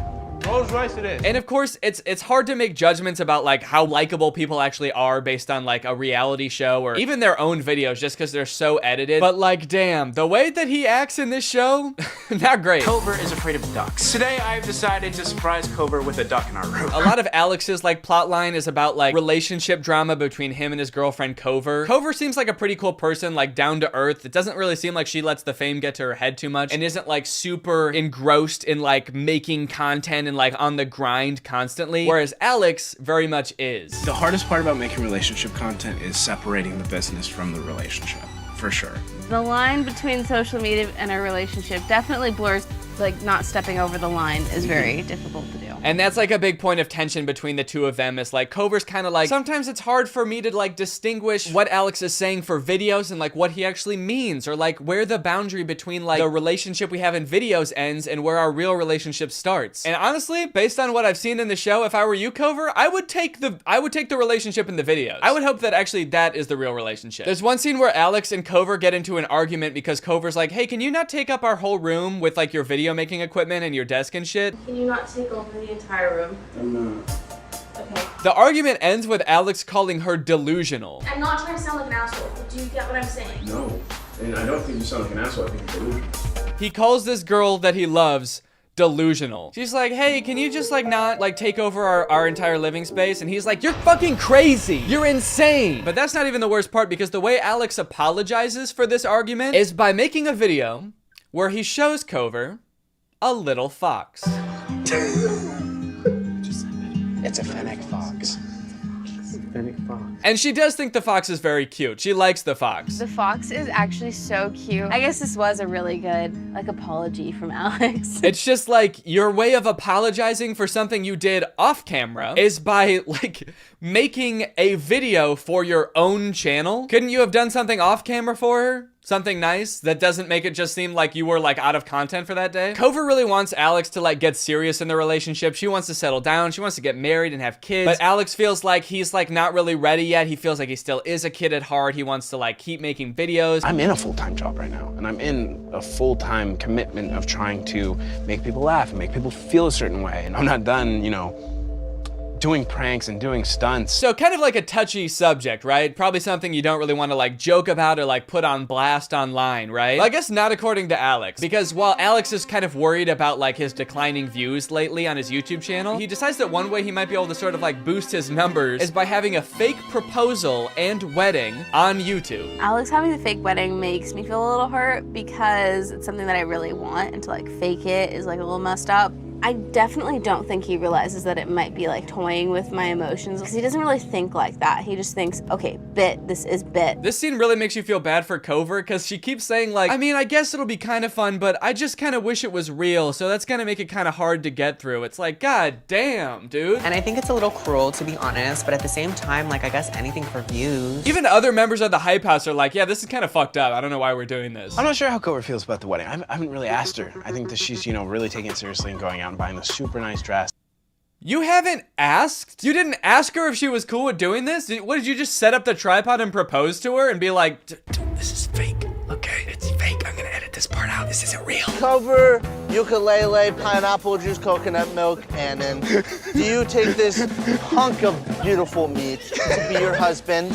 I do. It just seems like a really bizarre relationship, and like every scene that Alex is in is just like miss after miss for me that did not make him seem like a super likable guy. So what do you want?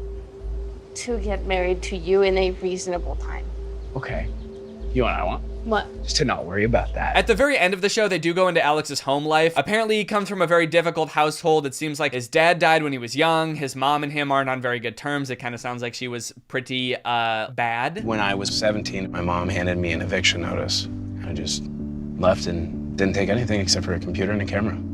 And so I was homeless. But after the entire show showing just like Alex kind of being mean to his girlfriend and like being overly obsessed with videos to the point where his girlfriend doesn't even know what's real anymore, it kind of just seems like the show is just like trying to throw a Hail Mary to make you like this guy. And honestly, it did kind of work. I did really feel for him at the end. There was a very sweet scene of him going to visit his dad's grave, and I did tear up a little bit. It was a sweet little moment. Very sad though. In fact, pretty much like everyone in this show is like sad all the time. You got Thomas because all of his friends are leaving, and Alex and Cover because their relationship is on the fritz. Everyone except Vinny. I blew up because of thirst traps. I think Vinny might be my favorite character in the show, not because he's like the most likable guy or the most down-to-earth guy. I just want to see more of him because I'm trying to get like a handle on who he is. Because while everyone else is sad all the time, Vinny is pissed the fuck off, dude. What's your phone? I don't know, I just hit everything.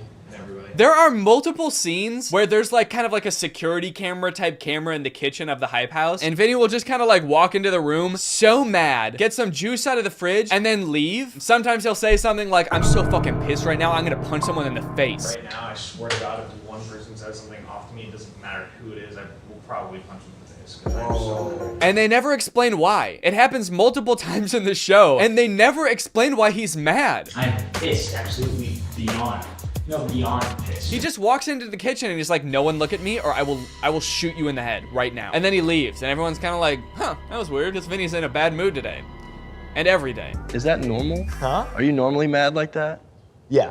Vinny is such a confusing character. So everyone's kind of got their own like niches in the Hype House. Some people make pranks and some people make dance videos. Vinny makes thirst traps. It is kind of awkward for me to make them. I don't even like to look at them. I don't want to see my cringy self doing that. He hates posting thirst traps. He hates posting on the Hype House. I think he doesn't like being famous. Vinny doesn't like it.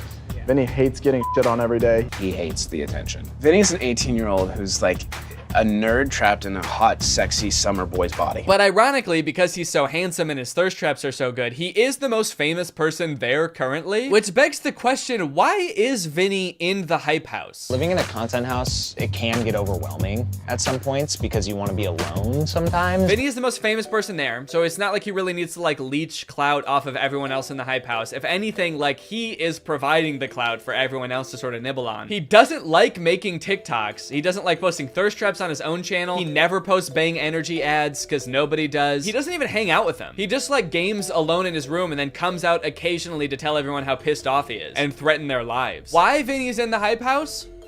I will never understand. The ending of the show is really weird because the whole show you're like, okay, this Hype House thing like is not working. Everyone is stressed. Nobody likes it there. In fact, there's a really funny part where they're gonna have like a Hype House prom because I guess a lot of people didn't get to go to their proms due to like their TikTok obligations. When Nikita was in high school and she had prom, she was not out yet. So they're gonna have this like awesome prom. It sounds like it's gonna be really fun. And listen to what Thomas says. I'm stoked that Nikita threw this prom. I feel like everyone together is the perfect opportunity for me to tell them I've been shutting Hype House down. It's like, holy shit, dude, no it will not. This most magical night will certainly be the perfect time to tell everyone I'm evicting them. That'd be like if at real prom in high school, the principal came on the microphone, he was like, all right guys, I'm glad everybody's having a great time. Prom is a really important time in your life, so I thought that now would be a really great time to tell you something you will also never forget, and that is that none of you are going to college. That's right, we lost all of your transcripts, so you will not be able to apply to college, unfortunately. So, yeah, who wants to hear that Pitbull song one more time? But then at the end, at the very last minute, at like the last scene in the show, Thomas is like, you know what? I think I'm gonna keep this Hype House thing together for a little while longer. I've been stressing a lot lately about what to do with this brand and this group of kids in general, and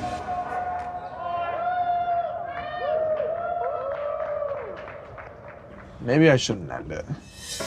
And then it just ends. It was ending with like everyone going their separate ways and kind of being okay with that. And Thomas is like, you know what guys? I think I might keep this self-torture going just a little bit longer. So my plan is to add some more people, and I think I found a couple people. I got a lot planned, so stay tuned. Anyway, overall, it was a very strange show. I kind of feel like they started like negotiations for the show when the Hype House was in its heyday. But then when it came time to like actually start filming it, they were like, oh shit, everyone's kind of gone. I guess we could just sort of cobble together a quick 8 episodes. So yeah, overall, I say I give it a 2 thumbs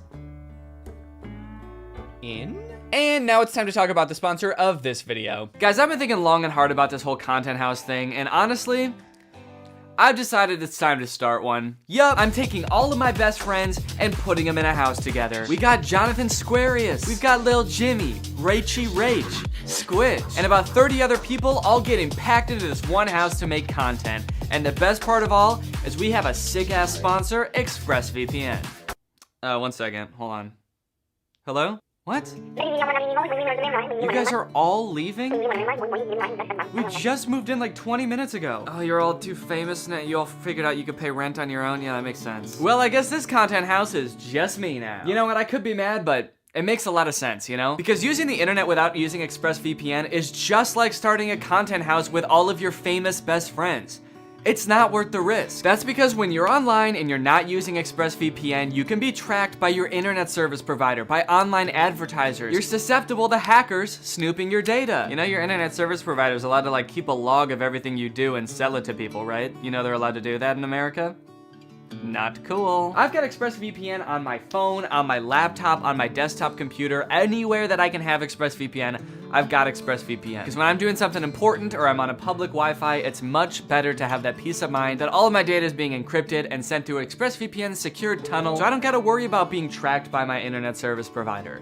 The only thing I really have to worry about is all of my friends leaving me. ExpressVPN's got the fastest speeds, 24/7 customer support, and they've got server locations in so many different countries, which gives you the opportunity to unlock content that's not available in your area. So if you want to check it out and find out how you can get 3 months for free, then head on over to expressvpn.com/Danny Gonzalez. That's expressvpn.com/Danny Gonzalez. Thank you to ExpressVPN for sponsoring this video. They're a longtime sponsor of the channel, so guys, go ahead and check them out, show them some love, and I'm gonna go figure out a new way to make a quick buck. Alright guys, well thank you for watching this video. I hope you enjoyed it. If you're new here and you're not subscribed yet, make sure you subscribe and turn on my notifications to join Greg. We are the largest content house on YouTube, and if you subscribe and turn on my notifications, you are legally forced to move into the Greg house, where you'll be forced to make Bang Energy ads all day, every day. So make sure you subscribe and turn on my notifications to do that, and I'll see you next time. Bye-bye. What's up guys, it's me Danny back with another hilariously low effort video. Today I'm going to be reacting to my old Vines. So as most of you, if not all of you know, I used to be a Viner, big account, over 2 million subs. I used to make Vines like almost every day in and day out, like building on my following and having a lot of fun, and then a few months ago Vine just deleted all of it. So occasionally I just lay awake at night thinking about my old Vines and how much I miss making Vines and how much I miss Vine. So I decided to do a little reacting to my old Vines video. Also, before we get started, shout out to CaliGirl4566. Thank you for turning my notifications on. If you want to be the shout out in the next video, make sure you turn on my notifications and be one of the first people to comment on this video, and you could be chosen. There's gonna be ones in here that I know I'm not gonna think are funny, because there were Vines that when I made them, I knew they weren't funny, and I just posted them because I thought other people would like them. And there's also Vines in here that I think are hilarious that did not do well at all because I just have a weird sense of humor, I guess. And so nobody else thought they were funny. So, also sorry for the mess behind me, I'm moving. My next video will probably be in my new apartment. So, let's get started. Oh yeah, this one's not very funny. This one was like after they announced Vine was shutting down and I kept making them, but I was like sad and just didn't care anymore. This one was a perfect loop. I was very impressed with this one. I thought that was really clever. Cat's got your tongue. That is so irresponsible of you. No. You're Not my best. beat drop. You're in so much trouble after this. Classic when the beat drops meme. Eat a Snickers. You're not the same when you're hungry. Shut up. I actually do like that. Oh, I really like this one. When I posted that, that was like the best any of my Vines had ever done at that point. That was like, I think it got like 50,000 likes or something, and I was like so freaked out. This one I thought was really funny. I don't think anybody really got it, but that's like the music video for that song. So it was the whole thing at the time.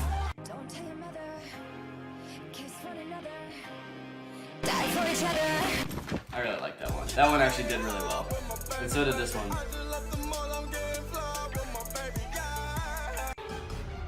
It's not even that funny. I think people just like that one because it's like, ooh, this is a popular song. That's so funny. That was one of my best ones, I think. I already did. You didn't pee your pants? I know, I peed your pants. What? Oh my god! Oh, dude, it smells like Up Dog in here. Wait, what's Up Dog? That. Okay, some people didn't know that that was editing and thought that I had really strapped a dog to the roof or the ceiling of my house. In pursuit of the murder suspect, she is I really like this one. hair, sparkling eyes, beautiful smile. Perfect. Oh, this one was really fun. I had just bought a drone and I was like, how can I use my drone for a Vine now? And so I just like thought of that, but it was actually, I think it actually did really well. What are you doing? Follow that car. Is he gonna follow me back? No, I don't think so. Then no! I like that one. That one, you can tell that I was sitting in a hot car because as the Vine goes on, my face gets more and more sweaty. Liam Neeson? This is one of my favorite ones. Liam Neeson's Nissan is Nissan and Nissan? Most of my best Vines don't have me in it, or my face in Is this it. where you've been for the past 10 years? Dad, no! I think my parents are finally asleep, you know what that means? Pillow fight! Kill it! Kill it! Come on, do it! I thought that was really clever. Sometimes I did that cloning effect in my Vines where there would be two of me at the same time. A lot of people didn't know it was editing, so they just thought I had a twin. Time to try out my new glasses. Here we go. Oh my gosh! Everything is so clear. What do you want to be when you grow up, Jimmy? A dinosaur? I actually thought this one was really dumb when I posted it, but it did like really, really well.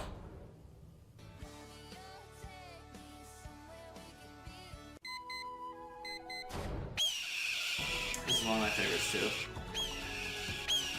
Here's my paper. Thank you. What is this? You said type 4 paragraphs. I thought you said 4 parrot graphs. I thought you said 4 pairs of drafts. I thought I was so clever when I thought of all those. I just remember thinking like, oh, people are gonna think I'm so clever. This is a good one. That's like the second most popular Vine I ever made. And I remember when I was posting it, I was like, I remember texting somebody being like, should I post this? This is so dumb. I don't think it's gonna do well. And then now it's like, it had like 800,000 likes or something. Little black dress, watch out for those eyes, cause she's armed and dangerous like bow. Hit you with that one shot. I'm kind of nervous to ask Stacy out. Come on, dude, grow a pair. Oh my god! Salad puns. Hey! Relatable. What's your name? I'm Quan. Oh god. Not again. Oh god, remember Hit the Quan? I don't know! I did not like that song. I don't know why. But I had to use it in the Vine because I knew it was like popular. It's mine now. Yo, this party is hopping. I am so turned. I was really proud of the editing on that. Looking back on it, it's not that good, but I thought it was like so good, and I was like, oh man, it really looks like I'm flopping around like You're better that. than me? Yeah, I do. Oh, come off your high horse. Nay. All right, we've got the chicken Alfredo. And the shrimp scampi. Oh god! I really like that one. Oh, this is one of my favorite ones too.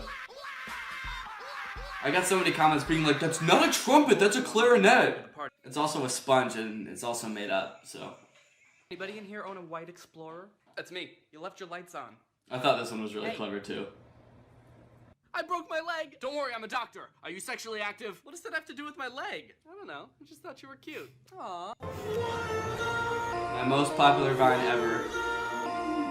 I'm not in it. I got so many comments after this Vine saying, I thought you were like 16 years old. Oh my god! I know. I have a young You're face. So ugly. What? So. It's forever. Delicious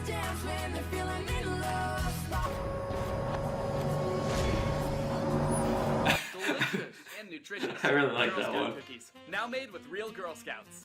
What? I like Dude, that look one how too. big my new shoes are. Well, you know what they say about Bigfoot. You mean big feet? They'll try to tell you he's not real, but I've seen it. This is when I was going through that phase where I green screened myself into every single music video I possibly could. I really like this one. Jonathan, I don't love you anymore. Hi! Go, get I really like dark humor. Spencer. What? Ow! Jeez! Dad, can you drive me to the movies? Why can't you be more like your friend Kevin? Dad, Kevin went missing yesterday. That moment when you enter a room and forget why you went in there. Oh, that's right, I was getting chased by a serial killer. That Vine, I fell like that like 9 times with the slow motion on, just trying to get it to look right. And I ended up like bruising my knees really badly because I just kept falling. And then eventually I just like faked it or something. I was like, why do I even need to be falling? I love this one.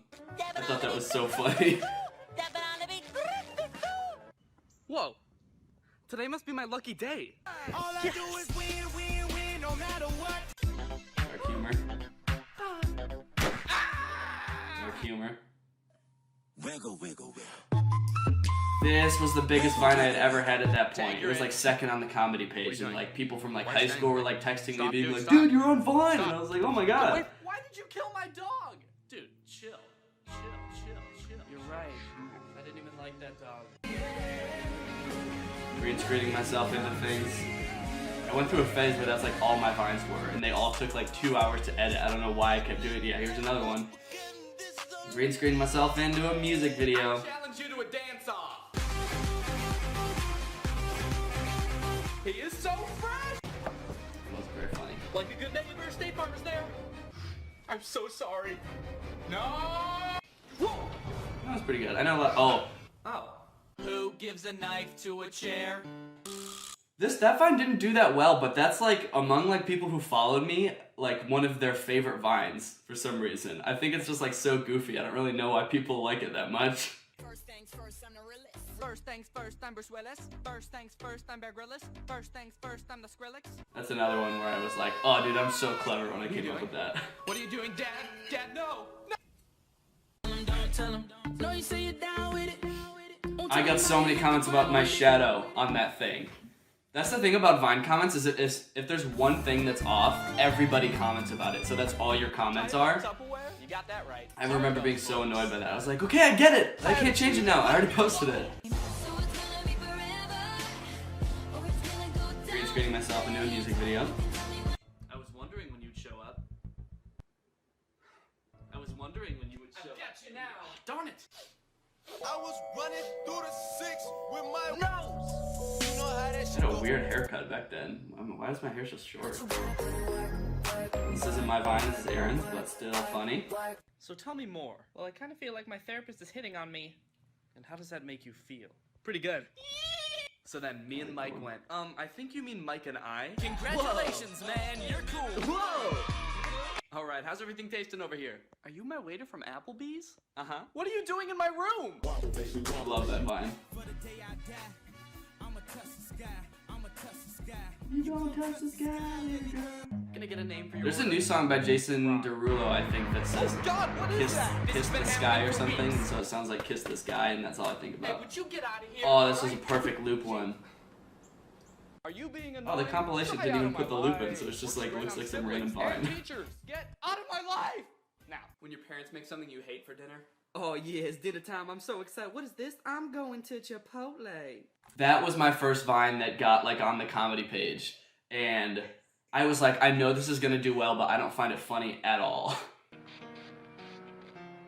It starts with I got a lot of comments after that being like, wow, Danny, I'm unfollowing you. I can't believe you vape. Where are you going? Granted, a lot of people probably thought I was like 13 Can I years have your old because I autograph? Of course, buddy. have a young Should I face, make this out but to whom? Are you correcting my grammar? Listen here, I don't need to take this from. It's really hot. Oh, sorry. Oh, I get it, because you're like hot. No, because of climate change. Senpai wouldn't notice me. So I baked him into a senpai. And then I ate him out. that one's just weird. That one is so weird. I think we should see other people. I also went through a phase where I shot all of my Vines on my super high quality camera because the phone that I had was an Android and the camera was like super bad. And so I just shot all my Vines and edited them on my computer. Michael keeps pausing mid-sentence at like really weird times. Oh, hey, Michael! Can I buy your son a bike for his birthday? I want to be just like you when I grow up. This is another loop, but I bet it's not going to show it. I had a bad dream. Yep. Can I sleep in That your doesn't bed? make any Sure, sense why when it's not a Oh, loop. thanks. I'm Paul, by the way. Nice to meet you. Good night. That's at a mall in Illinois, and I've had a bunch of people send me videos of them recreating that. I thought that was so funny. SpongeBob. I love SpongeBob. Through the door.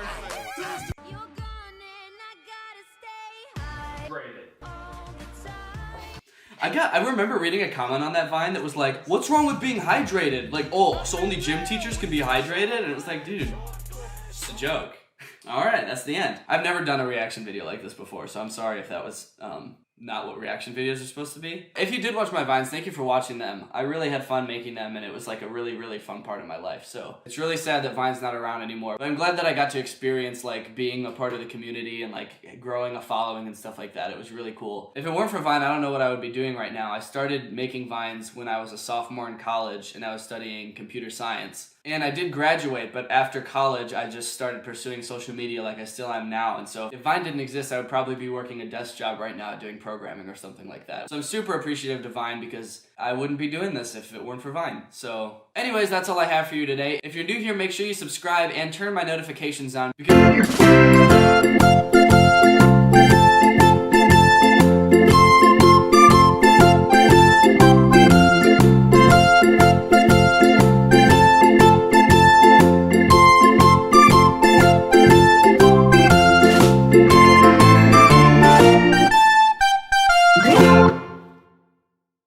What's up, Greg? I hope you're all having a great day. Welcome back to my channel. This, of course, is another episode of Candy Dan. I've been seeing this dude named Candy Ken a lot on TikTok lately. He's super popular on TikTok. He's got like 8 million followers. His videos are some of the weirdest things I've ever seen on TikTok. Every time they pop up on my For You page, I'm like, dang, this is really weird, and I feel like I need more context. So I go to his profile and watch more of his TikToks, only to realize that the context I'm looking for does not exist. But today, I'm actually not gonna be talking about his TikToks. One, because most of his TikToks are just snippets from his YouTube videos that are cut down for TikTok, but with a popular song playing over them, and I don't want to get copyright claimed. And two, because the rest of them are ads for some app called TikTok Tracker. I downloaded TikTok Tracker and they gave me all my fans and followers. Which is some app that helps you gain followers on TikTok, which I'm almost certain is against TikTok's terms of service to like use third-party apps to gain followers. But also I'm pretty sure the ads in general are illegal because they don't say that they're ads on them, but they very clearly are. But he does them a lot. He really wants you to download TikTok Tracker. The best introduction for Candy Ken is probably this music video that he made called Candy Ken Visco Disco, which he made because he is a self-proclaimed Visco girl. So let's take a look. Sipping on my hydro flask, saving turtles is a blast. Scrunchies in a messy bun, save the planet, so much fun. Visco Disco,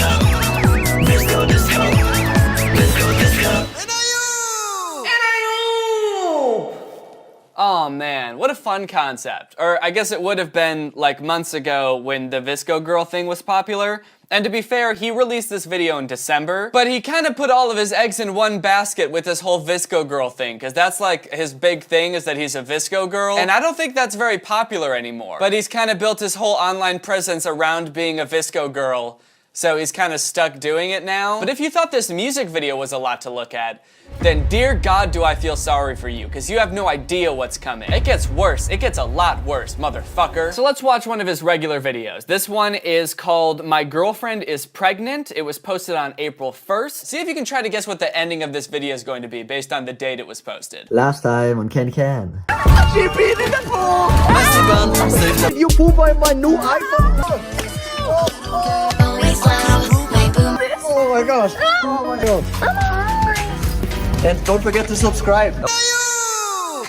Oh man, this is gonna be fun. This is gonna be a really fun video. I realized right off the bat, this is not a very good first impression of Candy Ken. He seems to be caught in some very compromising circumstances. In the first one, he's like, oh, my girlfriend peed in the pool, ew! But he's also like not leaving the pool, he's just kind of standing there. And then in the next shot, he's dancing with her in the pee, just dancing in her glowing fluorescent pee. And then in the next shot, his girlfriend poops on his phone. So I don't know if his girlfriend's like supposed to be 1 year old or why she's always pooping and peeing everywhere. They never explain it, but it definitely makes you worried about what's gonna happen in this video, doesn't it? If that's what happened previously on Candy Ken. Also, is this not the most confusing previously on this show sequence you've ever seen? Like, how did that in any way help us figure out what's going on in this series or what's about to happen? Just like, oh no, my girlfriend peed in the pool! Yay, let's dance in the pool! Oh, now she shit on my phone! Now my girlfriend's killing my dog! Guys, my bones are getting squishy. Don't forget to subscribe. I honestly feel like I would have been better off with no introduction, because I really feel like I'm flying blind and confused into this video. I don't know what to expect, but only one way to find out. Oh my god, baby, baby, baby, what's happening? I feel really sick. I feel freaking sick. Oh, no. No, she's coughing, guys. Oh, no. Actually, wait. What is it? It's my belly. Your belly? My belly. What's wrong with your belly?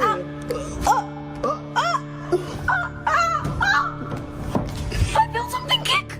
Okay, there's a lot going on at the beginning of this video. I think we can all agree, too much going on. Almost to the point where I feel like I should apologize for not properly preparing you for this, because I've already watched this video and I'm still overwhelmed. I'm still more or less in my fight or flight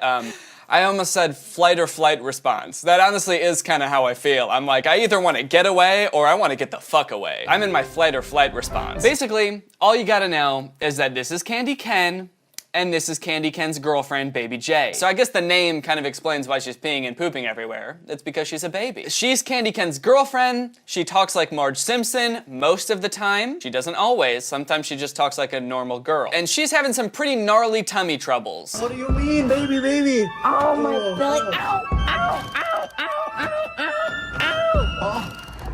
What is it? What is it? I'm pregnant. So she says she's pregnant. And she also says that she can feel the baby kicking, despite the fact that she's nowhere near far enough along for that to happen. Doesn't that... It takes like months for you to start being able to feel the baby kick, right? That's gotta be one strong fetus, dude.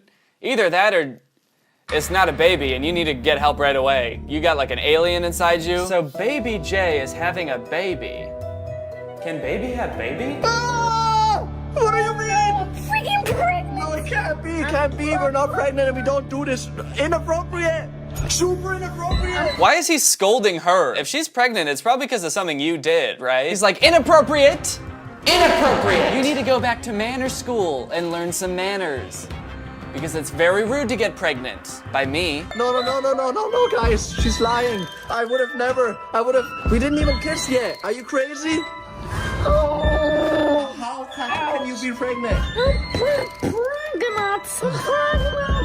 I think I'm pregnant. I'm definitely pregnant. I'm sorry, pregnant? What do you say? Is she saying pregnant? I'm pregnant. It sounds like she says a different thing every time. I'm pregnant. I'm pregnant. I'm pregnant. I'm pregnant. I think I'm pregnant. I'm definitely pregnant. Definitely. The way this video is shot, I'm sure you've noticed, is also insane. Who is filming this? Is Usain Bolt filming this? Just fucking... This video's filmed like their apartment is in a small fishing boat that's caught in a big storm. Oh, did you hear it? I told you. Oh, no. Also, the cameraman keeps like zooming in on the sides of their faces and like their shoulders and behind them instead of actually doing a close-up on their faces. Why is he doing that? The cameraman's just in the middle of filming and just zones out. I'm pregnant! What, baby? No. Yeah, I'm pregnant! Baby, no, say it ain't so. I think that I'm precky prick! Oh, no, baby, no. Oh, baby. I never noticed how hot Candy Ken's neck is, dude. Look at that thing. It's thick. It's like a tree trunk. Hey! Huh? Keep filming, dude.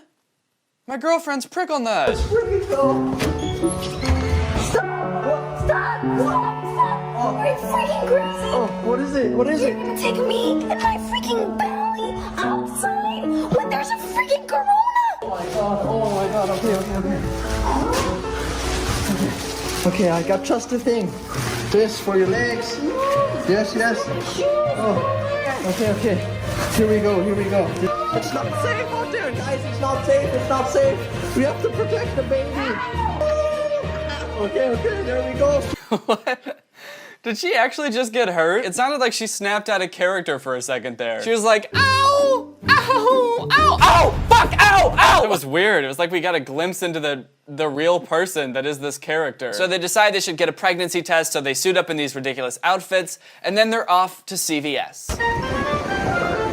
Alright, guys, we're in downtown LA. Weird way to start a scene. Just standing there. She's got her head down like she's all defeated. He's standing there like a video game character before you pick up the controller. Just...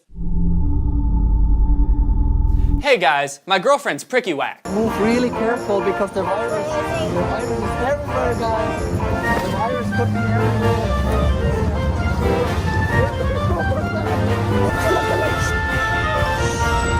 We have to be super careful, guys. The virus could be everywhere. Do they think the virus is like a dinosaur or something? They're like crouching, trying to stay really still, being like, shh. Guys, we gotta be careful. The virus could be anywhere.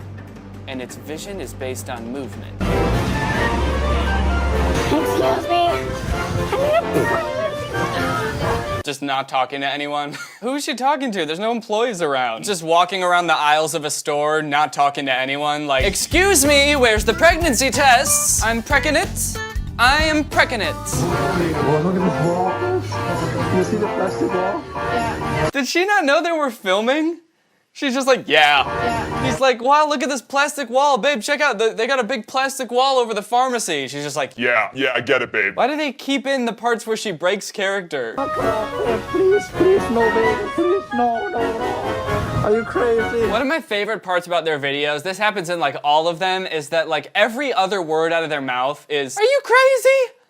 Are you crazy? Are you crazy? Are you crazy? Are you crazy? Are you crazy? They say it so much. In this video alone, I think they've said it like 5 times already. And you know what? I'm starting to think it's because they both actually are crazy. Are you crazy? Yes. Are you crazy? Yes. Are you crazy? Yes. Are you crazy? Yes. Are you crazy? Yes. Are you crazy? We got the pregnancy test, now we can find out about the belly. Hurry up, I have to pee, Boomer. Okay, we're gonna go home and we're gonna find out if baby J is pregnant, guys. Oh my god. I really hope not. Oh my god. It's my freaking stalker. No way. That's my stalker.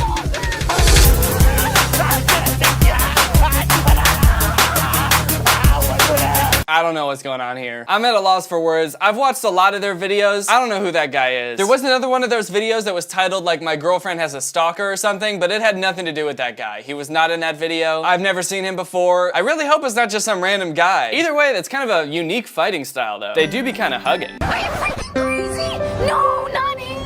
This stalker. This stalker. I can't see the phone. I don't know. What stalker? Why do they do this? Why? Why are we zoomed in on her earring? My theory is that they have like a weird tripod where the camera is mounted right next to a phone and they're filming TikToks at the same time as they're filming from their YouTube videos. I don't know why they can't just use their phone the whole time. I don't know how the person who's shooting the video doesn't realize that he's totally fucking up all of the YouTube shots. And it's not just in this video either, it's in all of them. Does no one notice? I mean, not that it would have been like a great video if they nailed all the shots, but at least it would have been a little more coherent, you know? What is she looking at? Oh. It's the app again. It's the TikTok tracker app. Oh my gosh. Okay, baby. We got the test. We're gonna find out if baby J is pregnant or not. Are you belly? Your belly? Your belly? Show your belly. Stop. No. Don't show my belly. Okay. Ow. All right. Just cut those parts out. The parts where she's in pain and like, ow, ow. At this point, I'm expecting the video to end, but them to just not cut off the end of it. Like they're like, and cut. All right, let's take this fucking shit off. It's weird. Why did you keep hurting me? And it's just like 8 hours of them going about their regular day, just sitting on the couch and being like, why do we do this? Okay, guys, the moment of the truth. The moment we've all been waiting for. Oh my gosh.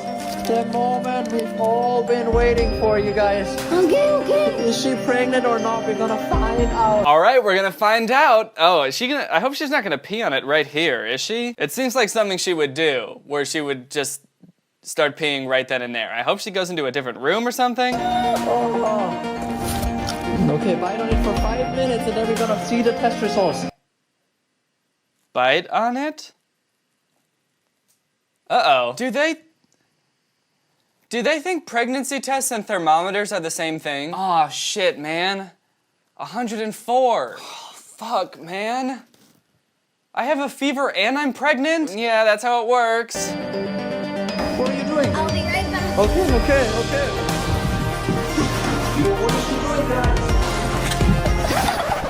I'm really gonna get him this time. I'm gonna get him super hard. Okay. Now he's breaking character. Like the second he's not in the shot, he's just like, okay, cool, I'm gonna go get a snack. The shot kind of had like Bigfoot vibes. Many people have seen this man, but none have gotten close enough and lived to tell the tale.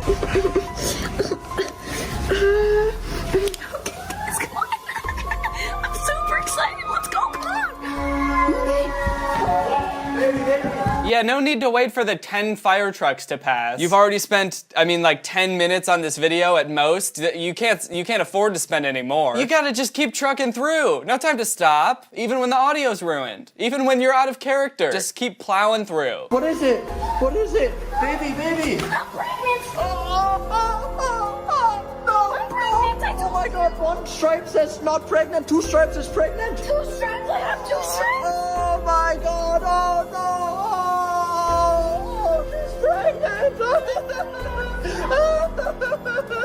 Wow. Such moving cinematography. I mean, that framing pretty much says it all, right? Do you think he's crying because he just realized how weird this kid's life's gonna be? My dad's name is Candy, and my mom is a baby. You could say my life is pretty crazy. April Fools!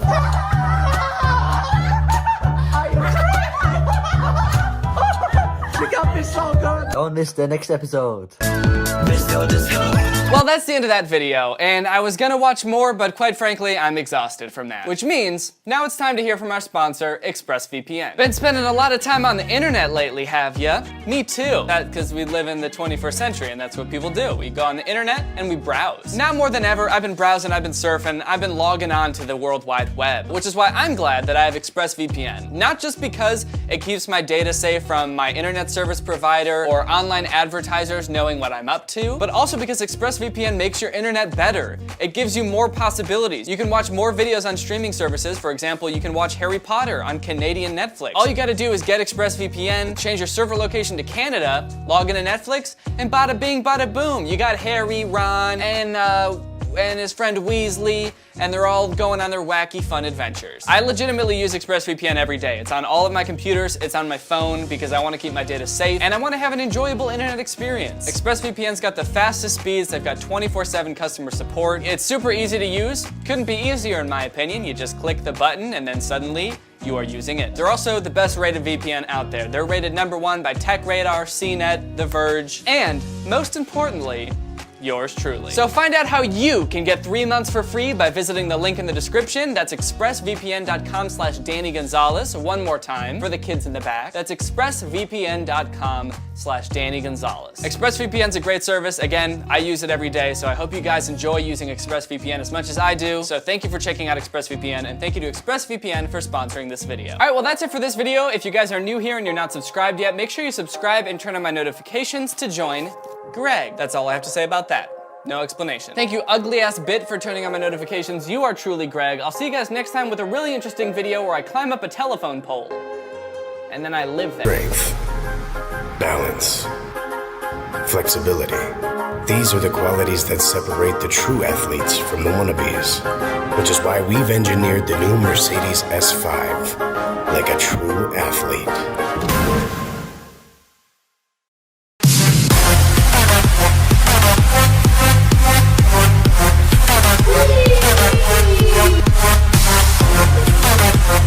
My back hurts. Shut up. Introducing the new Mercedes S5. It's just some guy.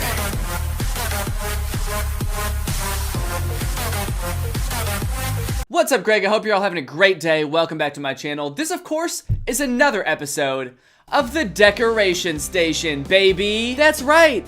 Your boy finally got some decorations. After so long and thinking so hard about it and asking you guys for suggestions, I finally decorated this room a little bit. I did not use any of your suggestions. I just decided to do my own thing, but you know what? I think it looks nice. We got a nice little floating shelf here with some nice tasteful fan art that's been given to me, and a little nutcracker, some little succulents. So we got the classic Greg letters, of course. I couldn't forget about those. We got a lamp, so it's not so dark back there, and the piece de resistance, the chef's kiss, if you will, is the Danny with inhaler poster. Yeah, you like that? I bet a lot of you probably thought I was gonna get the old lady with an inhaler decal, didn't you? That would be a rookie move, dude. No free clout, dude. Not even for old women with asthma. But anyway, I'm pretty pleased with how it looks. I think it looks a lot less empty and boring in here, so I think it'll do for the time being. So anyway, let's get in to the video. Where's my little nutcracker guy? Hello? Little nutcracker guy. Did I put him somewhere when I was decorating? What the hell? Wait, why is the update corner set up? I wasn't even planning on doing an update corner. It's update time. Break your knees.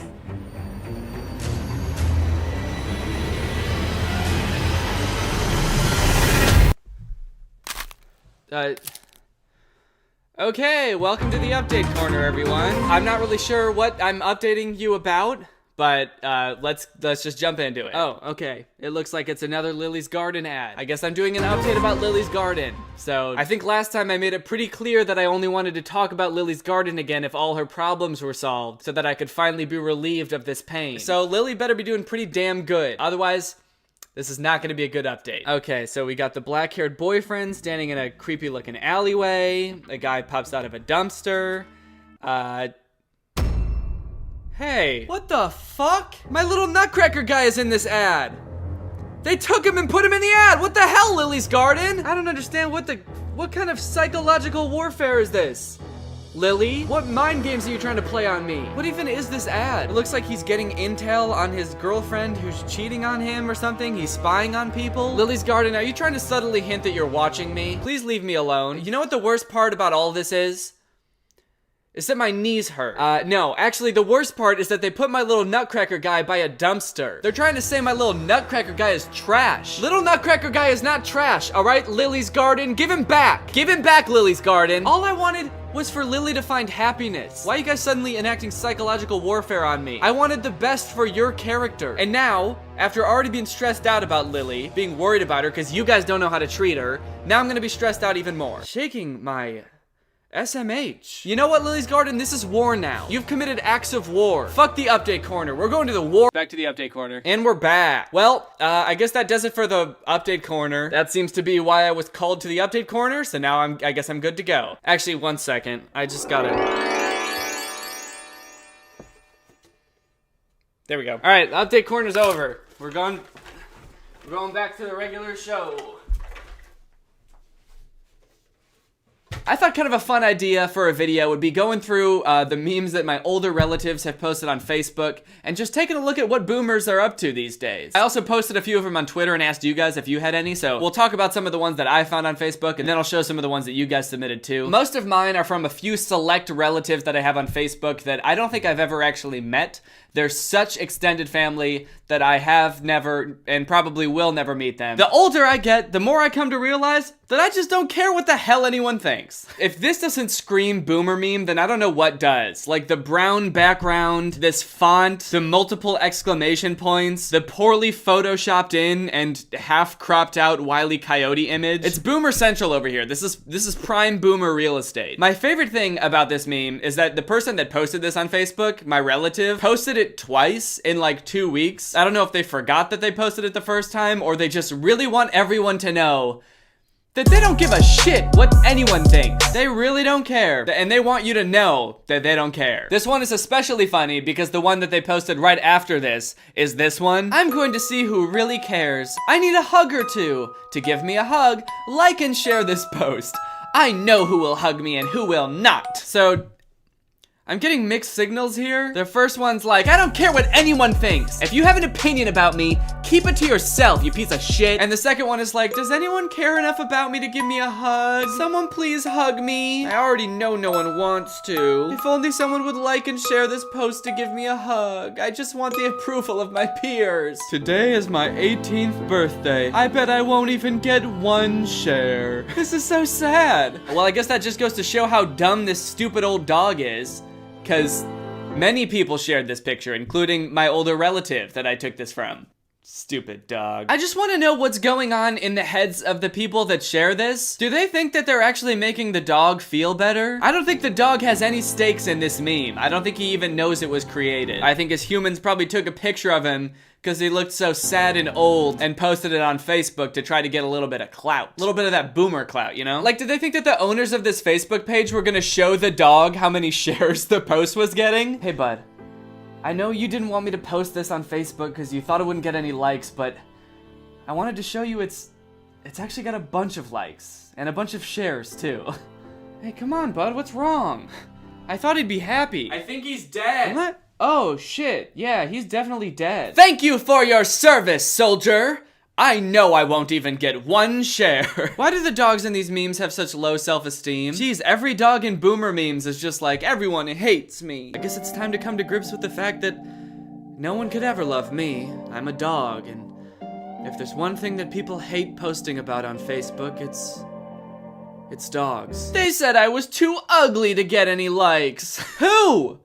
Who is telling these dogs that they're so ugly and unlovable? Who owns these dogs? Who is harassing these dogs? Just imagine them taking a picture of their dog like, all right, buddy, smile.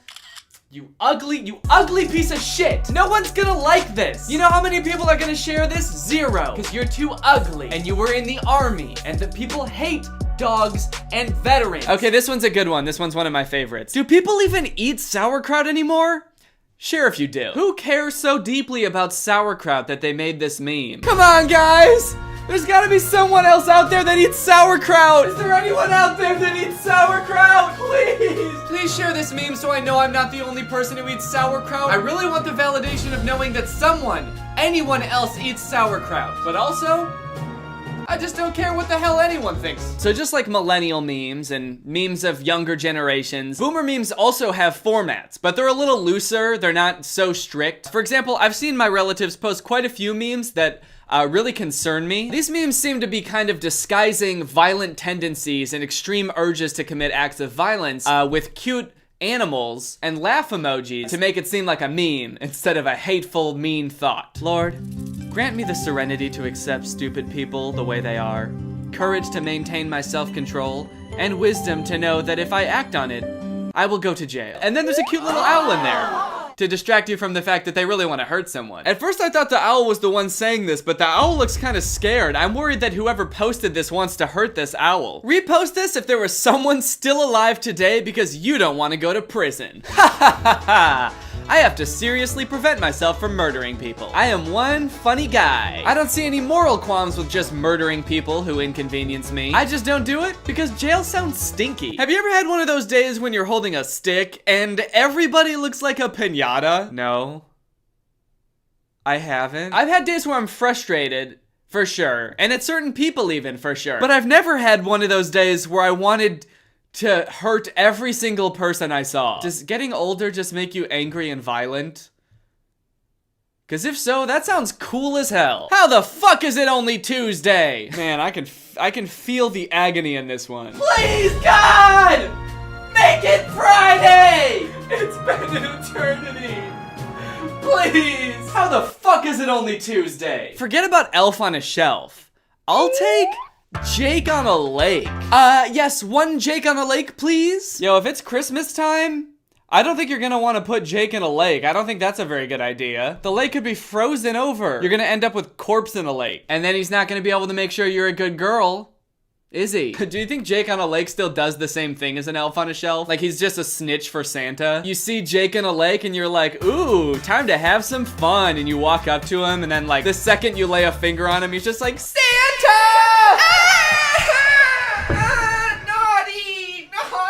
Oh, you're sick and really weak? Here, tear open this steel package for medicine. I feel like if you're sick to the point that you're so weak that you can't open Dayquil, then you need to go to the hospital. I know some people are weak all the time, like old people, but if you're not that weak and whatever illness you have makes you so weak that you can't open Dayquil, go to the hospital. I think you need more than Dayquil. I think you need medical attention. People born in the 50s have lived in 7 decades, 2 centuries, 2 millenniums. We had the best music, the fastest cars, drive-in theaters, soda fountains, and happy days. And we are not even that old yet. We're just that cool. You guys had happy days? All I have are days where I think everyone's a piñata and I've got a big stick. I've noticed a weird trend in baby boomer memes in general where it seems like they're hell-bent on convincing everyone else that their generation and their youth was the best generation to ever be alive. I don't think I've seen that from other generations nearly as much as I've seen it from people who were born in the 50s and 60s. Why is every boomer like that? Why does every boomer have to be like, my youth was the best!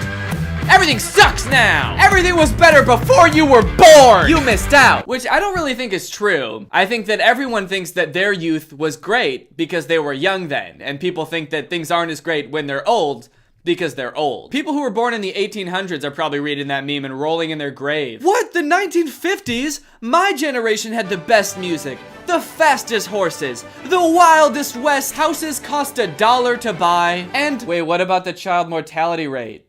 And the rampant dysentery. Man, shut the fuck up! Also, if it was really that much better, going around and bragging about it all the time would kind of be a really shitty thing to do, wouldn't it? I lived through the best time ever. The best time to be alive was when I was a kid before you were born. Everything after it is gonna suck, and your whole life is gonna suck. You're gonna live a miserable life because your music is bad because I don't understand it. You're gonna have a bad time because I don't get your music. Also, the fastest cars, that's just not true, objectively. Cars in the 50s and 60s were awful. They were loud and hot and didn't go very fast. Maybe they just felt faster when you got in a crash because they didn't require seatbelts back then. I'm so old that I have dialed a rotary phone, listened to music off an 8-track tape, watched a black and white TV with foil on the rabbit ear antennas, and went through a whole day without taking a picture of myself. I feel like this post is meant to be nostalgic, like, the good old days, but everything he's describing sounds awful. Yeah, not to brag or anything, and don't get too jealous, but I've used a rotary phone before. Yeah, you know the type of phone that they used to make before they invented a much better way for dialing phones? Yeah, I basically used to use that shit all the time. All the media says is racism, shooting, socialism, KKK. I just want to grill, for God's sake. Oh, why does the news keep having to talk about all the bad things that's happening in the world? I just want to grill, baby! I just want to turn on the grill and throw on a couple steaks, but I can't.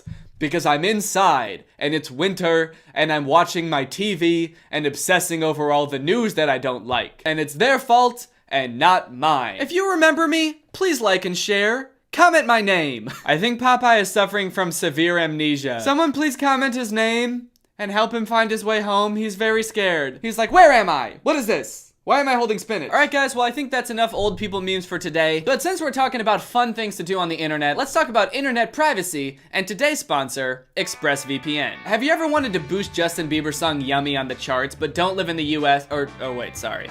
No. If you've watched my channel for a long time, you know why I love ExpressVPN. I do a lot of work in public places, and I don't want to get my data stolen. So every time I'm at like a public coffee shop or at the airport, I just flip on ExpressVPN, and suddenly my data is safe. I don't have to worry about being snooped on by little snoopers. As I'm sure a lot of you guys know as well, there are certain services like Netflix and even specific YouTube videos that are blocked in certain countries. But with ExpressVPN, you can basically flip on a different location, and suddenly everything available to people in Taiwan is available to you. You can even save money in some cases because certain products and subscriptions are cheaper in other countries. It's great for gamers too. Gamers, where my gamers at? Comment below where my gamers at. If there's content and games you play that are restricted based off your location, download ExpressVPN, switch your location, and there you go, you're good. Of course, ExpressVPN has the fastest speeds. They've got 24/7 customer support. It's easy to use. You can fire it up and connect with just one click. And they are the top rated VPN out there. They were rated #1 by TechRadar, CNET, The Verge, Comparitech, and many more. Now that's impressive. So to support my channel and find out how you can get 3 months of ExpressVPN for free, go to the link in my description box, expressvpn.com/Danny Gonzalez. That's EXPRESS. VPN.com/DANNYGONZALEZ. When you guys check out our sponsors, not only does it help them, but it also helps me. So I appreciate you guys checking out ExpressVPN. Alright, that's it for this video. Thank you guys for watching. I hope you enjoyed. Thank you Candy Cotton for turning on my notifications. You are truly Greg. I'll see you guys next time where I get myself into a real pickle. Bye!